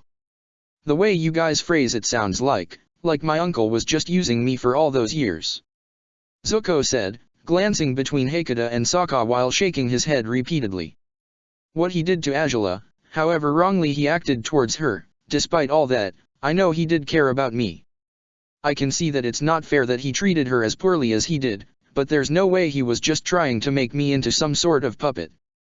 He really did care, all right? If so, maybe you should want to come just to stop me before I try to slice his head off, Sokka said, humorlessly. Either way, I'm not going to make you do anything you don't want to do, Zuko. If you stay here, you and Dad and everyone else will stay safe and protect the tribe. If you come along, you'll have to brace yourself to face uncomfortable truths of your own, just as well. If you can't stomach that your uncle, the guy you remember so fondly, who cared so much about you, is also the piece of shit who jump-started this whole mess, then you'll probably be even more troubled once we get there than I already am, knowing now that he's very likely the White Lotus spy and always was. My goal remains what it was, no matter how difficult the road ahead may be. If you plan on coming along, you'll have to be ready to stand by your own goals if you do have them, no matter what comes your way. Otherwise, you're certainly better off staying here. Zuko frowned. Both Aang and Kino appeared distraught by the notion of leaving him behind, though it was obvious the chief's children didn't share their concerns. If anything, Zuko wondered if perhaps they would outright prefer it if he didn't join them. Then you have a goal, a team, or most of one. Hakuda spoke again, looking at his son. A plan going forward, even if it may need some more tweaking to ensure it pays off, perhaps even a few allies? Do you expect you might be able to find anyone you befriended in your years as a gladiator, anyone else who might help you? It's another possibility to keep in mind, but I can't be sure, Sokka admitted. With the League gone, and me as the easier culprit to blame for it all, they might just refuse to join forces with me out of principle, if it can even be called that. Twisted as it is to say this, the White Lotus is a safer gamble, and who knows? Maybe a bunch of gladiators, those who hated the Fire Nation, already joined them by now. It's another possibility, at least, Hakuda said. Slaves, as well, might. I'd rather not start a slave rebellion, Sokka cut him off, surprising Hakuda. Azula and we talked about this before. The idea of finding the White Lotus, we thought about it after Oze executed all those innocent gladiators, using them as scapegoats for the ones I helped escape from him. She wanted him to stop hurting slaves just as much as I did, but we both knew that asking slaves to join forces with us, when they've been mistreated and tormented beyond belief, would be practically suicidal. Most of them barely have anything to eat, they're treated as less than human by their decidedly inhuman masters. We'll be doing this for them, yes, but they have been through more than enough to be conscripted into an army, the way Oze might do it. Our fight for freedom shouldn't come at the expense of their lives. Fair. That makes a lot of sense, Hakuda said, smiling a little. Though you should keep in mind that some might wish to join you, despite everything. You can be an inspiring leader, Sokka, a beacon of hope for those who have long lost their will to keep fighting. The gladiator who took a stand and defied the Fire Lord, legends have been written over less than that. Well, I'm not looking to be one, but if I do become one, it better be after Oze's done for, Sokka sighed, glancing at the map anew. The red territories of the Fire Nation, to the west, sent jolts of pain through his chest, aiming for his heart. If he did this, he'd come back to her. He'd reach her, hopefully before Oze's cruelty broke her beyond repair. If his plans progressed smoothly, he might finally save her from the darkness that might intend to consume her. He would reach for her hand, clasp it hard, and never let go. If saving her meant having to ally with Iroh, then he'd do it. No matter how deeply he despised the man, no matter how furious he was upon merely evoking his name, but he had to do it. It was for Azula's sake, it was for the world's sake. The world they had meant to change, to build, together. To think he'd have to start without her, to think her circumstances, the nightmares she faced, would be the driving force that pushed him into action. If only none of this had happened, the Fire Nation could have changed slowly under her future rule. This way, the changes would be quick, violent, and thorough. There would be nowhere for Oze to hide from Sokka's vengeance, nowhere for him to avoid the consequences of his actions, the way he ever did. No, Sokka wouldn't forgive anyone who had any hand in causing Azula's downfall, but the one on whom he'd focus his efforts, his energy, and strength, had to be Oze. Only then would the world change and heal, only then could he safely turn around and make others, such as Iroh, face the consequences of their own dreadful choices. What those consequences would shape up to be, Sokka wasn't sure yet, but his resolve, shaken as it had been, strengthened once more. "You will keep the tribe safe, then, Dad?" Sokka asked, raising his gaze towards Hakata. Katara and Aang probably could bend more barriers if need be, to ensure the Fire Nation ships can't reach our people this time, either. "Oh, yeah. We'd gladly do it," Aang said, with a small smile. Katara nodded promptly. "I'll ponder that," Hakata smiled too. "Admittedly, you won't be taking off all that quickly, whether you meant to or not. A lot of preparations will be in order before you leave. Food, proper clothing, armor, weapons. We'll need to design a proper flight plan to ensure we're not seen at all," Sokka said, staring at the map once more. "A lot of people will also wish to join you," Hakata pointed out again. "You'll have to either dissuade them or take them into consideration. I'd say, give yourselves at least a week. And I suppose that, by then, Zuko will have made up his mind about whether to go with you or not." Zuko's heavy frown, however, convinced Sokka that that particular matter was settled. Perhaps it was for the better. He wasn't sure he wanted to travel with Zuko, especially if he had to leave Suki and his daughters behind in order to fight a war he never intended to get involved in. He was quite the individualist, Sokka knew. Zuko didn't want to put his life, his hard-earned stability, in any danger. Perhaps a younger Sokka would have scoffed at that. Older and far wearier as he was, he understood Zuko's feelings all too well. Demanding that he join them would be akin to asking Zuko to undergo the pain Sokka had been forced to endure, making him leave his family behind while taking off on a quest to fix the world, a quest that, despite Sokka's hopes, had no guaranteed positive outcome. Mari and Zi didn't deserve to grow up without a father, and Sokka had no intentions of forcing them to do so. They could do this without him. It might be for the best, too, to keep the exiled prince out of this, seeing as the White Lotus clearly had dangerous plans for him. As complicated as their bond might be, Sokka certainly had no interest in seeing Zuko turned into a tool for bastards of the likes of Zhang and Iroh. "Does anyone have anything else to add?" Sokka asked, glancing about the room with uncertainty. "If not, then I'll get started with working on the letter we'll send to the Fire Lord. I guess it's better if you write it yourself, Kino? You might be more used to the Fire Nation protocols than we are." "And I learned my distinctively flat handwriting in the academy," Kino grinned, proudly. "They'll have no reason to think I'm anyone but who I'll say I am. We'll have to go look for a seal for that letter in the frozen ships, right?" Aang asked, glancing at Katara, who nodded promptly. "Once that's done, we'll get ready for everything else," Sokka said. His three companions appeared completely resolved and certain about the future they were choosing to face by his side. Sokka glanced at the rest of the group again. The Water Tribe warriors, his father included, appeared pleased by the meeting's outcome, though they discussed some thoughts quietly, perhaps regarding whatever defenses they ought to request the two waterbenders to craft before they took off to fight the Fire Nation. The last two remaining members of the group, though, remained silent by then, holding hands, as they still were. Sokka said nothing as the meeting, adjourned in such a casual way, saw each member taking off to do what they intended to. Zuko and Suki simply left the igloo, still holding each other's hands, still with bowed heads as they trudged through the snow, directed towards their home.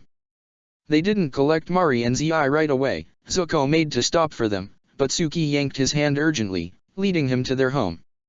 Zuko frowned but followed quietly, only speaking again to soothe Gruff once they had entered the igloo once again.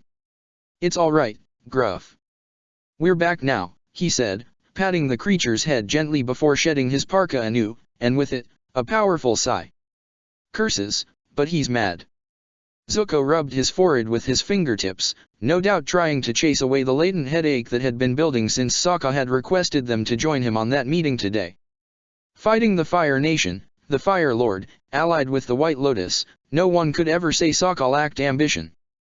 If anything, his willingness to take off on such a serious enterprise sounded like something Azula would do, something she'd even approve of, if she were in Sokka's shoes right now. Lately, Zuko found there were far more similarities between his sister and the man she had loved than he had ever cared to acknowledge. This is either going to change the world forever, for the better, or he's going to ruin everything beyond reason, Zuko sighed, running his hand through his hair.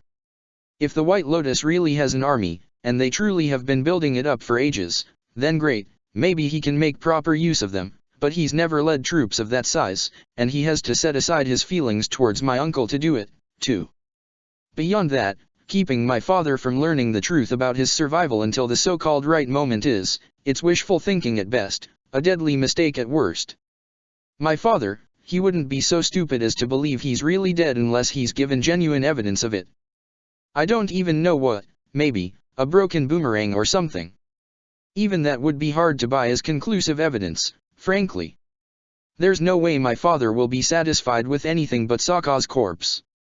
So, all this is built on the hopes that he won't be able to attack before Sokka strikes first, and you don't think any of it will be likely to succeed, Suki cut him off, her voice serene and stern. Zuko frowned, glancing at her with heartfelt, golden eyes. I'm afraid he'll get himself killed, and that my sister's chance to break free from our father's control will be gone before she's even aware of its existence, he said. If he dies, too, then, she'll be beside herself in grief. It'll devastate her. So, do you think the best answer is to stay here, instead? Suki asked, raising an eyebrow. Zuko's frown deepened. To do nothing. Suki, we've done a lot as it is, Zuko said. We've kept the tribe safe, we've fought off a whole Fire Nation invasion. And you've said it yourself, the Fire Lord isn't likely to stop, not even if he believes Sokka is dead, Suki said, crossing her arms over her chest. I'm sorry about Iroh, Zuko. Sokka didn't tell me about it either when I talked with him. You don't have to be sorry, it's not your fault, Zuko said, shaking his head. Sounds like I just happened to miss all the conversations when they talked about that. And yeah, it's a lot to digest, but it doesn't change the reality of the madness Sokka's trying to achieve, damn it. It doesn't, and if you're right about your father, maybe he'll send 100 ships next, rather than 50. Then, it'll be 200. One day it'll be 1,000. Whatever it takes to get what he wants, he won't hold back, right? That's how he's always worked. Then, what are you saying? Zuko said, frowning. You mean, whatever happens next, we're doomed? Well, why didn't you say that to the others, if that's what you really think? That's not quite what I think. And I didn't say what I thought because if I had, it would have caused a scene for sure, and to be perfectly honest, I've had more than enough of those in Hakata's igloo. Zuko's perplexity saw him falling silent now, speechless in the face of the strange tinge of determination in Suki's eyes, not that different from Sokka's, or Katara's, or Kino's, or Aang's. You're not wrong, we have a family. We have more to worry about than they do, Suki admitted, with a nod. Our children, they're everything to the both of us, Zuko. Our two little girls. I'd do anything to keep them safe. I think we proved as much a week ago. But that also means that I have to think of what's best for them beyond our immediate future. Do I really want to raise our daughters in a world at war, where they'll one day grow up to learn they're related to the Fire Lord and hate themselves for it? Do I want to raise our daughters this way, cut off from both your homeland and mine, for good? Do I want to risk another blizzard, like the one that took Yuro and Siku's baby? Do I want to see our daughter grow older and perhaps forget about Princess Jing, and slowly grow to hate her own power once more, because it's the same one wielded by the tribe's enemies? Suki. I'm going to be blunt here, Zuko, Suki cut him off, raising a hand to stop him. I agree that they need to be taken care of. I agree that our girls shouldn't be left alone. I don't want to miss a single moment of their growth, but I want to make sure their growth is the best it can be, too. Ultimately, that would be best accomplished by us both, yes, but it can be done with just one of us. Hakata raised Sokka and Katara almost by himself, didn't he? It's not impossible. You're not serious. You can't be. Suki. Zuko gasped, jaw dropped as his wife eyed him apprehensively. Maybe the battle from a week ago awoke something in me that I hadn't experienced in forever. Maybe it reminded me that I trained as a warrior all my life, no matter if I've grown to love peace so much better than war. But whatever it is, as silent as I was at the end of the meeting, Zuko, it wasn't because I disagreed with Sokka. Chagrin, disbelief, anguish, all of them pooled in Zuko's horrified gaze. The world before him appeared to tremble and shake, twisting into a reality he had hoped would never take proper shape, but Suki was about to spell everything out for him, in an ultimatum not so different from the one she'd spoken after they were first caught by the Water Tribe. So, it really boils down to this, Zuko, either you'll join them and help them set this world on the right course, or I will. Chapter 269. Hatching Plans / Niece Wen. 4. A Turtle Duck Pond. Rei couldn't help the melancholic sigh that slipped past her lips. Renkai, walking beside her through the palace's dark corridors, didn't fail to identify something was amiss with the young woman. Is something the matter? The guard asked, systematically. Rei shook her head, though she glanced at him wistfully. I don't mind seeing these turtle ducks, she said. But, do you know of any dragon moose stables? In the capital? Not personally, but some are bound to exist, he responded, promptly. I can investigate them for you, if you wish. Oh. Thank you, Rei said, grinning. Maybe people in the palace were scary, all in all, but she had been quite lucky to come across kind ones during her time living among them. Just as that thought crossed her mind, one other person she'd come across so far, during her time in the palace, stepped into view. It was that physician, the one Princess Azula was so uncomfortable around. Rei crooked an eyebrow as the man glanced about himself hastily, until his eyes fell upon them. Without another moment's hesitation, he rushed towards Renkai. Is the midwife already here? Do you know if the meeting has gone well? He asked. I don't want to interfere, I know the princess would have my head if I tried, but... Is something wrong? Renkai asked, frowning under his helmet. Is the midwife any cause for concern? Well, not really. I hope not, anyway, Fei-Ro said, grunting as he rubbed the bridge of his nose with his fingertips. But she's not who I wanted to summon. Lo and Li sent a letter a few days ago, rejecting the offer to serve as the princess's midwives because they're far too old these days, or so. They sent their niece instead. I didn't even know they had wait. You probably don't know Lo and Li to begin with, do you? I have heard of them, Renkai said, his voice unusually dry suddenly. Rei raised an eyebrow. Renkai's voice had always been unexpectedly melodious. You said, they sent their niece. So I've been told. The girl was called, Wei, Wen, Lan, I don't know, Fei-Ro said, dismissively. Either way, do you know if it went well? Or will I have to find another potential midwife for? I'm afraid we don't know, Renkai said, lowering his head apologetically. The princess has sent us on a walk today. We should not tarry. Oh, Very busy, I see, Fei-Ro said, making no efforts to hide his obvious judgment. I'll go ask someone else then. Have a nice walk. The physician stormed off without another word, though Renkai glanced after him once he was gone. Rei blinked blankly, standing beside him, though she frowned upon noticing the guard's fists trembled at either side of his body. Renkai! She called, softly. He seemed to return to his senses upon hearing her voice. We were on our way out, he said, grimacing. Right. Sorry. It's only. I got distracted. Oh, it's okay, Rei smiled. It happens to me often, too. Renkai nodded at her gracious words, leading the way outside. The turtle duck pond waited not too far away, and Rei was immediately taken by the small, fragile-looking creatures. So distracted she was, it would be hours yet before she noticed Renkai's anxiety, before he excused himself, claiming he had to check whether the princess's lunch had been delivered properly. By then, Rei watched him leave, perplexed. Would he find lunch for them, too? Or, as she had grown to suspect since they bumped into Fei-Ro, was Renkai hiding something she couldn't quite fathom? The underground tunnels had never seemed longer, or more difficult to traverse, than they did that day.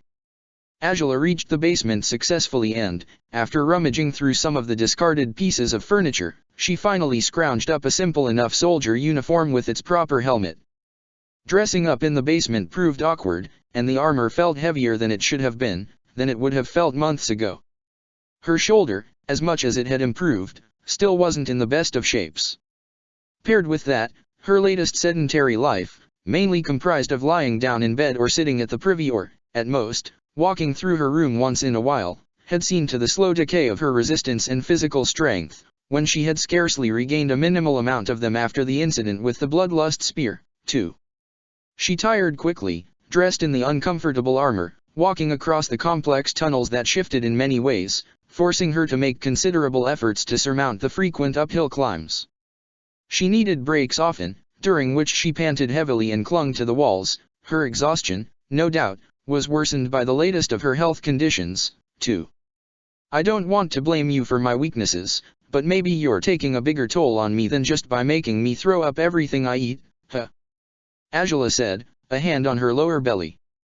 Come on, work with me for a bit, will you?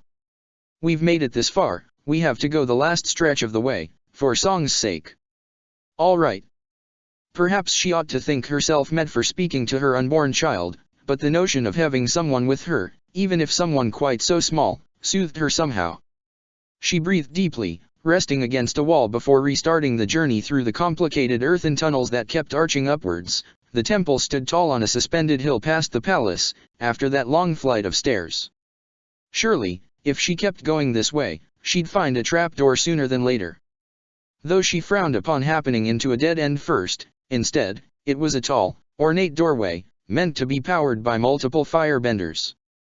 The Dragonbone Catacombs. Angela guessed, before scoffing in disappointment. She had never quite entered the place, despite knowing of its existence. Under other circumstances she might have been thrilled to trick the door somehow and break into the location, to learn whatever she could about the secret scrolls and texts hidden below ground. Today, though, she sought a much more immediate knowledge, pertaining her current circumstances rather than the mysterious deaths of her ancestors. She returned, choosing another fork down the road, another passage into the Dragonbone Catacombs, blocked just as well. On the third time she backtracked, she finally found a small set of steps that led to a normal trapdoor. She sighed in relief and, after taking another brief break, she stepped up to the trapdoor and opened it only slightly. It was a courtyard, curses, the courtyard where the feast of her wedding to Zhao had taken place, no less. The mere thought of being there again, she snarled but forced herself to focus anew, scrutinizing her surroundings through her stolen helmet. It seemed there was no one around. No, one sage was brushing dust and dirt off the courtyard. She'd have to wait until he was gone. 10 minutes later, Angela glanced out again, after a group of younger sages crossed the courtyard and entered the temple's main building. Angela shoved the trapdoor out of the way and climbed out of the tunnel quickly. The time she'd spent waiting for the area to clear up had allowed her to rest a little more, fortunately. She set the trapdoor in place once again before walking, head held high, across the courtyard and into the temple's main building. She still moved cautiously, though with confidence she didn't feel, for the sake of persuading everyone that she was a disciplined soldier with every right to be here, if they even noticed her. She entered the temple through a side corridor, but instead of marching towards the main halls, she continued to move through the interconnected smaller hallways on her way to the head sage's office. A few sages glimpsed her, and she ignored the one who tried to ask her if she required any help finding her way to the meditative chambers for soldiers. Her fists remained clenched until she finally used one of them to knock on the head sage's door, firmly. She felt the eyes of other sages upon her. They had followed her from a distance, no doubt worried that their leader might be in any sort of trouble. Her low-rank outfit should reassure them. There was no way the Fire Lord would send a regular soldier, alone, to find the head sage for any reason. If only the men watching her weren't quick to fright, they might just notice that. The head sage finally opened the door, and his brow furrowed upon seeing a soldier on the other side. His immediate distrust almost made Angela smile. Yes? What is it? He asked. Angela cleared her throat before talking softly. May we speak in private? The head sage's expression changed immediately. He did not expect to hear a female voice speaking through that helmet, let alone for that voice to belong to the princess. He nodded quickly and stepped away from the door so she might enter the room. Then, he gestured reassuringly at the other sages, conveying he was in no danger from this visitor. Angela only removed the helmet after the head sage had closed and locked the door. He turned quickly towards her, as her hair tumbled out of the helmet, her chest heaving after the gargantuan efforts she'd made not only to keep herself in character thus far, but to pretend she wasn't exhausted, just as well. "Oh, dear, are you all right?" The head sage stepped closer, placing a hand on her forearm. "Do you need anything?" "Water." Yes. "That's a good idea," Angela admitted, nodding as the head sage led her, once more, to his office's adjacent sitting room. He gathered cushions for her to rest on, first, and once Angela had taken her seat, he scrambled off to fill a clean cup with water. He brought the whole jug with him in the end, guessing the princess might need more than one drink to feel better. "Are you in trouble?" the head sage asked when Angela started draining the cup quickly. "You've found a disguise. Do you need anything from me, princess?" "Whatever it may be. I need answers. You must remember what I asked of you, back when we first met upon my return to the capital," Angela finally said, setting down the cup. The head sage refilled it right away. "Renkai. I need to know if you've been able to gain any information on him, his intentions, anything." "Oh? That was it?" the head sage asked, handing Angela the cup again. "You could have summoned me to the palace instead of coming here too." "My father's already suspecting our alliance," Angela said, shaking her head. The head sage scowled. "He's asked people to spy on me, as you may have imagined, and, in particular, he wants them to pay attention to any interactions you and I might have.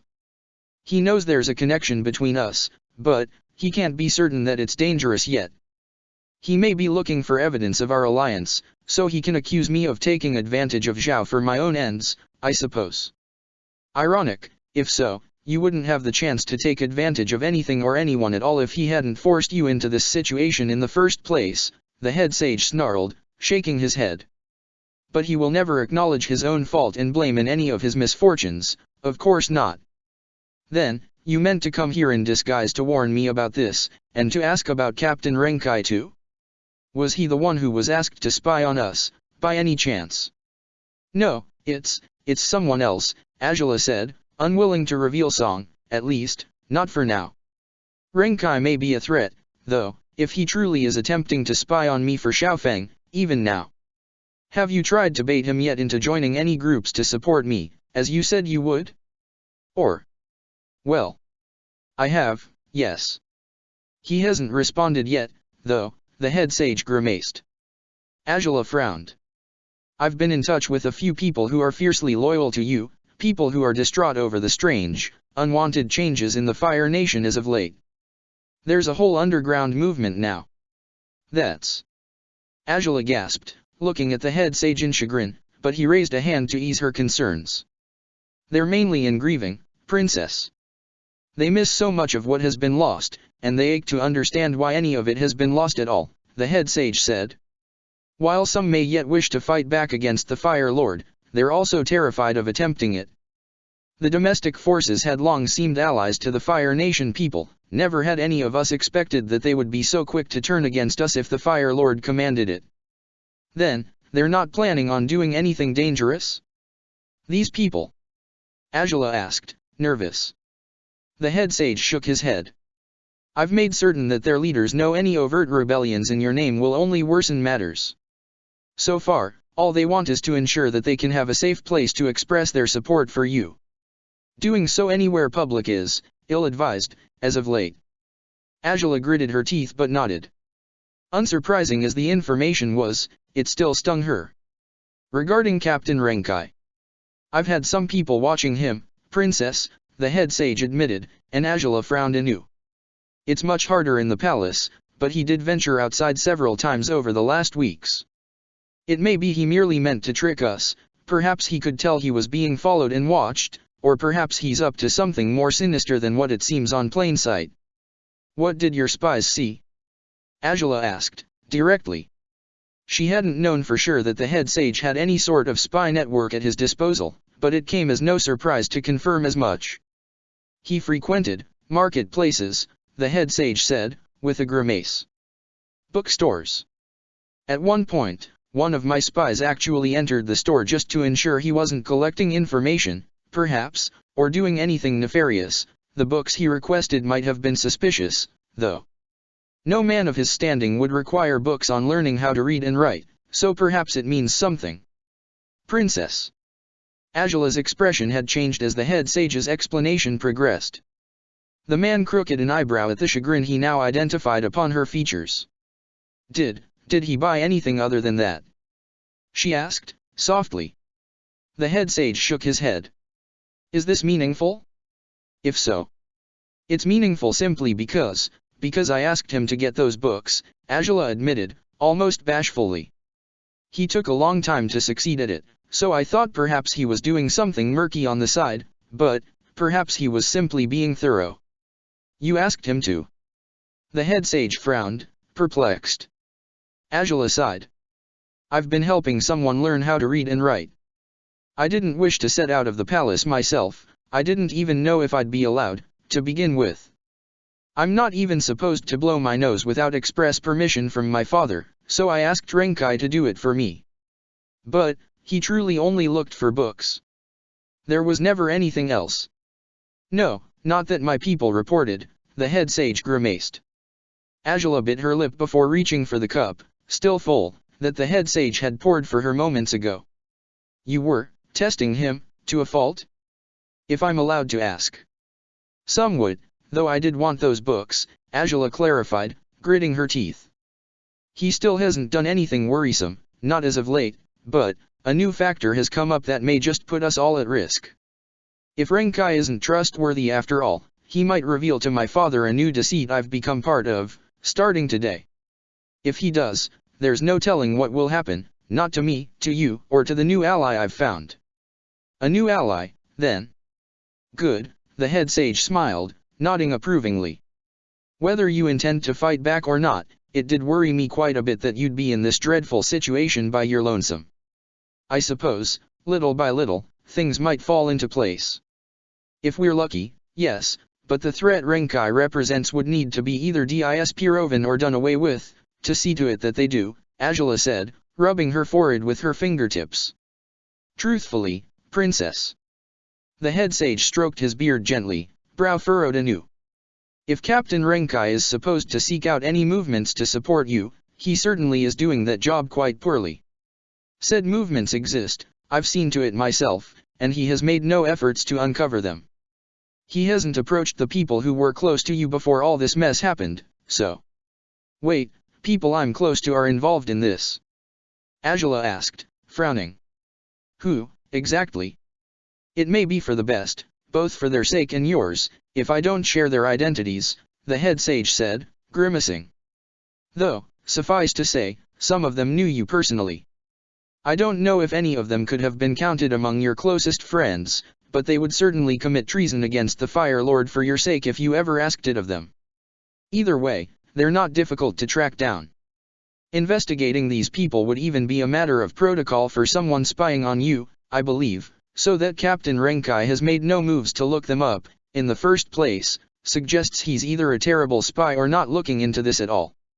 One of my spies even admitted to having dropped an incriminating paper near him, during one of his market outings, hoping that he would read about an upcoming meeting. He ignored it, outright, and continued on his way.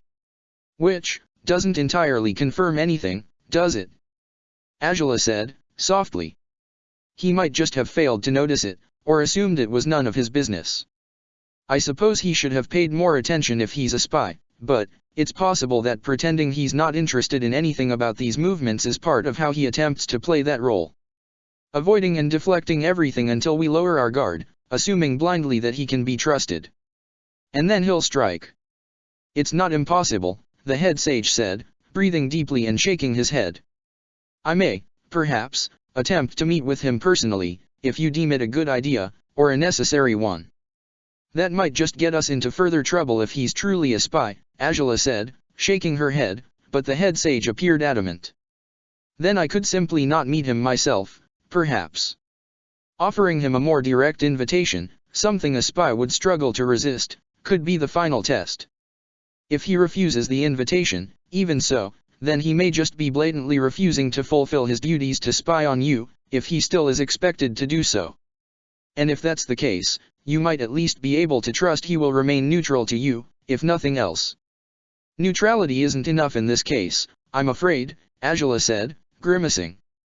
Even if he didn't intend to do any further harm, by the time he sees who my new ally is, he'll be duty-bound to take action if he's still loyal to my father and the general of the guards.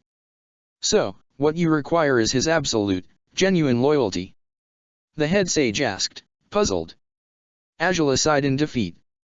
How likely is it that he'd be loyal to me, or that I could possibly buy his loyalty now, when I've never attempted to hide my contempt for him? Angela said. I probably shouldn't have come here at all. The more I ponder it, the clearer it becomes that there's no way Renkai would be on our side. You're so certain of this, but Princess, you have achieved unthinkable results with countless people so far, the head sage said, earnestly. For starters, I thought you'd be nothing but the Fire Lord's pampered child when he first demanded for you to perform the ceremony. And I did a grand job of proving otherwise, didn't I? Angela said, with a curt, sarcastic tone. I stormed out on you on the very first day, hardly listened to anything you'd say. Well, I didn't say anything all that useful that day, did I? The head sage said, with a small smile. But you didn't simply abandon your duty, you sought a way to fulfill it. You found answers, and when you showed them to me for the first time, I knew I was witnessing something extraordinary. So many others must have felt that way too, Princess. Goodness, forgive me for saying so, but weren't you the one who turned your gladiator into a slave, personally?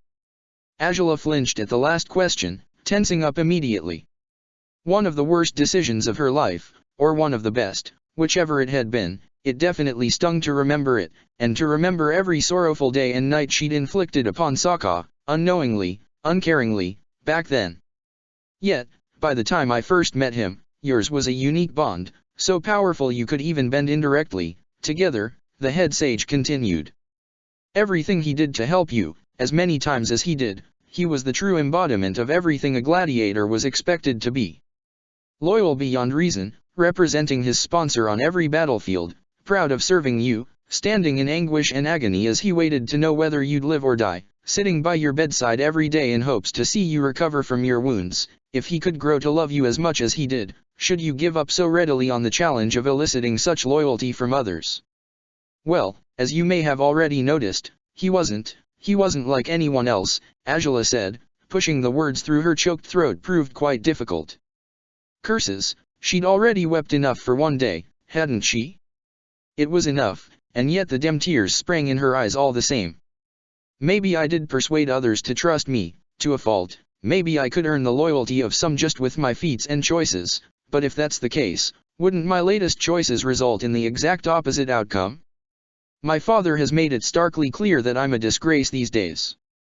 Who would want to defend someone who's earned the Fire Lord's scorn to the extent that I have? Someone who recognizes an injustice when it's inflicted upon another, the head sage said, immediately. Someone who, upon seeing you when you shone at your brightest, realized there was another path the Fire Nation could take. A new path, away from that which your forefathers had chosen so far. Not everyone would immediately know this is the right choice, it's true, but as soon as I saw your potential, I found myself questioning countless things I'd never allowed myself to question before. I cannot say for certain this has happened to Captain Renkai as well, it might not have, not yet. But I wouldn't be surprised, not entirely, if it did. Angela swallowed hard, uncertain of what to make of the head sage's words so far. Deep down, she knew he was right. Other people who had every right and reason to despise her had changed their minds about her. It wasn't only Sokka. Aonu, for one, came to mind. Ruishi himself, for all his warnings and his obfuscation with her persistent ways of making his life more difficult. Even Song, someone who had been kind and helpful throughout all those years, no matter if Angela had taken her efforts and hard work for granted, initially. Hell, even her brother, he had hugged her of his own volition when they last met. He had spoken to her throughout that night at the tavern in Whaletail Island. He had seemed to want her to do better in life, no matter if their relationship had been contentious and chaotic for as long as she could remember. How many people had changed their minds about her? How many had chosen to give her a chance, and she, somehow, hadn't disappointed them? Wouldn't they be disappointed to see her as she was now, though? She gritted her teeth, releasing slow breaths as the head sage, as well, sighed. It's something to think about, at least, he said, though his tone certainly sounded defeated. What do you propose, though? Angela asked, uncertain. That I give it more time? That I wait until Renkai does or says something that clears up which side he's on. Unfortunately, I don't have the luxury of time. That's why I came here in such a rush. I understand. The head sage said, biting his lip. Unfortunately, I can't give you a more definitive answer yet. Perhaps you could attempt, as best you can, to keep this new ally away from him until you know for sure that he can be trusted? Or disguise them.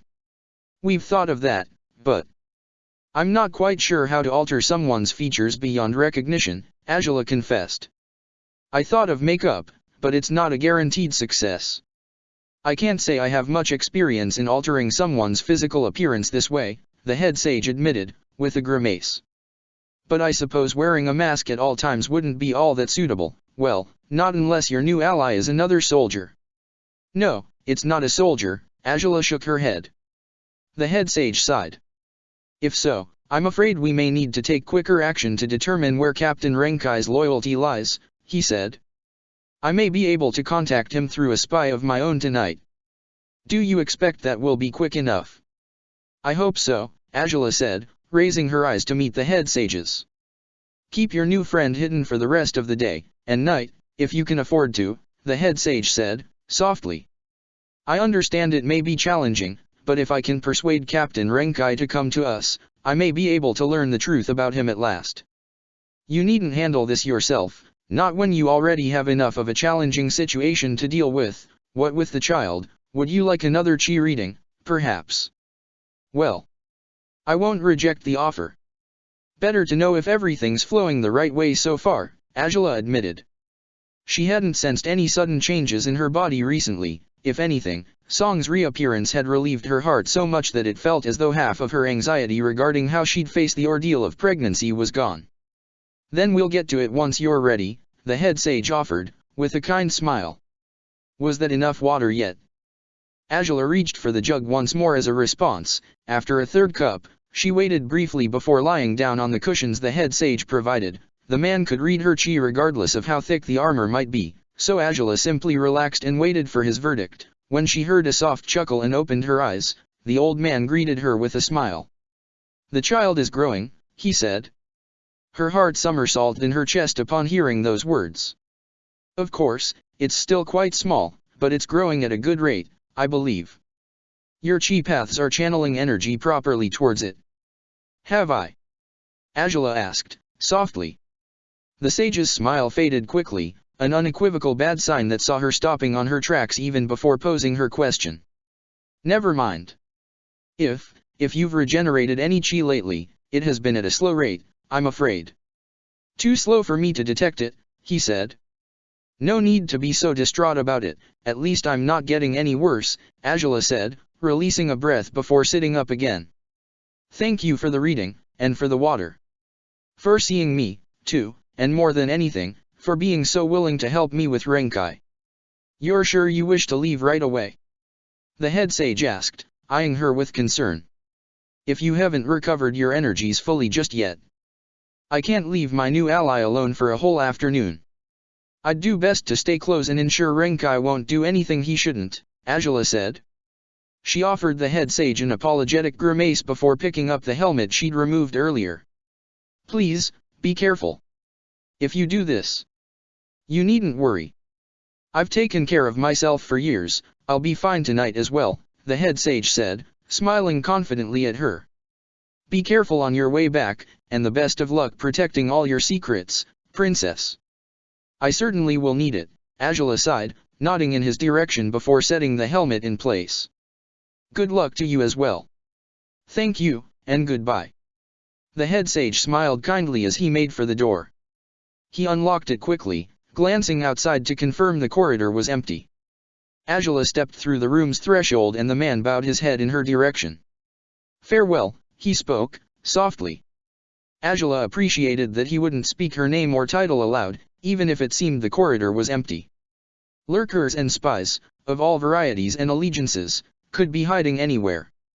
Angela marched carefully back to the trapdoor, She waited a few moments after confirming no one was around before rushing to the tunnel's entrance, pouring orange fire into the trapdoor's device quickly. She moved as smoothly as possible as she climbed in, setting the trapdoor back in place afterwards, and then she sat on the steps that led out of the tunnel, releasing an anxious breath. Now it was just a matter of returning to Song, as fast as her feet might carry her, though, yet again, she knew her body wasn't in the best of shapes for rushing through the tunnels. She continued to breathe heavily, patting her lower belly gently once more.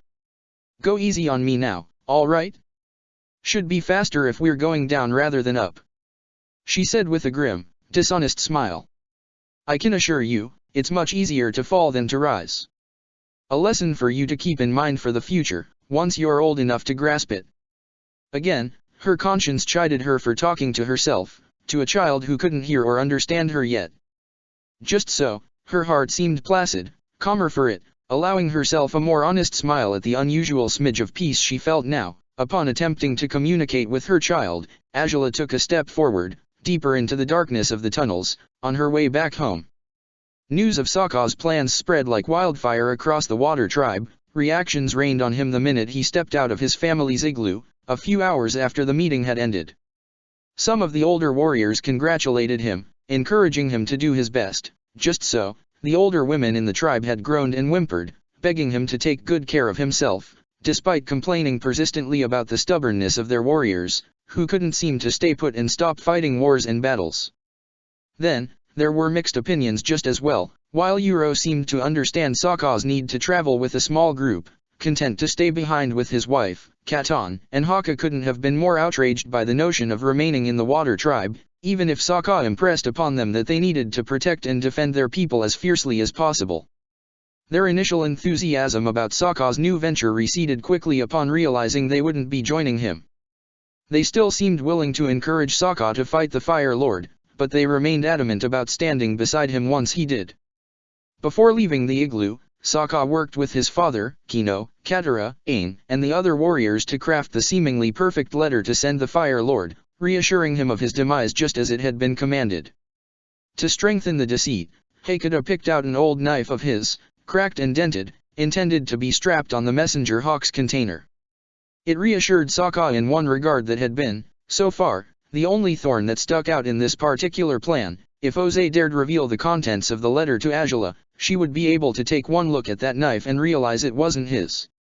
That is, if Ozai would bother revealing anything to his daughter. To begin with, after the massive rift that had surged between the two of them, Sokka could only hope that Ozai's willingness to shove his daughter away would also mean he wouldn't convey any news to Azula about Sokka's presumed fate. Katara and Aang took off to find the seal they needed to finish the letter and to work on the walls again, rebuilding and strengthening some of them. They would work hard to rebuild the fallen chunks of the ice cliffs as well. It seemed to Sokka that he hadn't seen the pair in such good moods ever since he had woken up in the South Pole. It came as no surprise that Zuko wouldn't show up again for hours, though whatever the Firebender's final choice might be, Sokka had no intentions to wait for him forever. The opening the letter offered them would be brief. No matter if Ozai swallowed their deceit wholly, it was entirely possible that the forces stationed in Whaletail Island would one day attempt to contact the invading fleet, just for communication's sake, going by how the Fire Nation's armed forces worked. But if Sokka managed to catch the Fire Lord's attention before this could happen, he might just compel the bastard to focus and commit his forces elsewhere, leaving the tribe alone. Ultimately, Zuko could stay in the tribe to help ensure its protection. The Avatar, as far as Sokka could tell, would suffice as a strong figure to stand by him once they found the White Lotus. With Aang as his ally, neither Zhang nor Iroh would dare make any serious or dangerous moves against him, or so Sokka hoped. Zuko could help matters, for sure, but as much as Sokka didn't appreciate the Firebender's attempts to dissuade him from taking off on this journey, he also couldn't blame him for wanting to stay. The tribe was a safe place with kind people, forgiving and helpful. They had given Zuko a chance to build a home and he hadn't known stability like it since his early childhood. He had a wife he loved wholeheartedly, daughters he wanted to watch grow up at every stage of their lives. Taking off to fight in the war and turning away from the three girls in his life was as good as a nightmare to Zuko. He certainly had to think he had it all right now, and Sokka couldn't blame him for that. If their roles were reversed, and it were Zuko intending to fight the war while Sokka had the chance to stay home with Azula, he knew it would take a lot of persuasion for him to join the firebender in this grand venture. Not that he thought Zuko would be particularly keen on having Sokka joining him anyway, if such a situation had arisen. But ultimately, there was no point in dwelling on imagined scenarios. This was their reality, and it was Sokka who meant to bring hell to Oze, not Zuko. If he chose to sit this out, Sokka wouldn't judge him for it. The gladiator sat quietly at the burning central fireplace of the tribe, waiting for Aang and Katara to return with the seal they'd set out to find. After the letter was properly signed, the Avatar would see to the messenger hawk's safe flight. He would take him on Appa's back further north, enough that the frigid weather would ease up and the hawk would have a chance to fly more easily. Sokka waited quite impatiently for their return, talking with anyone who stopped by to ask him questions, to wish him luck or to beg him to let them join him in his next journey. He had been alone for a mere 5 minutes when a familiar happy, childish gasp reached his ears. "Uncle Sokka!" He turned quickly, already smiling at the eager Mari, rushing happily across the snow in his direction. Her mother followed, carrying Zi in her arms. Zuko wasn't with them. Sokka frowned at that realization. Zuko surely hadn't gone hunting after their meeting, had he? Maybe, though, he'd had a spat with Suki. The unusually somber expression on the young mother's face only convinced Sokka further of that second possibility. "Hey there, Mari," Sokka forced himself to smile still, as the girl stopped right next to him. "Should I make a guess as to what you're about to ask of me?" "Story time," she said, wasting no time as she offered Sokka the broadest grin she could muster. He chuckled, reaching out to mess the child's hair. "You're something else, you know," he said, glancing back at Suki now that she'd finally reached him. "And here's Zi, too. Want me to watch them for a bit, or?" "No, I'd actually like to talk to you this time," Suki said, a downcast frown on her face. She glanced at Mari next, offering her a weak smile. "Want to build a snowman with your sister?" Mari gaped at her mother for a moment before nodding. Suki walked with her girls towards the nearest cluster of snow, and after setting down Zi on Mari's lap, she returned to where Sokka sat, merely a few paces away. His apprehensive expression didn't fade as she took her seat beside him, still clearly distraught as her eyes fell upon her children. Zi, small as she still was, couldn't sit up properly alone, so she languished against her sister's larger frame, watching as Mari molded the snow with her gloved hands.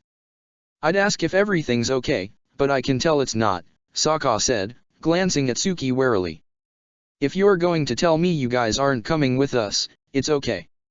I'm sure we can." "Not quite," Suki cut him off, sharply. Sokka swallowed hard but kept his silence, guessing it was better if he didn't jump to conclusions.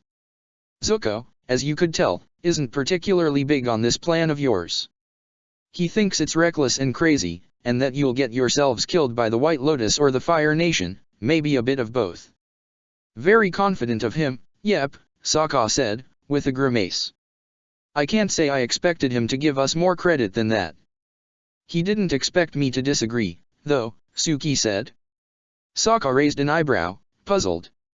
"And he certainly didn't expect me to say that, if he chose not to go, I would be the one to join you guys." Sokka's jaw dropped, as no possible responses sprung to mind at Suki's sudden statement. Well, now he understood why Zuko wasn't here. If she'd truly said that, he might just have frozen in his igloo, much as Sokka was, if surely 1,000 times more mortified. "Why you, are you sure about that, Suki?" Sokka finally asked, eyes wide. "I mean..."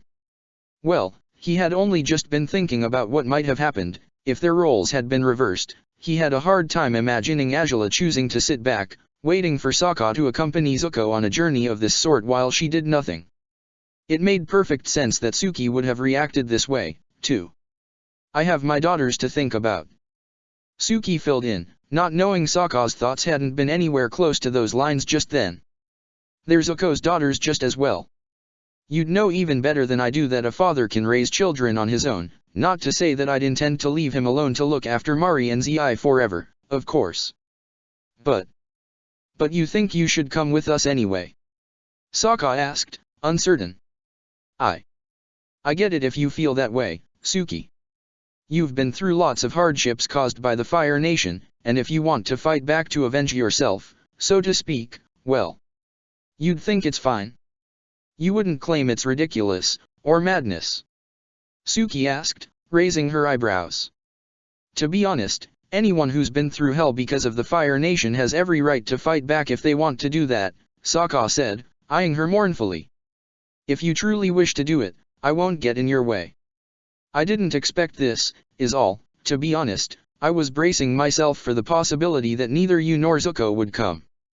You two have a family, and if you wanted to protect it instead of rushing out to fight wars, I'd understand entirely.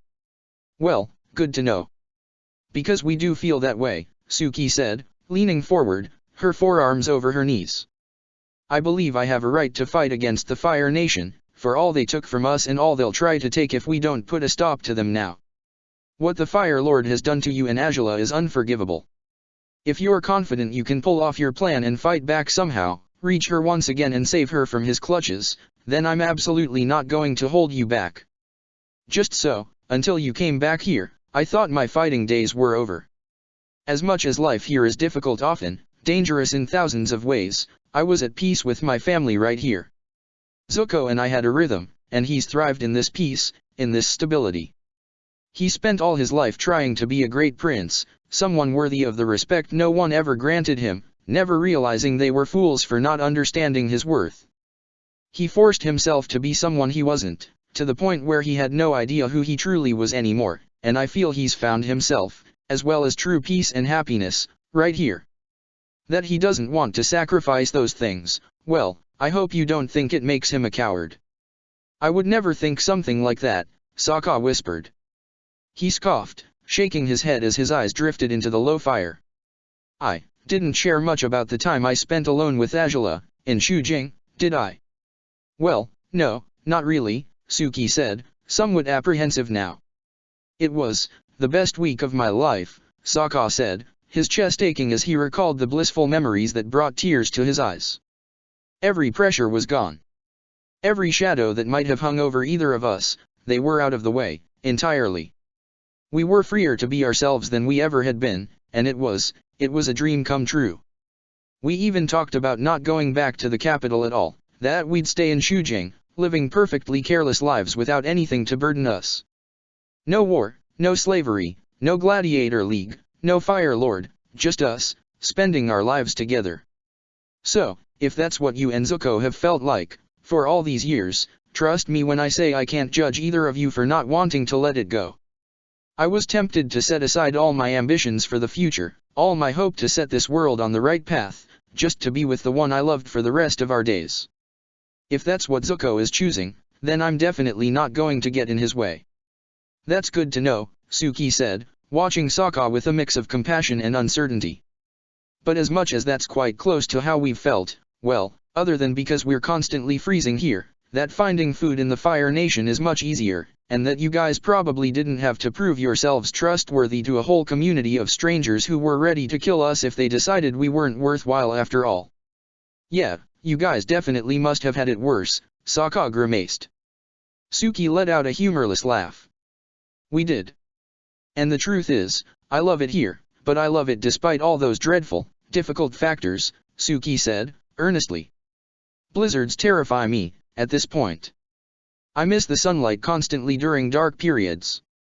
I'd forgotten what it meant to be a fighter too, until we started preparing for this battle. What I mean is, our family could thrive anywhere else too. Zuko and I, we could build a home someplace else. We intended to, at first, but things turned out the way they did. It may have been for the better, all in all, but it doesn't have to be forever. My daughters. I want them to see Kyoshi Island one day. I want them to grow up in a world where the Fire Nation is no longer the proud symbol of the very worst things in this world. I want my children to never fear their bending, to find places where they can belong, and for them to live their lives as freely as possible. But those things will only happen if you succeed and win this war.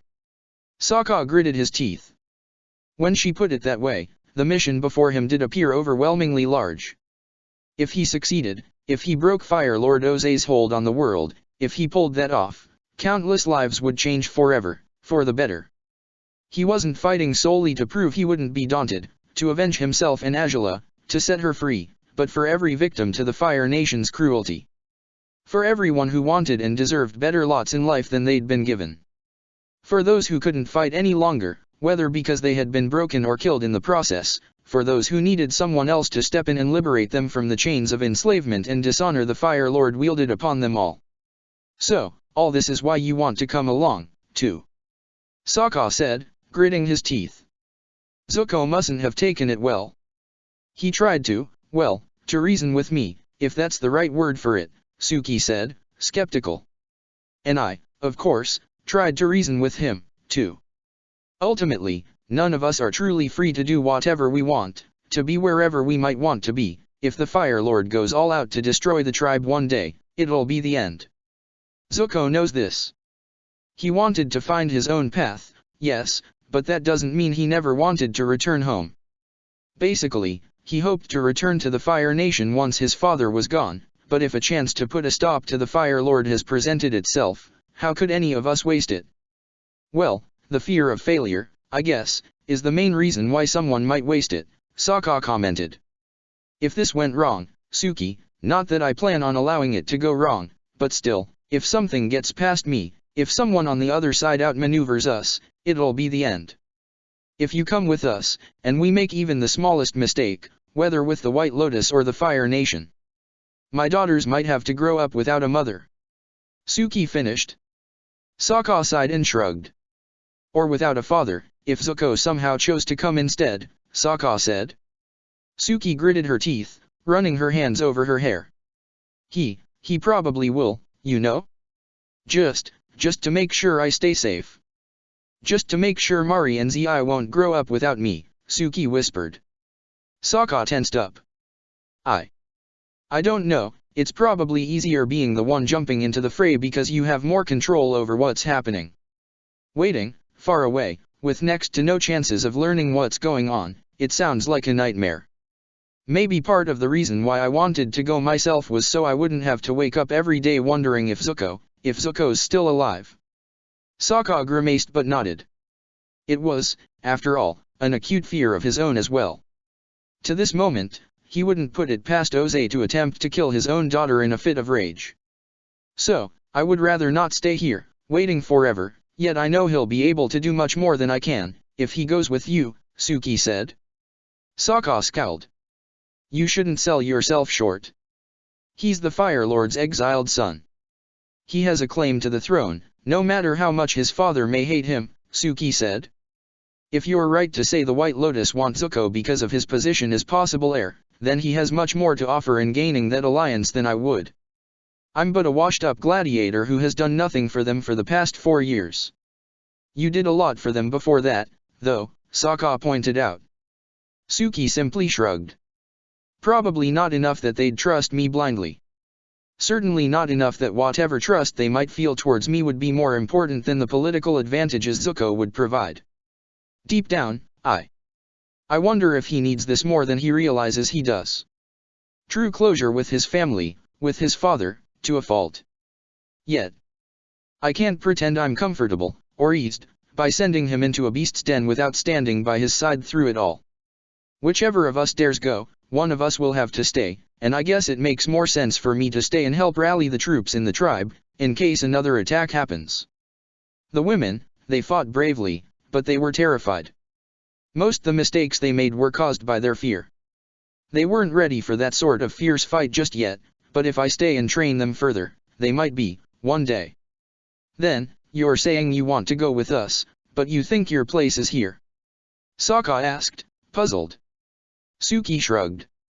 I don't know, not for sure, not until Zuko decides what he'd rather do, Suki said. I've told him to choose. But, either way, we'll have to be apart for some time. It's going to be hard, even if it's the right thing to do for the sake of ending this war. You're seriously strong if you're willing to do this, to endure this separation, for the sake of the world, Sokka said, with a sigh. Much stronger than I feel, most days. Might be we'd be better off taking you, you'll probably tear through the Fire Nation's forces in a heartbeat if you keep that up. Unlikely, but if I really could, I would, Suki smiled weakly. Ultimately, though, Sokka, I wanted you to know that either me or Zuko will join you. But if it's Zuko, I want you to promise me you'll do everything you can to ensure he'll come back home safely to his daughters, to me." Sokka's eyes widened. This conversation with Suki had taken more confusing turns than he'd expected, yet none of them were genuinely disagreeable. As things stood, he had no intentions of letting any of his friends die in battle, though he frowned soon enough, upon realizing he wasn't the only one Suki ought to request this vow from. "Are you planning on asking this of Ain, Katara, and Kino too?" he said. "I mean, it might be better if you ask us all, not just me." "Right, you'll be very busy pissing off the Fire Lord, they might have a better chance at keeping Zuko safe than you will," Suki said, with a sarcastic smile. "They're not nearby right now, so I figured I'd ask you first, but yeah, I intend to ask the rest of them, too." "Then, are you sure Zuko's going to choose to come with us?" Sokka asked, compassionately. "I know better than anyone how hard it is to say goodbye to your soulmate, so if you two really have it in you to do this, well, you're both admirable for it, for sure. I'll owe you a lot."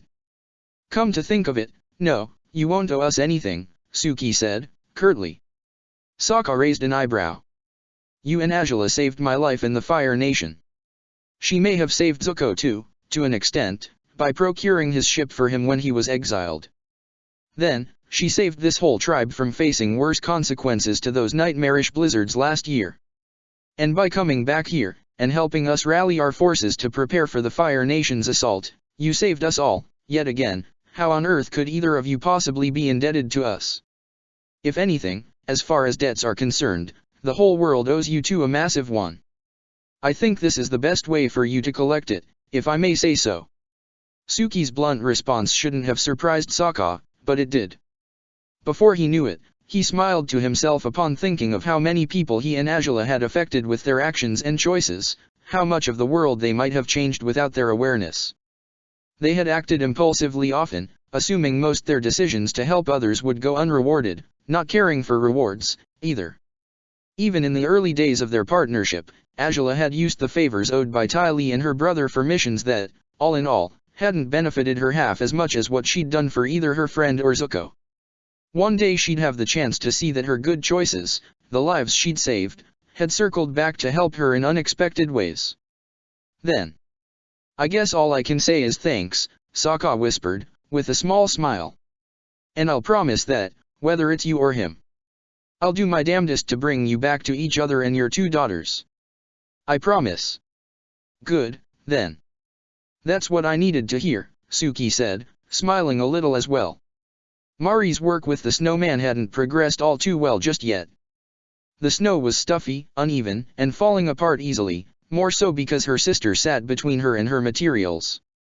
Still, Mari continued to work without making any attempts to shake off Zi, though she certainly was grateful once her mother approached them again, offering to help Mari and to take her little sister off her lap for a moment. Together, they managed to craft a small snowman, merely a couple of inches shorter than Mari herself. Sokka watched them quietly, knowing in his heart those two girls would suffer acutely over the absence of either of their parents.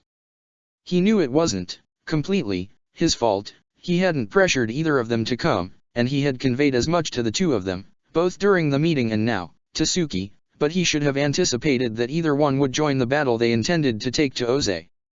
Yet, he had expected it to be Zuko rather than Suki. After everything Zuko had suffered at Oze's hand, and after he had expressed sorrow over his sister's fate, Sokka had assumed Zuko might feel a righteous pull to be part of this initiative, to take revenge and put a stop to his father. Yet, if Sokka had been given a chance to stay in Shujing with Azula, if he had known the perils and horrors they would face merely a few months later, wouldn't he have chosen to stay there with her, protecting her forever and basking in their love for good? Without a doubt, he would have. He had been tempted to stay even without knowing the nightmares that would strike at them months after that glorious week. If he could have shielded Azula from all the pain she had experienced that way, he would have done so without a second thought. Once the snowman was done, Mari rushed towards Sokka, begging him for another story. Sokka smiled and complied, trying not to show his apprehension, his wariness, upon wondering if he'd run out of time to tell stories before running out of stories, altogether. About half an hour into recounting the adventures to find Dragon's Caverns, Zuko reappeared. Sokka slowed down in his tail as Zuko approached from the direction of their house, a somber expression on his face. He nodded respectfully towards Sokka, however, before wading through the crowd that ever formed around Sokka's storytelling sessions and reaching for his wife's shoulder. Zuko. Suki glanced at him warily, but the exiled prince shook his head, urging her to come with him wordlessly. Suki sighed, pressing a quick kiss to Mari's head before rising to her feet. Her daughter watched with uncertainty, though her mother smiled warmly at her apprehension as she handed Zi to Sokka delicately. "Stay with Uncle Sokka and your sister just for a little while, okay, Mari? We'll be back for you both very soon," she said. Mari nodded diligently, and with that, she focused on Sokka again. "A cave?" she chirped. "Wenta doesn't like caves." "Oh, no, he sure doesn't." Sokka sighed dramatically, returning to the storytelling as quickly and smoothly as Mari had. Suki allowed herself one more smile at her daughter's enthusiasm before stepping through the crowd, following Zuko back to their igloo. Suki reached for his hand as they walked, and she took it as a good sign that he didn't jerk his hand away upon the first brush of their fingers. Mere steps away from their igloo, his hand tightened gently around hers. Still, he said nothing, not until they re-entered their house and closed the door safely behind them once again. For the second time on that day, they stood together, alone, besides Gruff, that was, in the home they had built through their best efforts across the years of their marriage. "You haven't changed your mind, have you?" Zuko asked, frowning. Suki sighed, shaking her head. "You told him yet that one of us is going with them?" "I did," Suki said, and a rush of nervousness caused her to shudder where she stood. He thinks we both could stay. That it might be better for Mari and Zi, and who knows? Maybe he's right, but I know I can't stay here and push the weight of the world on their shoulders while I do nothing." Zuko's fists tightened at her words. His lips trembled too, once he posed his next question. "And won't you feel that way too, if I go instead of you?" he said, stepping closer towards her. "Will it be enough for you if I join them and help them take down my father?" It might be," Suki said, guiltily. "Simply because, if I can't leave the girls with you, then I can't leave them at all. If you go, then I have to stay. And if I go, you'd have to stay. We can't be quite so mad as to bring our daughters to a battlefield of any sort, and we can't be so self-involved as to leave all this to our friends, without making a single move to help them. Zuko. I don't want to go." "You know I don't want to," Zuko said, looking at her desperately. Suki nodded. "Then I will. And I don't want that either." "Oh, Zuko, can you please?" "Suki, you and the girls are my whole life at this point." "You have been for years," he said, urgently, with the same passion he impressed onto everything he ever did. Suki fell silent immediately, choosing to let her husband finish, and to counter him afterwards, if his intervention warranted it. "The idea of leaving with them, it means not seeing you, or them, for years, maybe.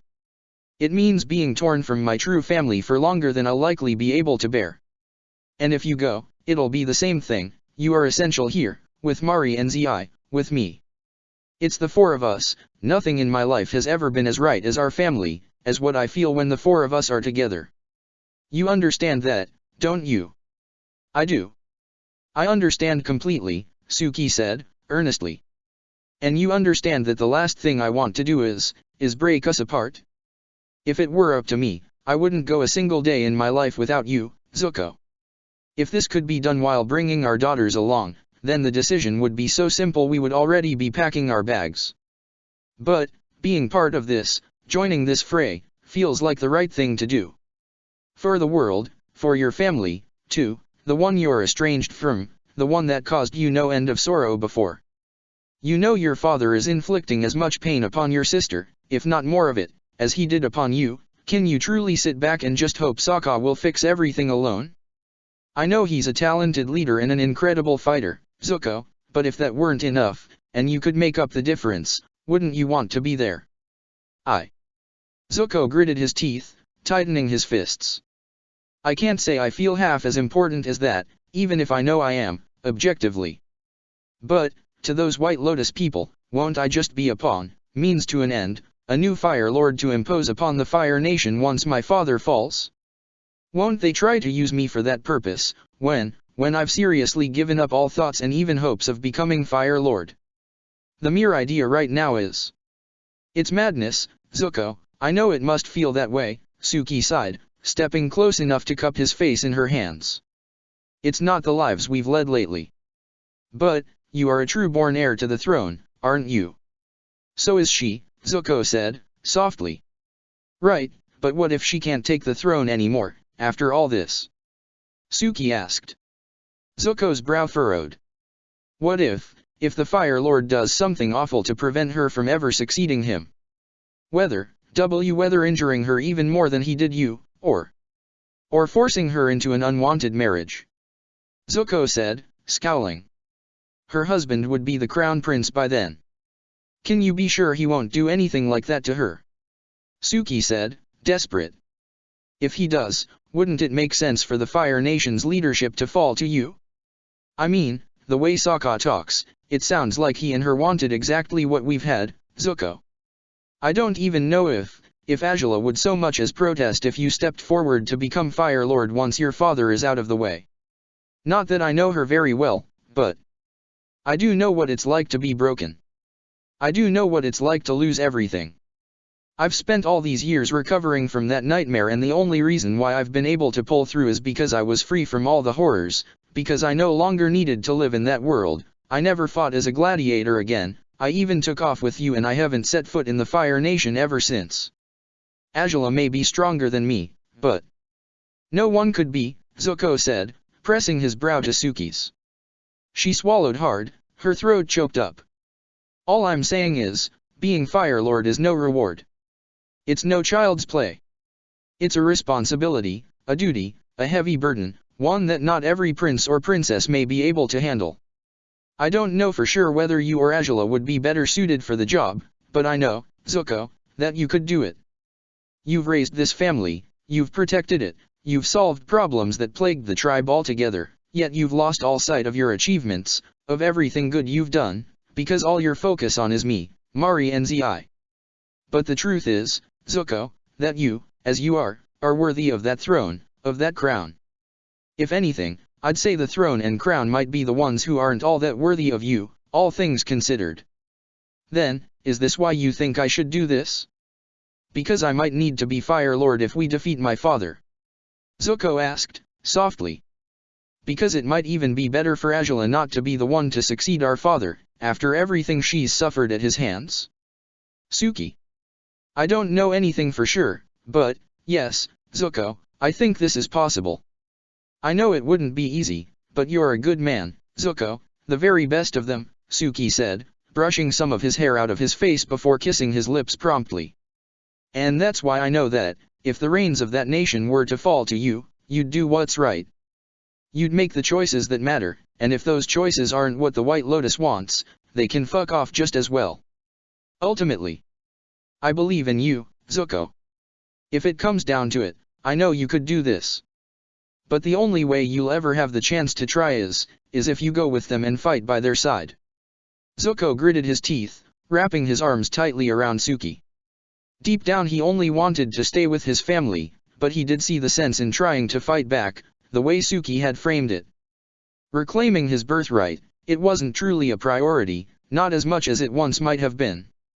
But the idea of giving his daughters the worthiest lives, under the glory of a new, changed Fire Nation, no longer guided by hatred but by kindness and peace, it certainly felt like a future to strive for. It might not come to pass, perhaps Azula wouldn't be impeded from becoming Fire Lord, and, if that was the case, she'd likely take the throne instead, but if that didn't happen, if she wasn't up for it, it'd fall to him to become Fire Lord. As he held Suki in his arms, his chest burning with love for her and their small family, he knew that, however complicated the reality of it might be, marching out to war to ensure a better Fire Lord sat on that throne, whether himself or his sister, was a worthy purpose. It was no done deal, no certainty, and Zuko certainly wouldn't make a fuss if his birthright, which he had discarded enough times by now, was taken from him again.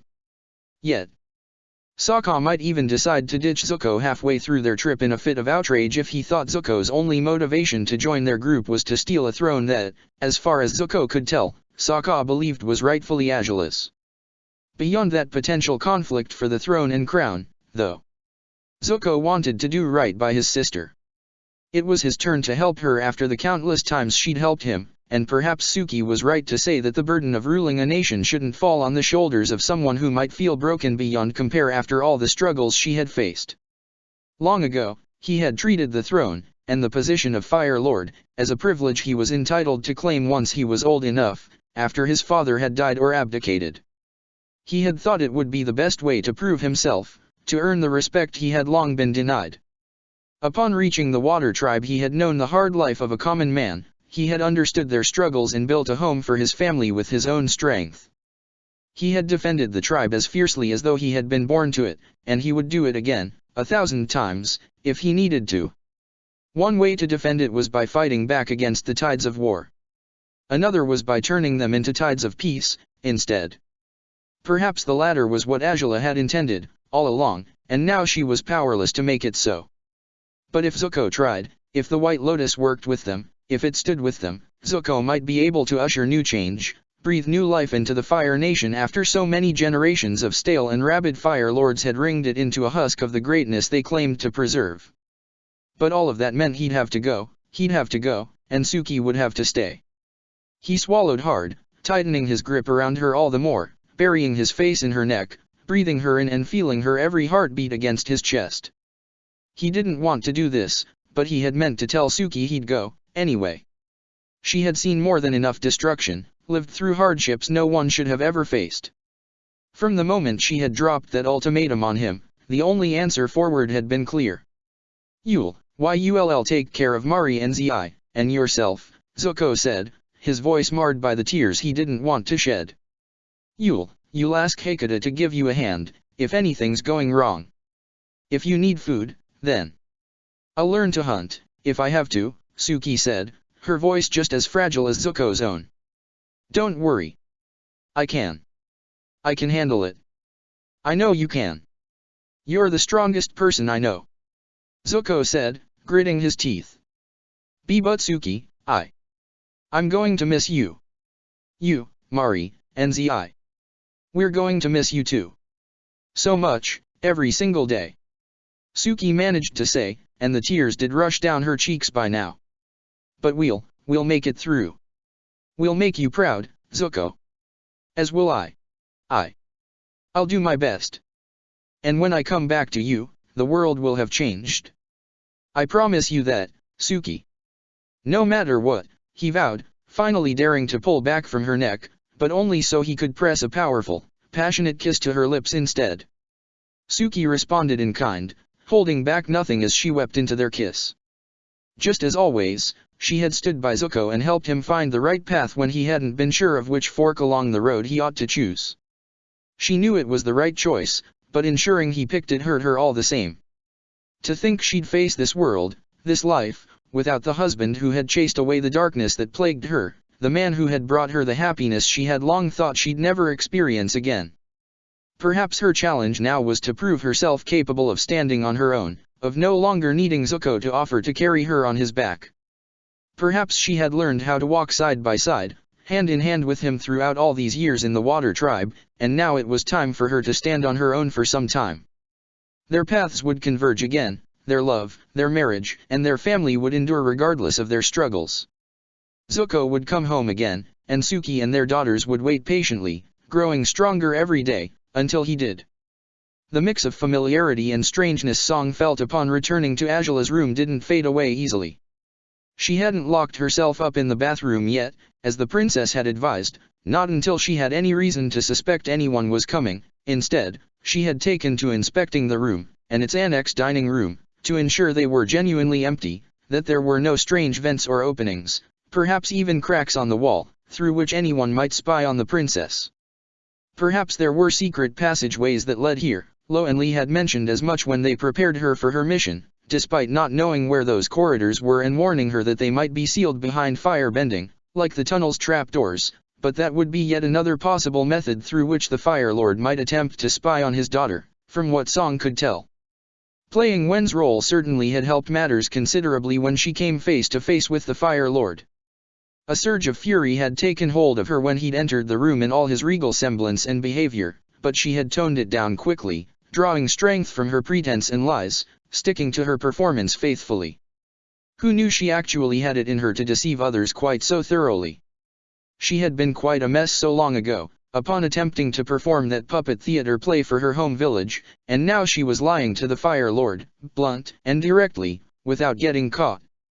Her time in Ember Island had been a contradictory mess. The place was peaceful, their people so distant from those of the capital, mostly disconnected from the strife taking place there. Many of them hadn't even heard of the battle where Angela had almost lost her life. It felt like another world, so removed from everything Song knew, and no better for it, this time around. She had resented it for that, even. Sokka had saved her life upon choosing her in the market, all those years ago. Working with him had spared her from a likely world of sorrow in the service of anyone else, from dreadful nobles to unpleasant merchants to, even, dwellers of crime dens. Anything could have happened, and she knew she'd drawn the luckiest lot of the bunch, altogether. She had treasured her good fortune while wishing, deep and hopelessly, that all her friends and family from her village would have found a fate as kind as hers. Then, her life had been turned upside down for what felt like the umpteenth time. But this time she hadn't been just another casualty in the chaos. This time, someone had saved her, protected her and sent her to people who were kind to her. Meanwhile, the one who saved her, none other than the man she had hoped to marry, was hiding in places unknown, on the run from Fire Nation law. The other man who had saved her, at the beginning of it all, was thousands of miles away, trying to protect his family from the likely wrath of the Fire Lord, were it to reach them. And the last person who had helped her, buying her off that salesman on that very first day, giving her the opportunity to reconnect with her mother directly, offering her kindness she had never expected from a royal, she was a pale shadow of the proud, strong woman Song had always known. Never had Song seen her so fragile, not even when Angela convalesced over her shoulder's injury, or over the cold she'd caught so many years ago. Never had she felt such an acute need to protect her, for Song wasn't supposed to be strong enough to protect anyone, not even herself, but right now, she wanted to do exactly that. After everything Angela had been through, everything she'd done for everyone else, Song could only be grateful for this opportunity to help her, to finally offer support to someone who had carried the world on her shoulders for too long. Maybe Song was in danger now, but she'd accept any risk provided she could support Angela. She was tired of waiting on the sidelines, of hoping everyone else would handle the worst problems. Never again would she cower and hide underground as she had while those three bravely fought against every threat that might arise. If she could do anything at all for their sake, she wouldn't hesitate to do it. She found nothing suspicious, but there were enough things to take note of. The place appeared extremely tidy, except for a pile of papers by Angela's desk, close to the window. Song dared look through them, curious, finding inexpert handwriting depicting several different ideograms and math operations. She raised an eyebrow, thinking back on Angela's earlier explanations about her maid. She didn't know how to read or write, which meant, then, that Angela had been teaching her. The realization brought a smile to Song's face as she set down the papers. Even after everything, Angela couldn't seem to break the habit of helping others, a habit she'd slowly but surely developed over the years Song had known her. She couldn't have been around this REI girl for that long, but Song expected the Admiral's illegitimate daughter might start developing a profound sense of loyalty towards the princess at this rate, if she hadn't developed it already. Further lurking brought Song to Angela's dresser and closet. Everything seemed neat and orderly, but upon opening the cabinet of her armor, right beside the closet, Song flinched. The black armor stood in proper display where, she suspected, the gold one had been before. Where was it now? Had it been discarded, or? A casual glance at the inside of the closet revealed a subtle glint of light played with metal hidden underneath rows of robes. Song gritted her teeth, stepping forward and brushing the fabrics out of the way, to find the once glorious golden armor, discarded and broken, on the closet's floor. An unpleasant mirror upon which Angela might have felt too strongly reflected, carrying memories both too beautiful and too painful to reminisce about anymore. Song sighed, trailing her fingers over the visible, sizable fissure of the golden breastplate, where that sword had hacked into the princess's body. There was no fixing the broken armor, not anymore, but would there be a chance to heal Angela fully? The physical scars she'd seen earlier would likely linger on her body forever, but could the ones upon her soul be mended at all? She rose again and closed the door to the closet, to the hidden armor, before shutting the cabinet upon which nestled the black one. Both armor sets were relics of a time long past for the princess. She had other battles to fight, battles where physical armor wouldn't suffice to protect her. Her pregnancy, the child she carried, it was both her driving purpose and the greatest hazard to her survival. Song would see her through this ordeal, no matter the cost, and she would help her protect her child, just as well. Her child with Sokka, it should come as no surprise to Song that it had happened, but Song didn't recall them ever expressing any intent to have children someday. She knew it had to be an accident, but she rather hoped it was an accident they'd both cherish deeply, once Sokka learned of it too. Would he, though? If he was down south, if he was expected to spend his life there, distant and hidden away so the Fire Lord would never reach him, would he ever learn about the baby? Would he know of the struggles Angela had faced, the nightmares she had lived through, albeit so she could protect their child? Song's heart clenched at the thought, and she had to stop herself from crying for them, over the unjust hand the world had dealt them. She could imagine them holding their firstborn, laughing together as Sokka's arms wrapped around Angela, the child nestled between them. Surely, he would offer a silly name for the child, just to make Angela laugh. Perhaps, for the sake of messing with him, Angela would humor him and horrify him simultaneously by agreeing to his idea. Whether they bore scars upon their bodies, whether the darkness of the world had attempted to overcome them, if they were together, everything that once was broken could be mended, even their very hearts and souls. She had been ambling towards the bathroom, hoping to wash her face and rise off the tears that, despite her best efforts, had slipped through her eyelids, when she heard footsteps outside the room. She sped up, slipping through the bathroom's threshold, and making to close the door. A soft rumbling sound below the carpet caused her to freeze where she stood. The footsteps in the corridor were crowned by a sudden knock on the door. The trapdoor, half open, closed once more underneath the carpet. Song gritted her teeth, unsure of what to do, until the footsteps seemed to walk away anew. She waited briefly, just for another moment, before stepping out of the bathroom again and pressing her ear to the room's front door. Yes, the footsteps were moving away. Whoever it had been, they were gone now. Song breathed out and rushed back to the trapdoor, yanking the carpet out of the way and knocking on the solid stonework gently. A moment later, the trapdoor shifted again. Angela grimaced as she was faced with the brightness of daylight once more, no longer clad in the uniform she'd left safely in the basement, in case she needed it again in the future. Song breathed out in relief and helped her climb the steps, reaching down for Angela's right hand to guide her back to the surface. "I don't know who that was," Song confessed. The exhausted princess looked at her in chagrin. "No one had come until just now. If you clean up quickly, though." "I'll do that. I'm here now, so we shouldn't be in any trouble anymore," Angela said, squeezing Song's forearm as she finished crawling out of the tunnel, slipping the trapdoor back into place. "Go, then. If they come back, well, I'll try to fend them off somehow," Song said, helping Angela to her feet. "Do you need water?" "Yes, please," Angela said, grimacing painfully. Song nodded right away. "Go on, then. I'll get you the water jug." Pregnant and still unwell over her prior health condition, it was evident that Angela's former optimal physical shape was a long-gone memory. It still bothered Song, however, to see her friend struggling so badly with physical exertion. She did as promised, bringing the water jug to the bathroom with her, as Angela washed her face and attempted to chase off the sweat resulting from her strenuous adventure. "What happened?" Song asked. "Could you talk to the head sage at all, or?" "Yeah, got there safely," Angela confirmed, nodding. "He says he'll make a move to truly test Renkai by tonight, if possible. Seems he hasn't acted on any of the bait the head sage has dangled in front of him so far, but, hopefully he'll finally bite." "And what will we do if he does?" Song asked, grimacing. "I know we're hoping, well, at least I am, that he won't be willing to betray us to the Fire Lord. But if he were, what would we do?" I honestly don't know," Angela sighed, running a hand through her damp hair. She reached for the water next, hand trembling as she brought the cup to her lips, tilting it only slightly.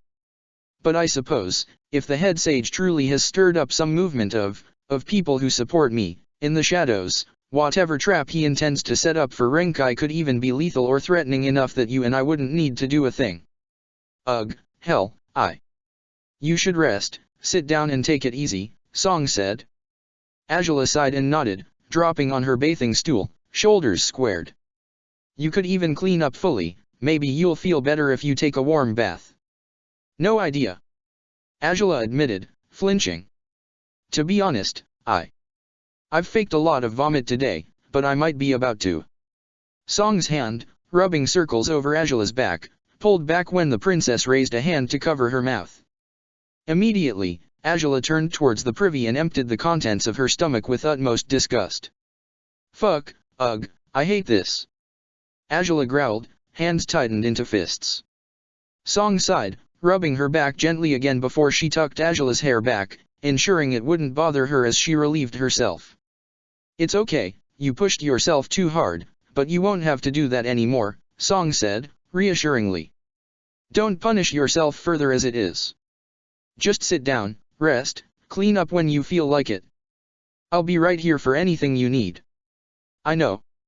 I know you will be, Angela sighed, raising her head slowly. Can't thank you enough for that. Well, I haven't done that much yet, Song smiled warmly, helping Angela rise to her feet once more, to the sink where she'd wash up once again, rinsing off the nauseous taste left in her mouth. We can try to do a few exercises every day, I think, to help build up your strength again, little by little. Sounds like a good plan, Angela whispered, splashing more water across her face. Song patted her shoulder kindly once more, already pondering ideas to help Angela rebuild her resistance. A knock on the room's door, once again, broke off her train of thought. Angela flinched, but Song shook her head and reassured her, there would be nothing fishy about their situation right now. Reporting the princess was feeling unwell wouldn't surprise whoever stood at the other side of the door. I'll deal with it, she said, firmly. Song. When? And I'll be careful, she said, squeezing Angela's uninjured shoulder carefully. You're here again, we have nothing to hide. Everything's as it should be. Angela sighed, watching her friend step out of the bathroom. Seeing her off almost made her sick again, and then it actually did. She had to switch back from the sink to the privy, cursing herself inwardly for her damn weaknesses, for the 1000th time. Yes. Song's practiced, arrogant when voice reached Angela, even in the bathroom. If you've come to see the princess, she is currently in her restroom. Oh, I see. Angela's body jolted with discomfort, with panic, with fear. She knew Song had to feel the same way, right outside, for that voice belonged to no one other than Renkai. I hope you may be able to help her, then, the guard replied, from the other side of the door. Song gritted her teeth, glaring pointedly at the door, as though she could make Renkai disappear by doing so. Your meals were left outside the room, however. I suppose you didn't notice the servants had brought them. Oh, no, I didn't hear anything until now, Song lied, paling. The previous knocking had been a servant dropping off food, then. Curses. I'll bring them inside, then. Feel free to continue helping the princess. The doorknob turned slowly, and Song gritted her teeth. If he'd give her an out, she'd be mad not to take it. Oh, thank you for your diligence, then. I'll do just that. She exclaimed, rushing back to the bathroom, turning her back to the door at haste. Inside the bathroom, Angela glanced at Song in sheer horror once she stopped at the bathroom's threshold. Song met her eyes and shook her head ever so slightly as she stood angled in a way that would block the entrance to the bathroom. She couldn't have moved quickly enough to step inside with her before Renkai entered the room, but perhaps it was better if she didn't, for appearance's sake, as she was supposed to only have met Angela for the first time that day. The princess wasn't bound to let a stranger breach her privacy quite so blatantly right away.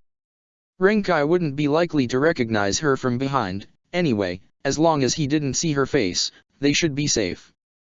Angela gritted her teeth, now feeling the urge to vomit out of stress and panic rather than over of having pushed her body too far. She tried to make no noise as Renkai's footsteps echoed in her room.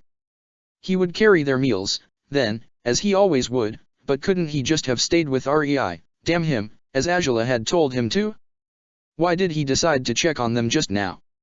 The sound of the metal trays, once they were set down on the wooden table, should have been a relief, but it wasn't. Nothing would calm Angela until the guard was out of the room, and she wasn't sure she'd feel all that well even after he did leave. Footsteps again, and Song continued to angle herself so that the guard might only see her back, her new haircut framing her face far too well for him to identify her features, if he even glimpsed them. Yet the footsteps stopped halfway to the door. Angela flinched, eyeing Song warily. An unusually stern scowl graced the healer's face, and she seemed a moment away from stepping into the bathroom completely, rather than pretending to give the princess some space, as she had so far. Angela nodded in her direction, urging her to enter the room. I'll be damned. May Renkai report that Angela got along far too well with her new midwife, far too quickly, if that was what he needed to say. Song grimaced but followed fit with her idea, taking one step into the room. I hope your journey here wasn't too difficult, Renkai's voice echoed in the room, much as his footsteps had before. Song froze in place, and Angela snarled, rising to her full height as she prepared to command Renkai to abandon her room at once, though the strongest possible threat she could wield against him, right now, was the possibility of throwing up on his uniform, pathetic as that sounded. It went quite well, yes, Song said, once again using her new voice, Wen's voice. Good. Ruishi would be pleased. The words hung between them all, across the two rooms. Song winced, all attempts to mask her true self shattered to oblivion as a surge of protective fury took rise in Angela's chest. Renkai knew the truth already. He did, the bastard. Even if it took her last ounce of strength, if her body gave out underneath the strain she'd likely put it through next, Angela would make sure Renkai would take his knowledge to his funerary pyre, of which she intended to be the artificer right now. She took a couple of steps towards the bathroom door, where a stricken Song still stood, her back towards the guard who had stopped right behind her to speak again, further confirming through his next words that their worst fears, the biggest hurdle to overcome in their complicated deception, had presented itself in full right now. It's good to see you again, Song. Chapter 270. Hatching Plans / Niece Wen. 5.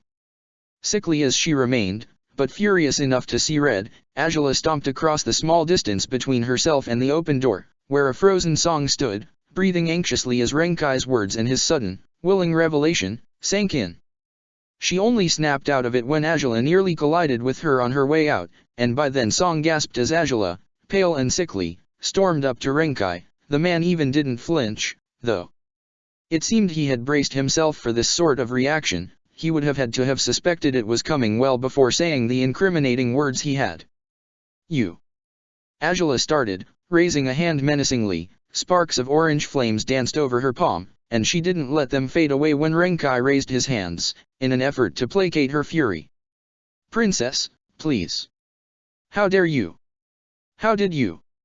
Angela started, though her head spun violently, her balance nearly broken. She was in no shape to confront the dangerous man before her, but she intended to try, nonetheless. Step away from her now, or else I'll. You needn't threaten me at all. If you'll just let me explain. Renkai said, his voice tinged with exasperation, yet he could tell she hadn't listened to him just now. Angela's eyes shifted through the room frantically now. Princess. Her weakened fire wouldn't suffice to truly threaten Renkai, she knew so. But one more relic of her past might offer her the edge she required to truly threaten Renkai into submission. She rushed off towards the cabinets Song had been inspecting earlier, just as the healer turned around, slowly, her distraught expression immediately chilling the blood in Renkai's veins. And no, please. He told Song, gritting his teeth before yanking off his helmet quickly, letting them see his unusually sincere, emotional expression. I know you don't trust me. I understand that, but if I meant you any harm, I wouldn't have. Princess. He froze in place when Angela, breathing as heavily as she did, tossed Wolfsbane's scabbard aside, pointing the white blade in his direction. Only then did Song react. She gasped, as good as jumping between Renkai and the blade Angela had recklessly raised towards him. Angela. Song gasped, shaking her head quickly. Don't. I get how you're feeling, but that's not going to help. I don't know. Might be the best way to help, if he dares, if he dares blackmail us, if he means to bring his damn boss here after revealing you. Angela said. She was so tired, so tormented by her circumstances, that her right hand's grip shook violently as she held the sword. Curses, of all times to lose control over her own strength. You don't have to.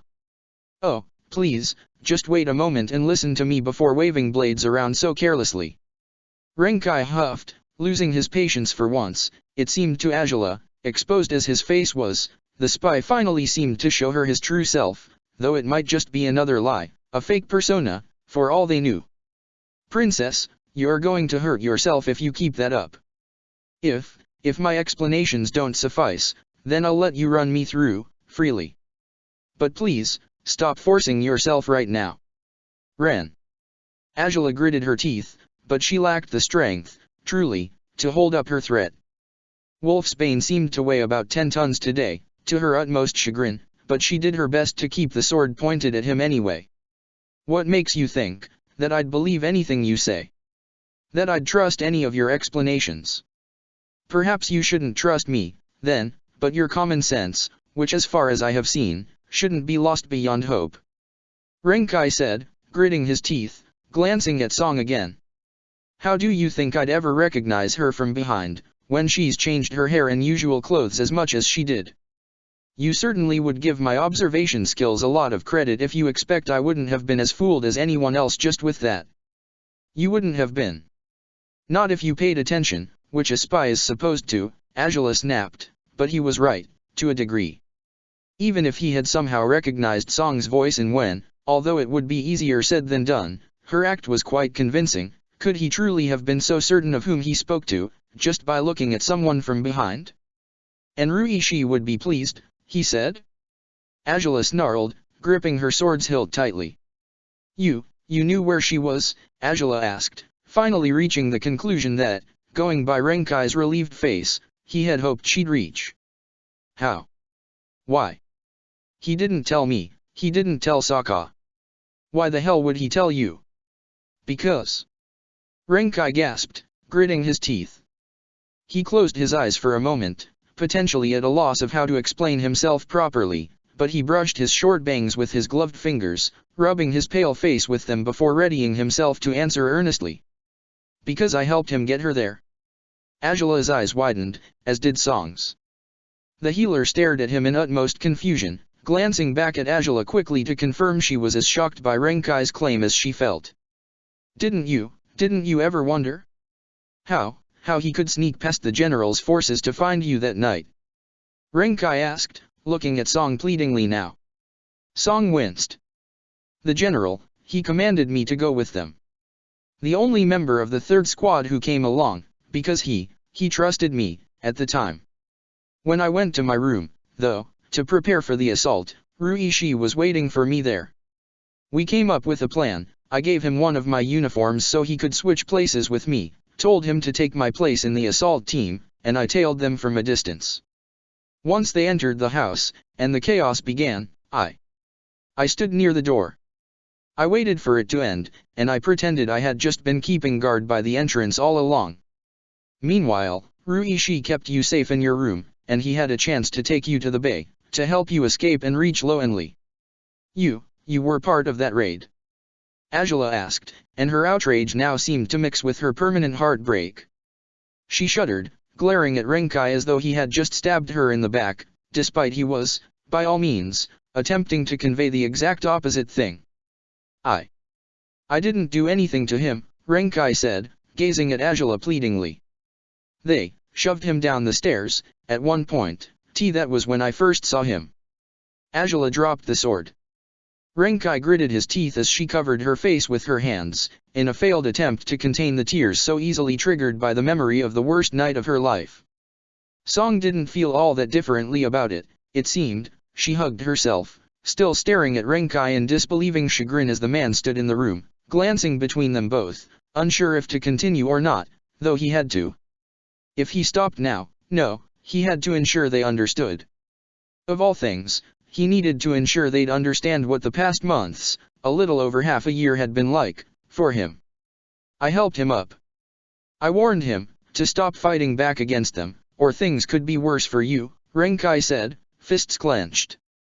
Angela sobbed silently into her hands, and Renkai almost expected her to tell him to stop.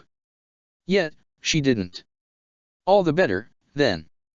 Once he was in the prison tower, I snuck past the general, as he explained matters to Warden Poon. I found him prison clothes, food, even some medicine they'd kept stashed away in some compartments.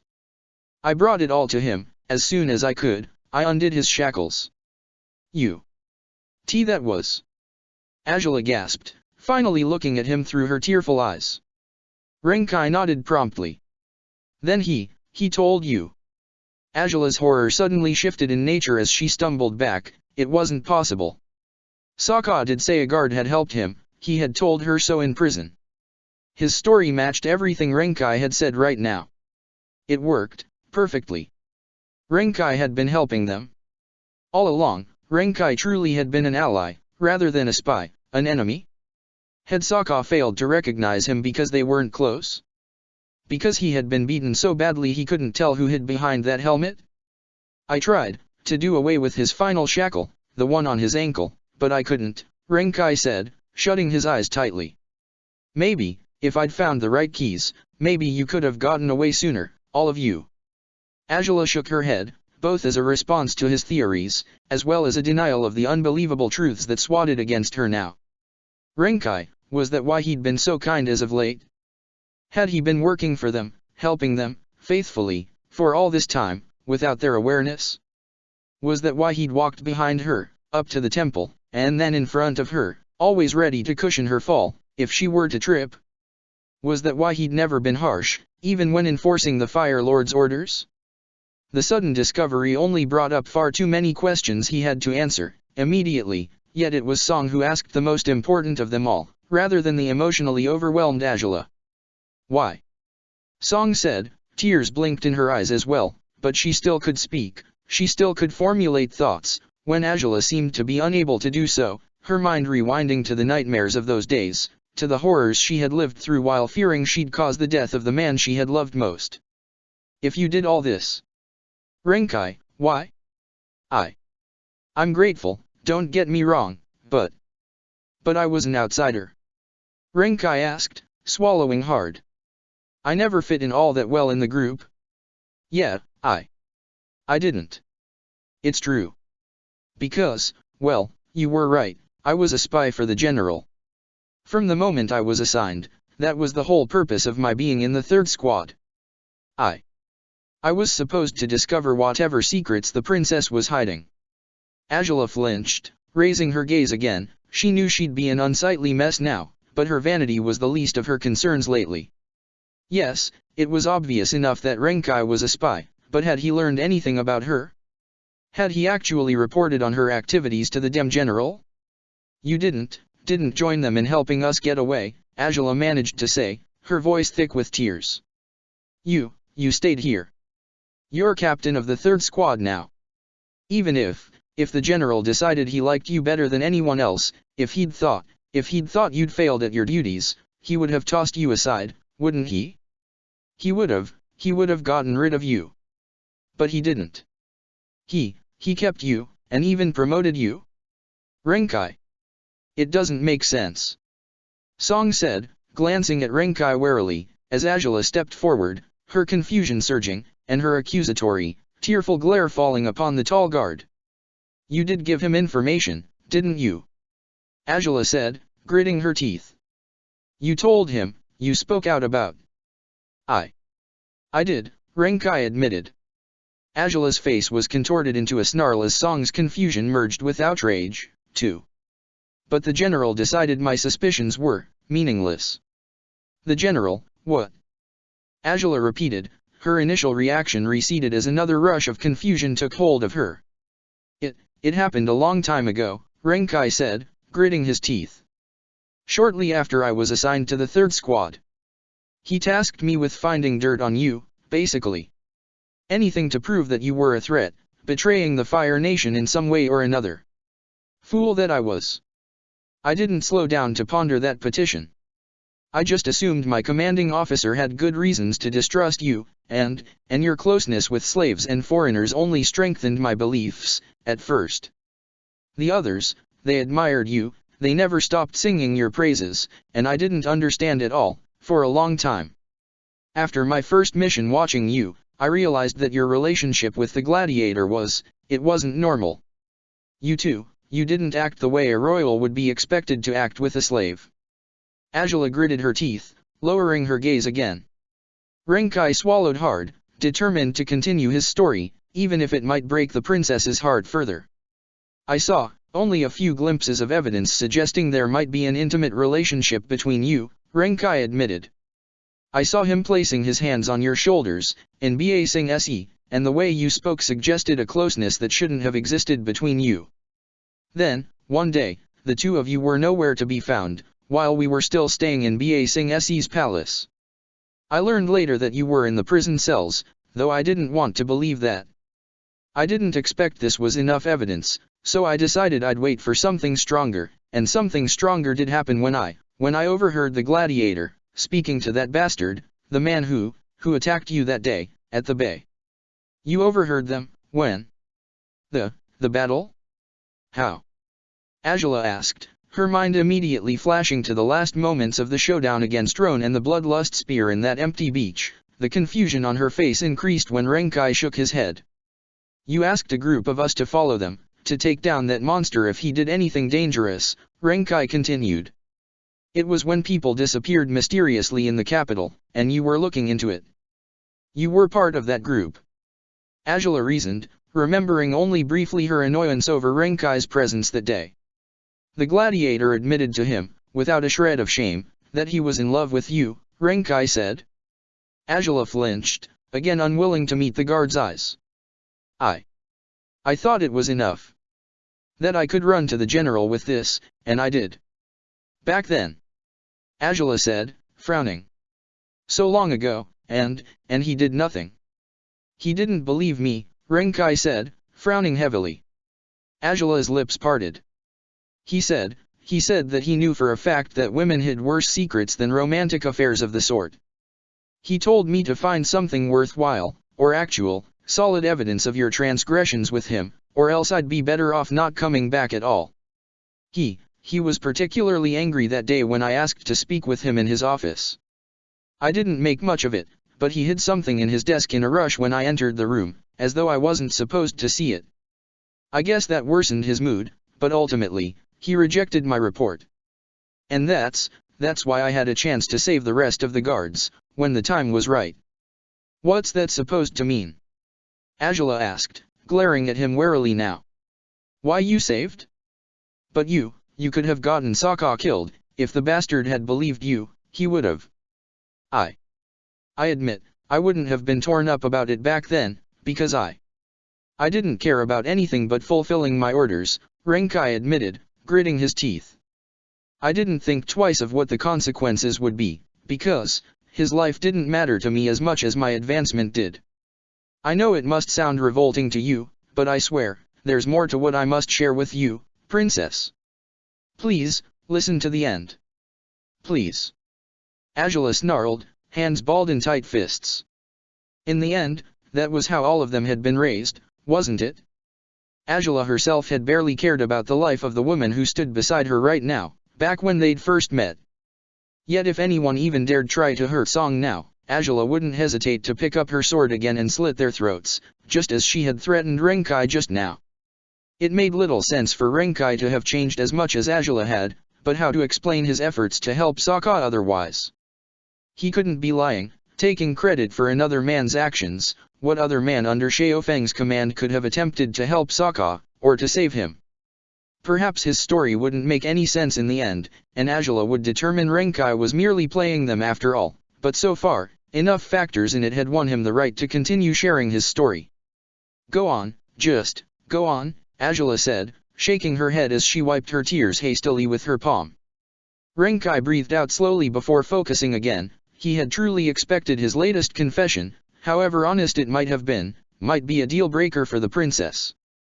Many months later, almost a whole year later, I guess, I found a new angle I thought I could work with, in order to gain information about your movements and choices, Renkai said, swallowing hard. It was a morning when the Fire Lord summoned you before dawn. While I empathized with your distaste for being woken that way, I thought your reaction might have been an indicative of something more suspicious.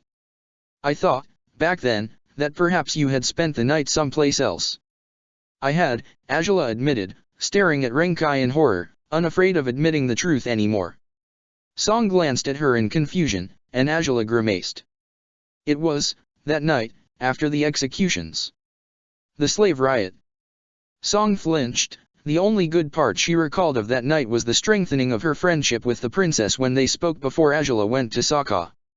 The darkness of those unwarranted, unfair murders, still tainted her heart whenever she recalled that dreadful memory. You thought I'd gone to? Angela asked, gritting her teeth, but Renkai shook his head. I was done looking into your relationship with him, or so I thought, Renkai said. You were hiding your tracks well enough, at the time, so I gave up on finding anything damning in those regards. I figured you might be up to something treasonous on a larger scale.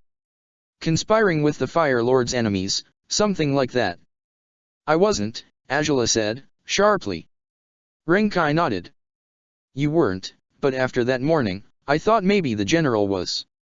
Both Angela and Song froze again, their previous conversation, their thoughts regarding Xiaofeng, returned to mind.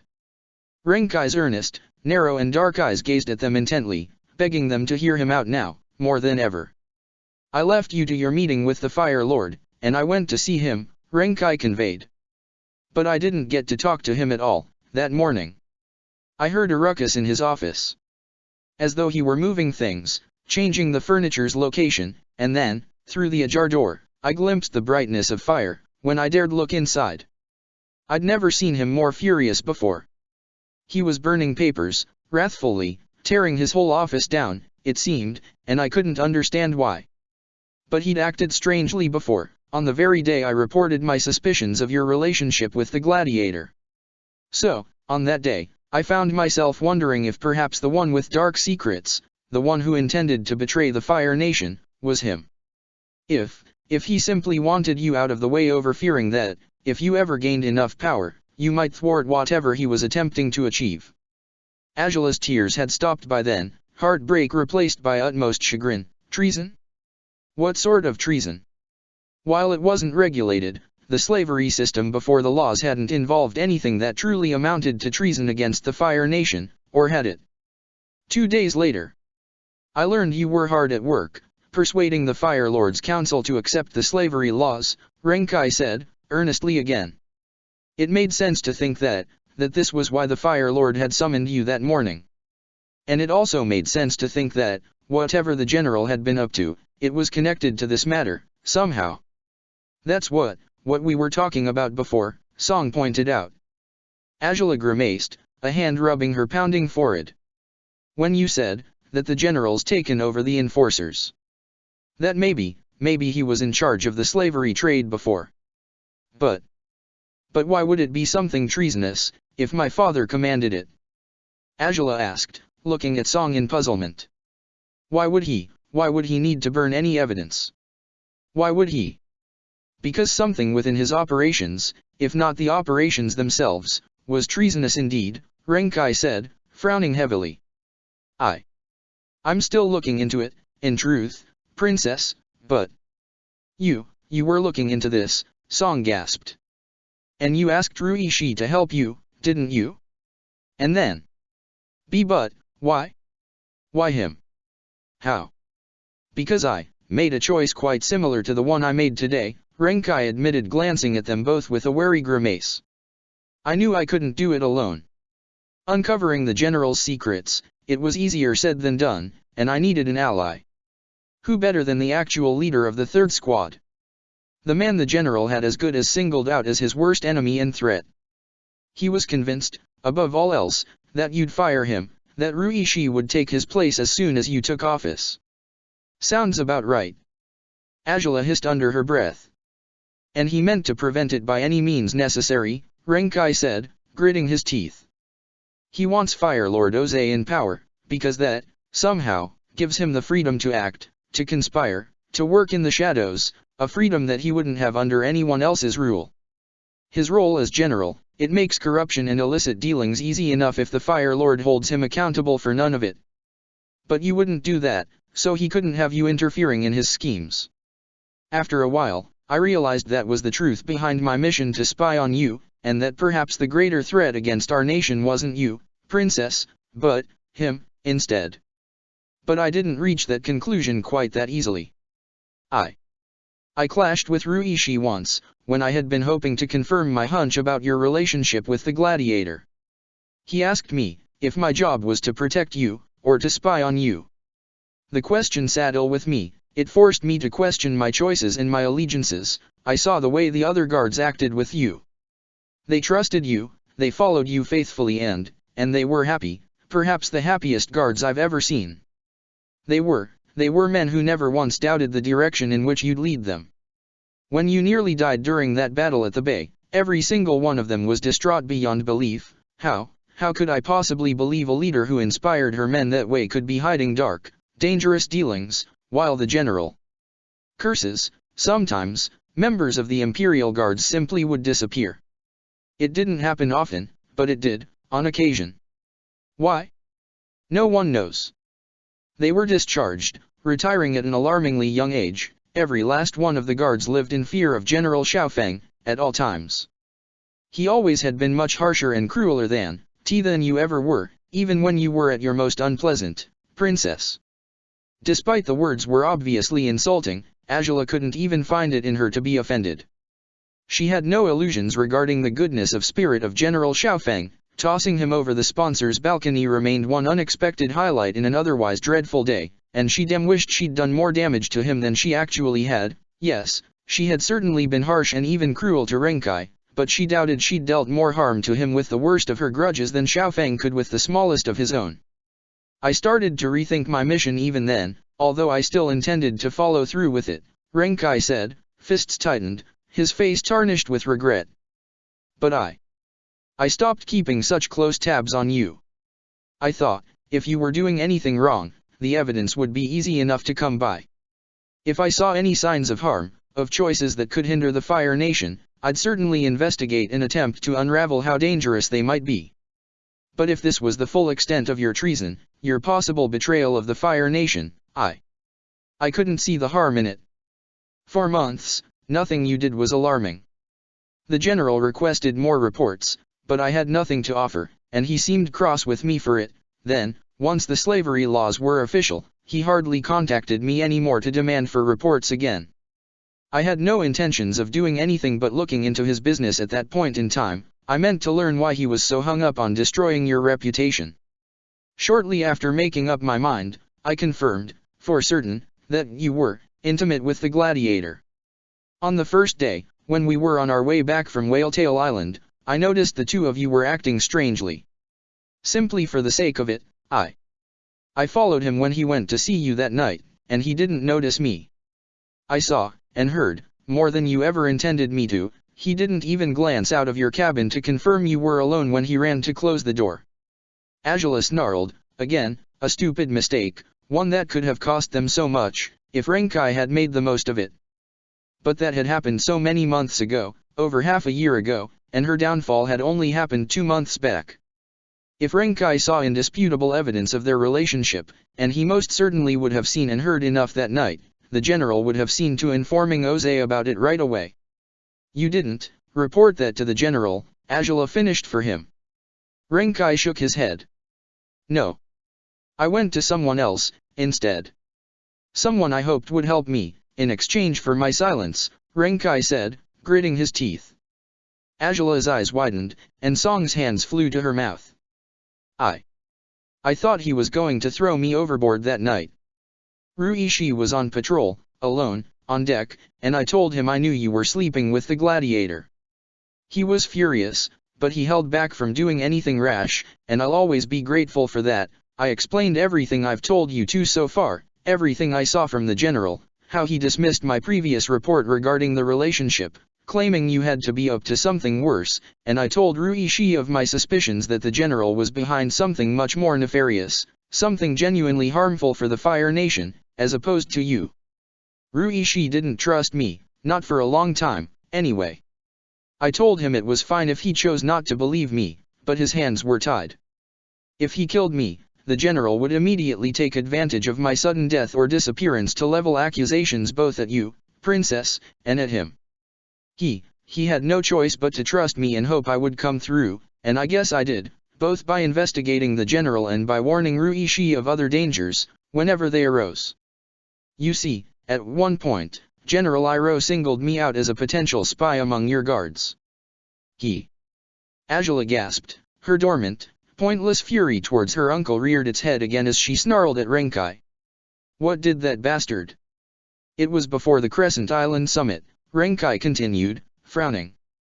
He asked me, point blank, if I'd seen any suspicious closeness between you and the Gladiator. I told him I hadn't, and he seemed cross about my answer. I deflected him as best I could, and then I told Ruishi, immediately. I asked him to warn you, to let you know he was onto you. Angela flinched now as another memory seemed to burst in her mind, memories of days she hadn't wished to reminisce upon, of one day, during the Crescent Island summit. He's been asking compromising questions to some guards, princess. When did this happen? Before we took off for the summit. Naturally, no one has given him the answer he seeks.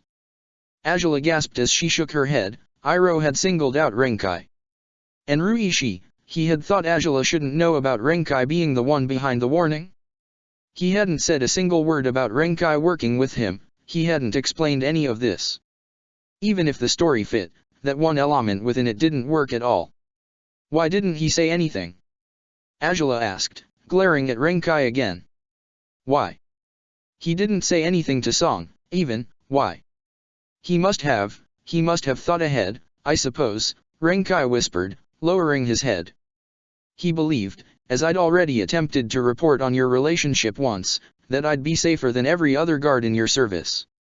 He wasn't wrong to think so, either. When your relationship was revealed, the sole reason why the general allowed me to join him in the raid was because I had reported it long ago. He seemed to rejoice in it, to congratulate me for a job well done, no matter if I'd stopped doing it ages ago. Ruishi predicted this might happen, and he believed you'd never trust me because of it, too. Even with his support, and he wasn't completely sure he trusted me either, yet, he probably wasn't certain that you would ever change your mind about me because of how bad our starting point had been, because I'd put you and the Gladiator at risk by obeying the general's orders. He kept me, on probation, so to speak. He wanted me to prove my loyalty, to demonstrate I meant to help, and so I did. I investigated on my downtime for months, I conveyed all my discoveries to him, I asked him to follow up on the leads I'd tracked down. And where did they lead you? Or, is it you'd rather not share, out of fear that I might discard you if you tell me everything you know? Angela asked, harshly. I have nothing to hide, not from you, not anymore, Renkai said, gritting his teeth. I know you may not trust me, not ever, but I had nothing to gain from telling you all this now, from revealing I knew who Song was, from helping you from the shadows whenever I did, or do I? No, unless you're just expecting that I'd grow to trust you because of what you're revealing, Angela said, snarling. I had no idea that things would come to this, Renkai said, pleadingly. My position, my role as the outsider, as the only one who ever conveyed any suspicions about your relationship, like I said, I could help the others because of that. Perhaps they didn't tell you about it, but when the general questioned them, right after we left the Gladiator in prison, the Fire Lord stormed in, too.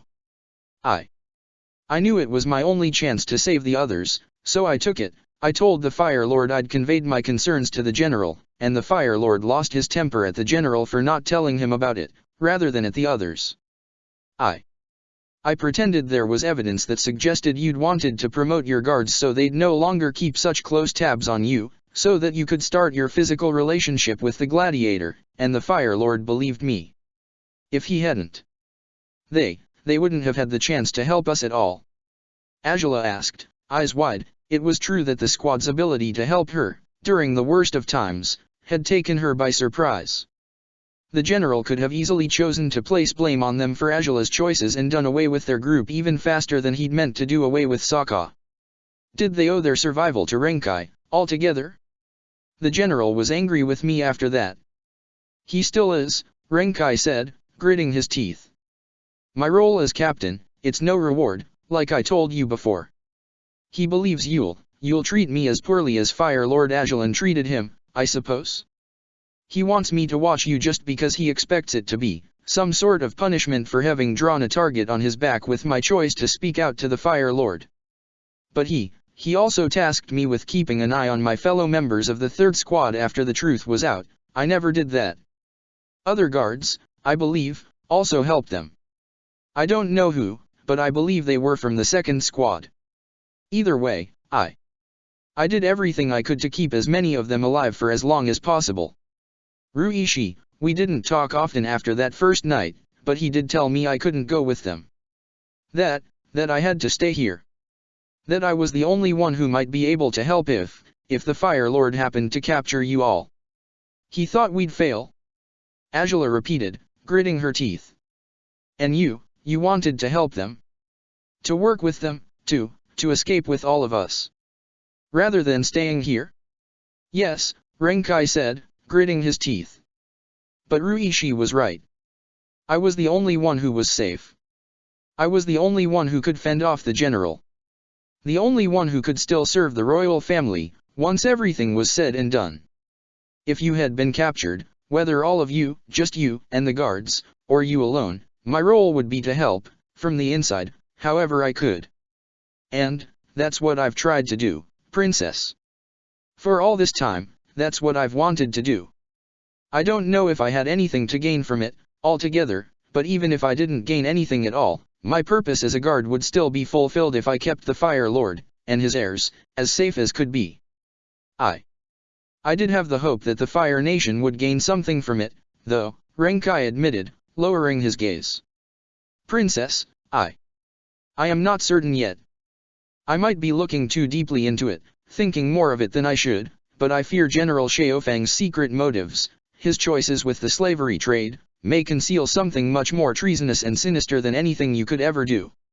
It's not just the matter of him trading slaves, but the fact that he has continued to do it after the laws came into effect. He's the one in control of the underground, illicit trade.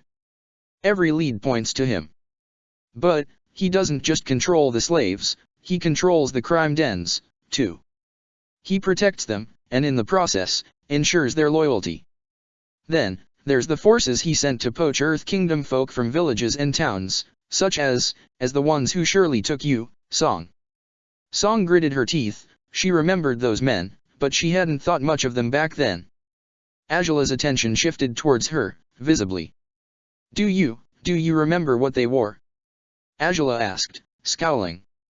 One point in common we found, during the raids, was that the guards of the amateur arenas and the slave markets typically wore a strange armor, different from that of any branches of the armed forces. I don't really remember, it may not have been the same uniform, but I didn't really pay much attention, Song admitted. Ajala sighed. I suppose they look enough like Fire Nation soldiers to pass as such in the eyes of any who see them. Is that what you mean, though, Renkai? It is. At the end of the day, though, they're as good as mercenaries, Renkai snarled. That is the core and crux of this matter, Princess. I believe he's assembling an army of his own. Ajala's eyes widened. Song gasped, her jaw dropping. The worst man in the Fire Nation, next to the Fire Lord, no, curses, at this point, it was impossible to tell which of the two might be worse.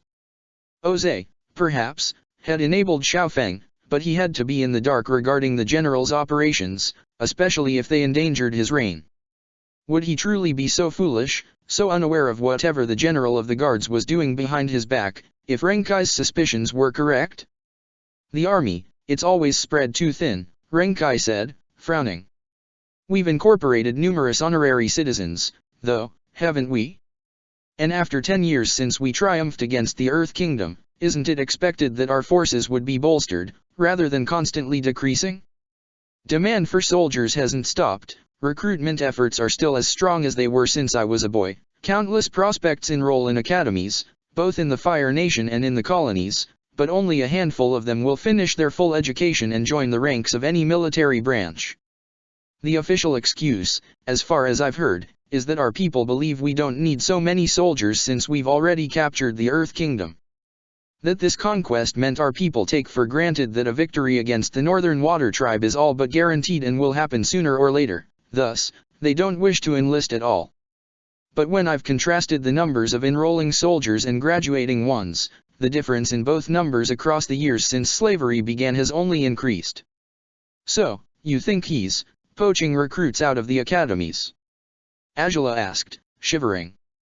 And beyond that, he could steal slaves for his own benefit, too, Renkai said, gritting his teeth. If his men were to find any commoners who appear, well, strong and amoral enough for his purposes, they might join his ranks, or at least, they could be used to serve them, provide them with food and infrastructure. He's building a parallel army, perhaps even a parallel governing system.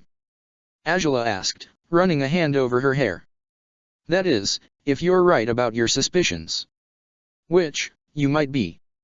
That's all I can say so far. Then, you intended to put a stop to the general somehow?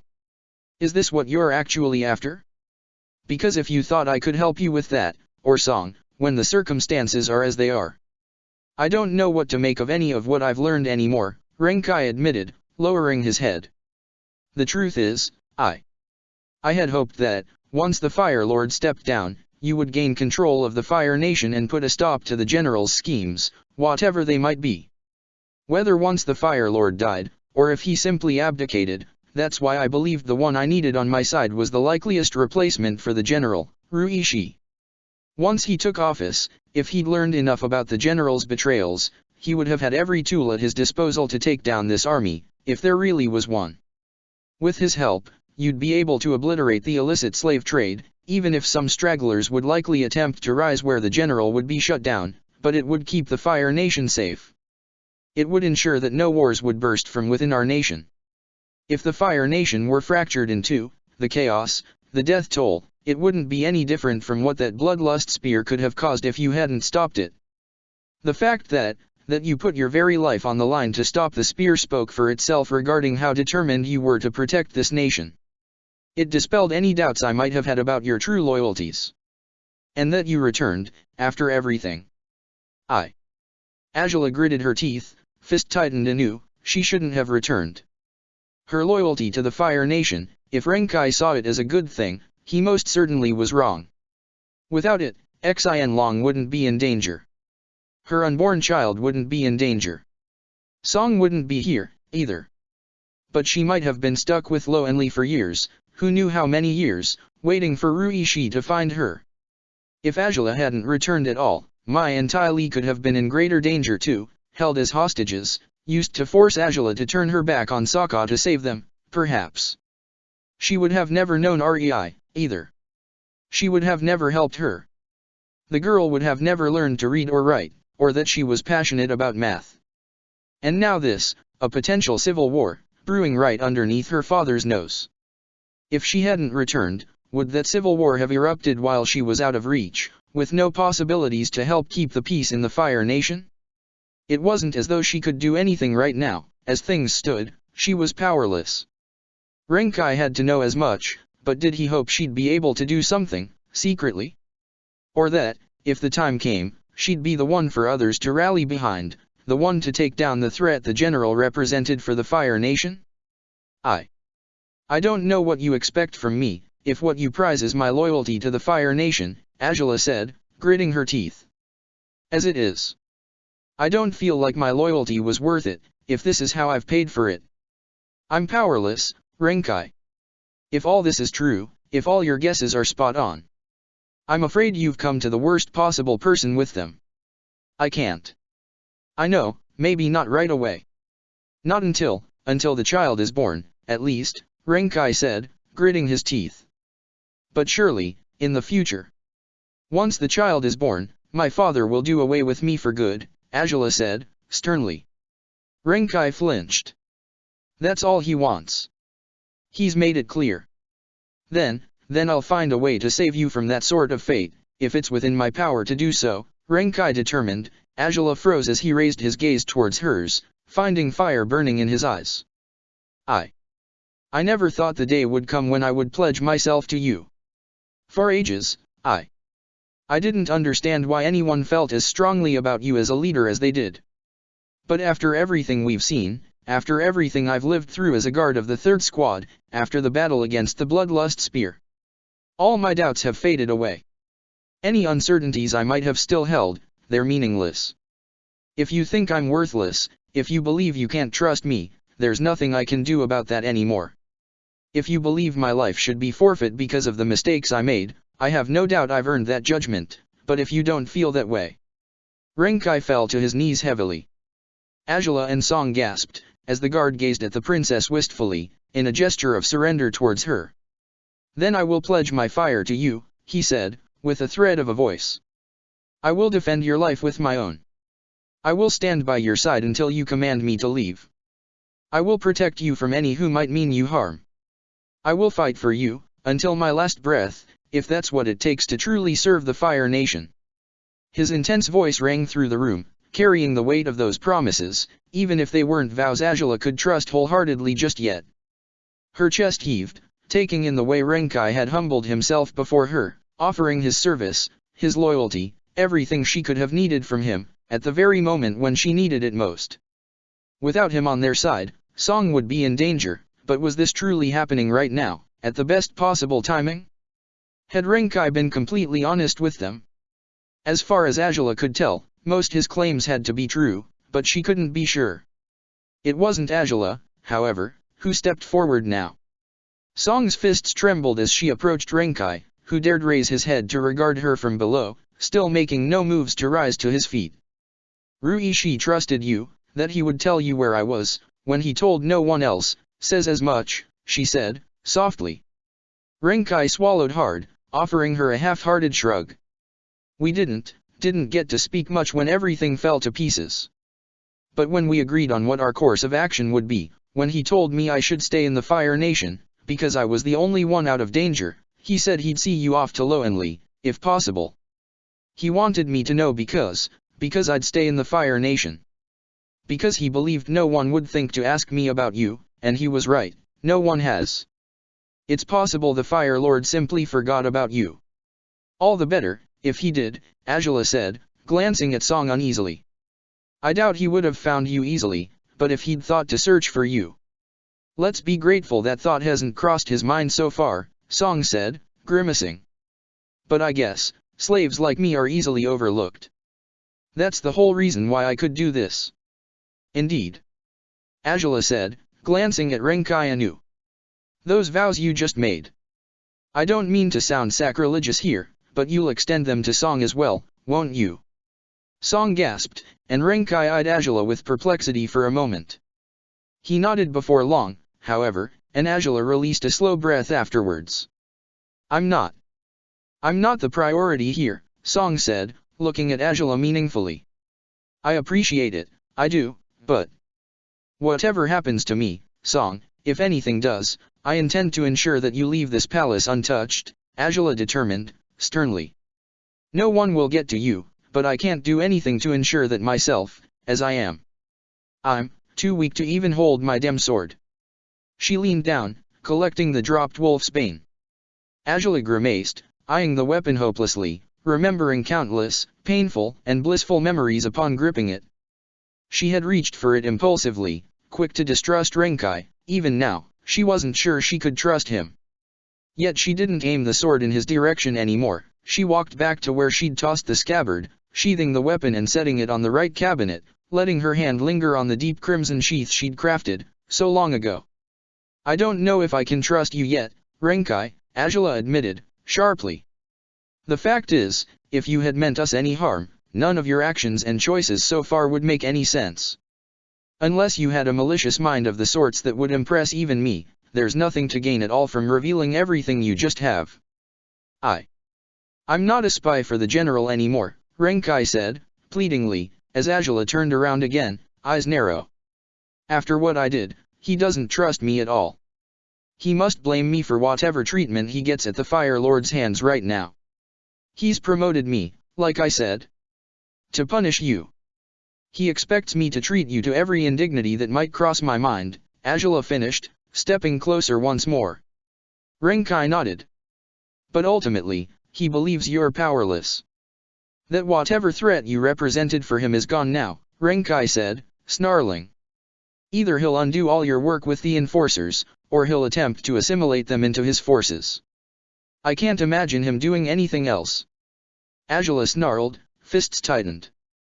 There was no chance Mason and the others would be able to keep the Dem General from turning the enforcers into a joke if he wished to do so. Perhaps he would choose to do it to humiliate Angela. Though he might also turn them into part of his presumed secret army, perhaps he would reduce the enforcers' members themselves into slavery. There was no telling what he might do.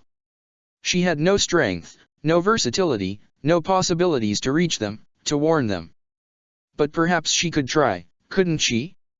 Her eyes fell upon the desperate Renkai, though she thought beyond him, too. The head sage's reassurances that the group he was gathering was crowded by people who had known her. Could Mason be one of them? Another enforcer, maybe? If so, could she send a message to them through him? Could they communicate, warn each other of the impending dangers? He believes me powerless, then. That's why giving you a position of authority as my squad's captain is irrelevant. Ultimately, Angela retreaded the last steps of their conversation. But just as it was when you spoke to Ruishi, you speak now, knowing my hands are tied. Knowing I can't do anything but trust you, because if I don't, and I try to strike you down, whether I'm successful or not, the consequences would be steep. I don't mean to trap you. I never meant to. Enough. Whether you meant it or not, in the end you'll have exactly what you came here for. I have no choice but to cross my fingers and pray to gods I don't even believe in that you haven't been playing us this whole time, Angela said, shaking her head. I can't trust you just yet. You understand this, just as you understood it with Ruishi. Of course, Renkai said, grimacing. You will have to prove yourself, Angela said, gritting her teeth. If you truly seek to become trustworthy, then as long as you keep your mouth shut about Song, I won't ask anything more from you. Do whatever you must, but you won't reveal her. I won't. I promise, Renkai said, nodding. Whatever comes later. I suppose we'll see by then. Angela said, frowning. Whether we can continue to investigate the general and his associates, whatever we can learn, it'll take us a long time to unravel it all, for sure. But if I could get word out to the enforcers, before the general does anything too damaging, before he destroys them completely, they might just be able to find enough damning information about the general too, information that my father won't be able to dismiss or hide anymore. I just can't be the one presenting it. But there may be a way to handle it, eventually. I will investigate everything myself. You and Song won't need to concern yourselves with that side of matters, Renkai reassured her. Good. Though your timing to come forward with all this has been something else, Angela said, rubbing her face gently with a hand while she gestured at him to rise, with the other. So far, Renkai had remained on his knees, betraying no discomfort whatsoever. Couldn't you have told me before? After everything we've been through. I could have, Renkai admitted, rising back to his feet. But I feared the consequences of admitting the truth. Even as of late, I didn't want to risk your anger. But you decided to risk it now? Angela asked. I did. When Rei and I bumped into Fei-Ro, on our way out to the gardens, he gave away that Lo and Li's niece was the midwife that had been brought to the palace. I didn't know for sure whether they had a niece or not, but I did know that Song had been with them. I had enough reason to believe it could be her, but I only confirmed it when I heard her voice, while I waited to bring the food the servants left by the door. Song sighed. She had hoped her over-the-top performance could keep suspicions at bay, but perhaps Renkai had heard her speaking far too many times not to identify the hitches and nuances of how she spoke. He was a guard, a spy, too. Fooling him would have been much harder, so it was, in a way, better that they wouldn't have to. She turned to Angela, who, unsurprisingly, still appeared uneasy, arms over her chest. She had calmed down by now, though her cheeks remained slightly red after she'd cried earlier. Song guessed that her own were no better.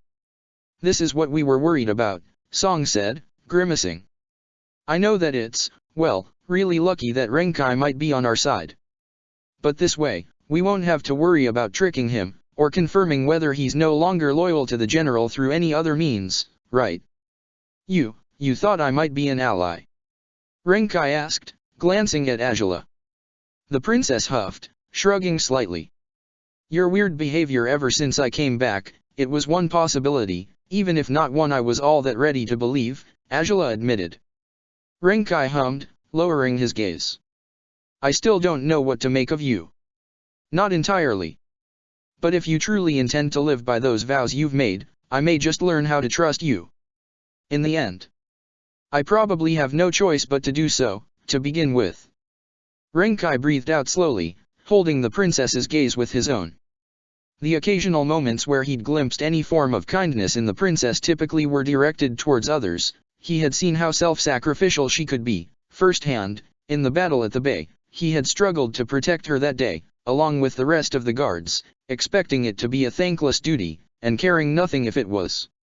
From the first moment, her harshness, her steel, had been a sharp threat against him. Any steps out of line and she would make him pay. That was how it had felt, to this moment, even after all those weeks of offering her whatever form of assistance he still could. He had seen to keeping her well fed, taken her to the head sage, a man who, he hoped, would be an ally for her, followed her every order as dutifully as possible while trying to keep her safe. She still didn't trust him, he clung to no illusions to the opposite, but he could see in her golden eyes that something had changed, nonetheless. Learning of the role he had played in ensuring the Gladiator and the guards lived long enough to escape the Fire Lord's fury might have just mended some of their fences, at last. The head sage will attempt to discover if you're still spying for the general, Azula said. Renkai swallowed hard. On my request, by my command, for that was the only way through which I dared test your allegiances, before all this. Now that you've said everything you have, are you willing to become a link between us, so to speak? Perhaps not directly, but... I'll do as you command, Renkai said, nodding promptly. If you wish it of me. I don't fully know what I wish of you yet, frankly, Azula said, rubbing her eyelids with her fingertips. But it's entirely possible the head sage could help you with your investigations, far more than I ever could, to say one thing. Truly.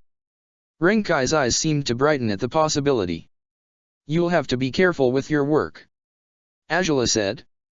If you make any suspicious moves, Xiaofeng will be likely to notice, as you're no doubt aware. If he believes both of us are burned out by now, any evidence that indicates otherwise will gain us his very unwanted attention all over again. I'll do my best to prevent that. I swear it, Renkai said, nodding in Azula's direction. The princess sighed, glancing at Song again, a hint of hopelessness in her eyes. Her friend, for the first time since Renkai's intrusion, offered her a reassuring smile, reaching to clasp her shoulder gently. I know this isn't the way we wanted things to turn out, Song said. Though, if you really think about it, as long as Renkai proves himself, it will be better than what we expected, right? We might even be able to finish what Ruishi started. Or, well, what Renkai started with Ruishi. I suppose. Azula said, hands on her hips as she studied Renkai once again. She shouldn't doubt him so strongly anymore. She knew he had been a spy, and he had admitted it readily, too. But he seemed to be loyal to the Fire Nation above all else, not to a certain leader, going by his explanations and choices so far, yet it was hard to believe the man could have had such a strong change of heart, to the point of pledging himself to her service so readily. Perhaps, if he hadn't done so, she wouldn't feel so uneasy, for if her choices, her orders, resulted in his death or capture by the general's forces, it would only make her already difficult and painful circumstances all the worse. She didn't want to feel responsible for him. She didn't want the burden of leadership thrust upon her shoulders again, but the more she thought about it, the more apparent it became that she carried it with her anyway. From needing to protect her dragon and her unborn child, at first, now it seemed she had a potential rebellion brewing underneath her father's watchful gaze, though far weaker than the mercenary army General Xiaofeng might be building if Renkai's suspicions were correct. Merely thinking of it nearly saw Azula returning to the bathroom, but as nauseous as she felt, she contained the impulse to throw up out of stress this time. She couldn't do this, could she? She couldn't tear down the Fire Nation's worst internal threat when her body could scarcely hold a sword, when her fire barely seemed strong enough to unlock a trapdoor, when any mistakes she made would risk the execution of her dragon, when she carried a child that, as small as it might still be, was impossibly fragile and needed to be protected at all costs. Fleetingly, she let herself send a thought, a fleeting one, to the one person who had always believed she could overcome anything. The one person whose unwavering faith had taught her what love truly was, and just how to treasure it. If only he were here now, as complicated as all this might be, she wouldn't feel so alone. She wouldn't be terrified out of her mind. If only the man whose life she had done everything to save could wrap her in his warmth to embrace and reassure her, yet again, that he would always be with her. But he wasn't, not the way she needed him to be, and he never would be again, as far as she could tell. His necklace was all that remained, all she could still cling to, and so she did, reaching through her pocket to fist it tightly. Wistfully, she allowed herself to call his name in her mind, and a sudden warmth seemed to tingle in her chest, flickering weakly, but not enough that it might fade completely. He would have stepped forward, offered to deal with all this for her. If he had been here right now, he would have told her to focus on resting and recovering, on protecting their child while he handled all the dangers. Strangely, just evoking him that way sufficed, recalling the way his lips had pressed to hers, ever voicing those invaluable words he had been the first to ever speak to her. She opened her eyes again. No, he wasn't here, but she wasn't alone anymore. As dangerous as the future would surely prove to be, Angela had the feeling that, wherever Sokka might be now, he would be relieved if he knew that she no longer fought alone, that she had found allies, old and new, who would stand beside her in her struggles against her father. If you have any further questions, anything else you'd like to know, feel free to ask, Renkai said, softly, breaking the silence between them. Any orders, too? Advice, rather, Angela sighed, glancing at him again. Continue acting as you have so far. Remember that you and Song, or rather, Wen, are strangers. Of course, Renkai said, nodding promptly. I suppose, beyond that, there's nothing more to. For the third time, a knock on the door froze everyone inside the room. Yet it was a soft knock, one that Angela and Renkai recognized immediately, although it didn't alarm them any less alarmed because of that. Renkai grimaced, glancing at Angela warily. I told her to wait for me. I didn't think I'd take so long, but you recklessly decided to reveal yourself right now, Angela said, eyeing him intently as she stepped towards the door. Maybe you should have played dumb for a few days. I wasn't sure I'd have a better opportunity to speak. Renkai admitted, but Angela pressed her fingers to her mouth, urging him to fall silent, and then she gestured at his helmet, too. Renkai covered up hastily, knowing his tension would still be apparent, even if it wasn't in plain sight through his facial expressions anymore. Song grimaced, guessing already who would be on the other side of the door, but after a few breaths, she calmed herself as she returned to her persona of Wen. Princess. Ari's soft voice drifted through the door as Angela placed a hand on the knob. I don't mean to pry, but I just wanted to be sure that Renkai was. Angela yanked the door open, interrupting the young woman's sentence upon doing so. Yet she smiled at Rei, in a reassuring, albeit tense manner, and Rei reflected the smile quickly enough. Sorry to disturb, she said, in a small voice. It's all right. Renkai was on his way back to you, I suppose. Angela said, glancing at him over her shoulder. Renkai, tense, bowed his whole torso towards Rei. Please excuse my absence, he said, though he offered no explanations, not that Rei would seek any, in the first place. The young woman blushed, ever bashful upon being at the receiving end of any sort of respect she wasn't sure she had earned. Why, you don't have to. I was fine, I was only wondering if you'd have lunch here, or... Rei said, glancing through the room carefully. There were 2 trays, but wasn't the princess supposed to have a guest right now? Her eyes fell upon the third occupant of the room, closer to the wall. Very little light fell upon her features there. Yet, once the woman stepped forward, Rei was immediately reassured by the perfectly cheerful smile on her face. There's so many people to meet in this palace, she said, stopping at an arm's length from Rei. And look at that, you're so young, too. I'd ask if she's a younger sibling of yours, Princess Azula, but I've heard you're the youngest in your family. And thank the universe for that, Azula couldn't help herself. The mere thought that her parents might have more children besides herself and her brother chilled her very soul. They'd messed up badly enough with just 2 kids. This is my maid, Rei. Rei, this is my new midwife, Wen. Oh, the midwife. Rei repeated, glancing at Song in amazement. I expected, well. Oh, someone much older and wrinkly? Well, I might be older than I look, for all you know, Song smirked. Despite herself, Azula smiled at Song's unusually bold behavior. But it's most definitely nice to meet you. For a royal maid, you yourself are quite young, I'd say. Well, I'm 17, but I don't know if that's too young.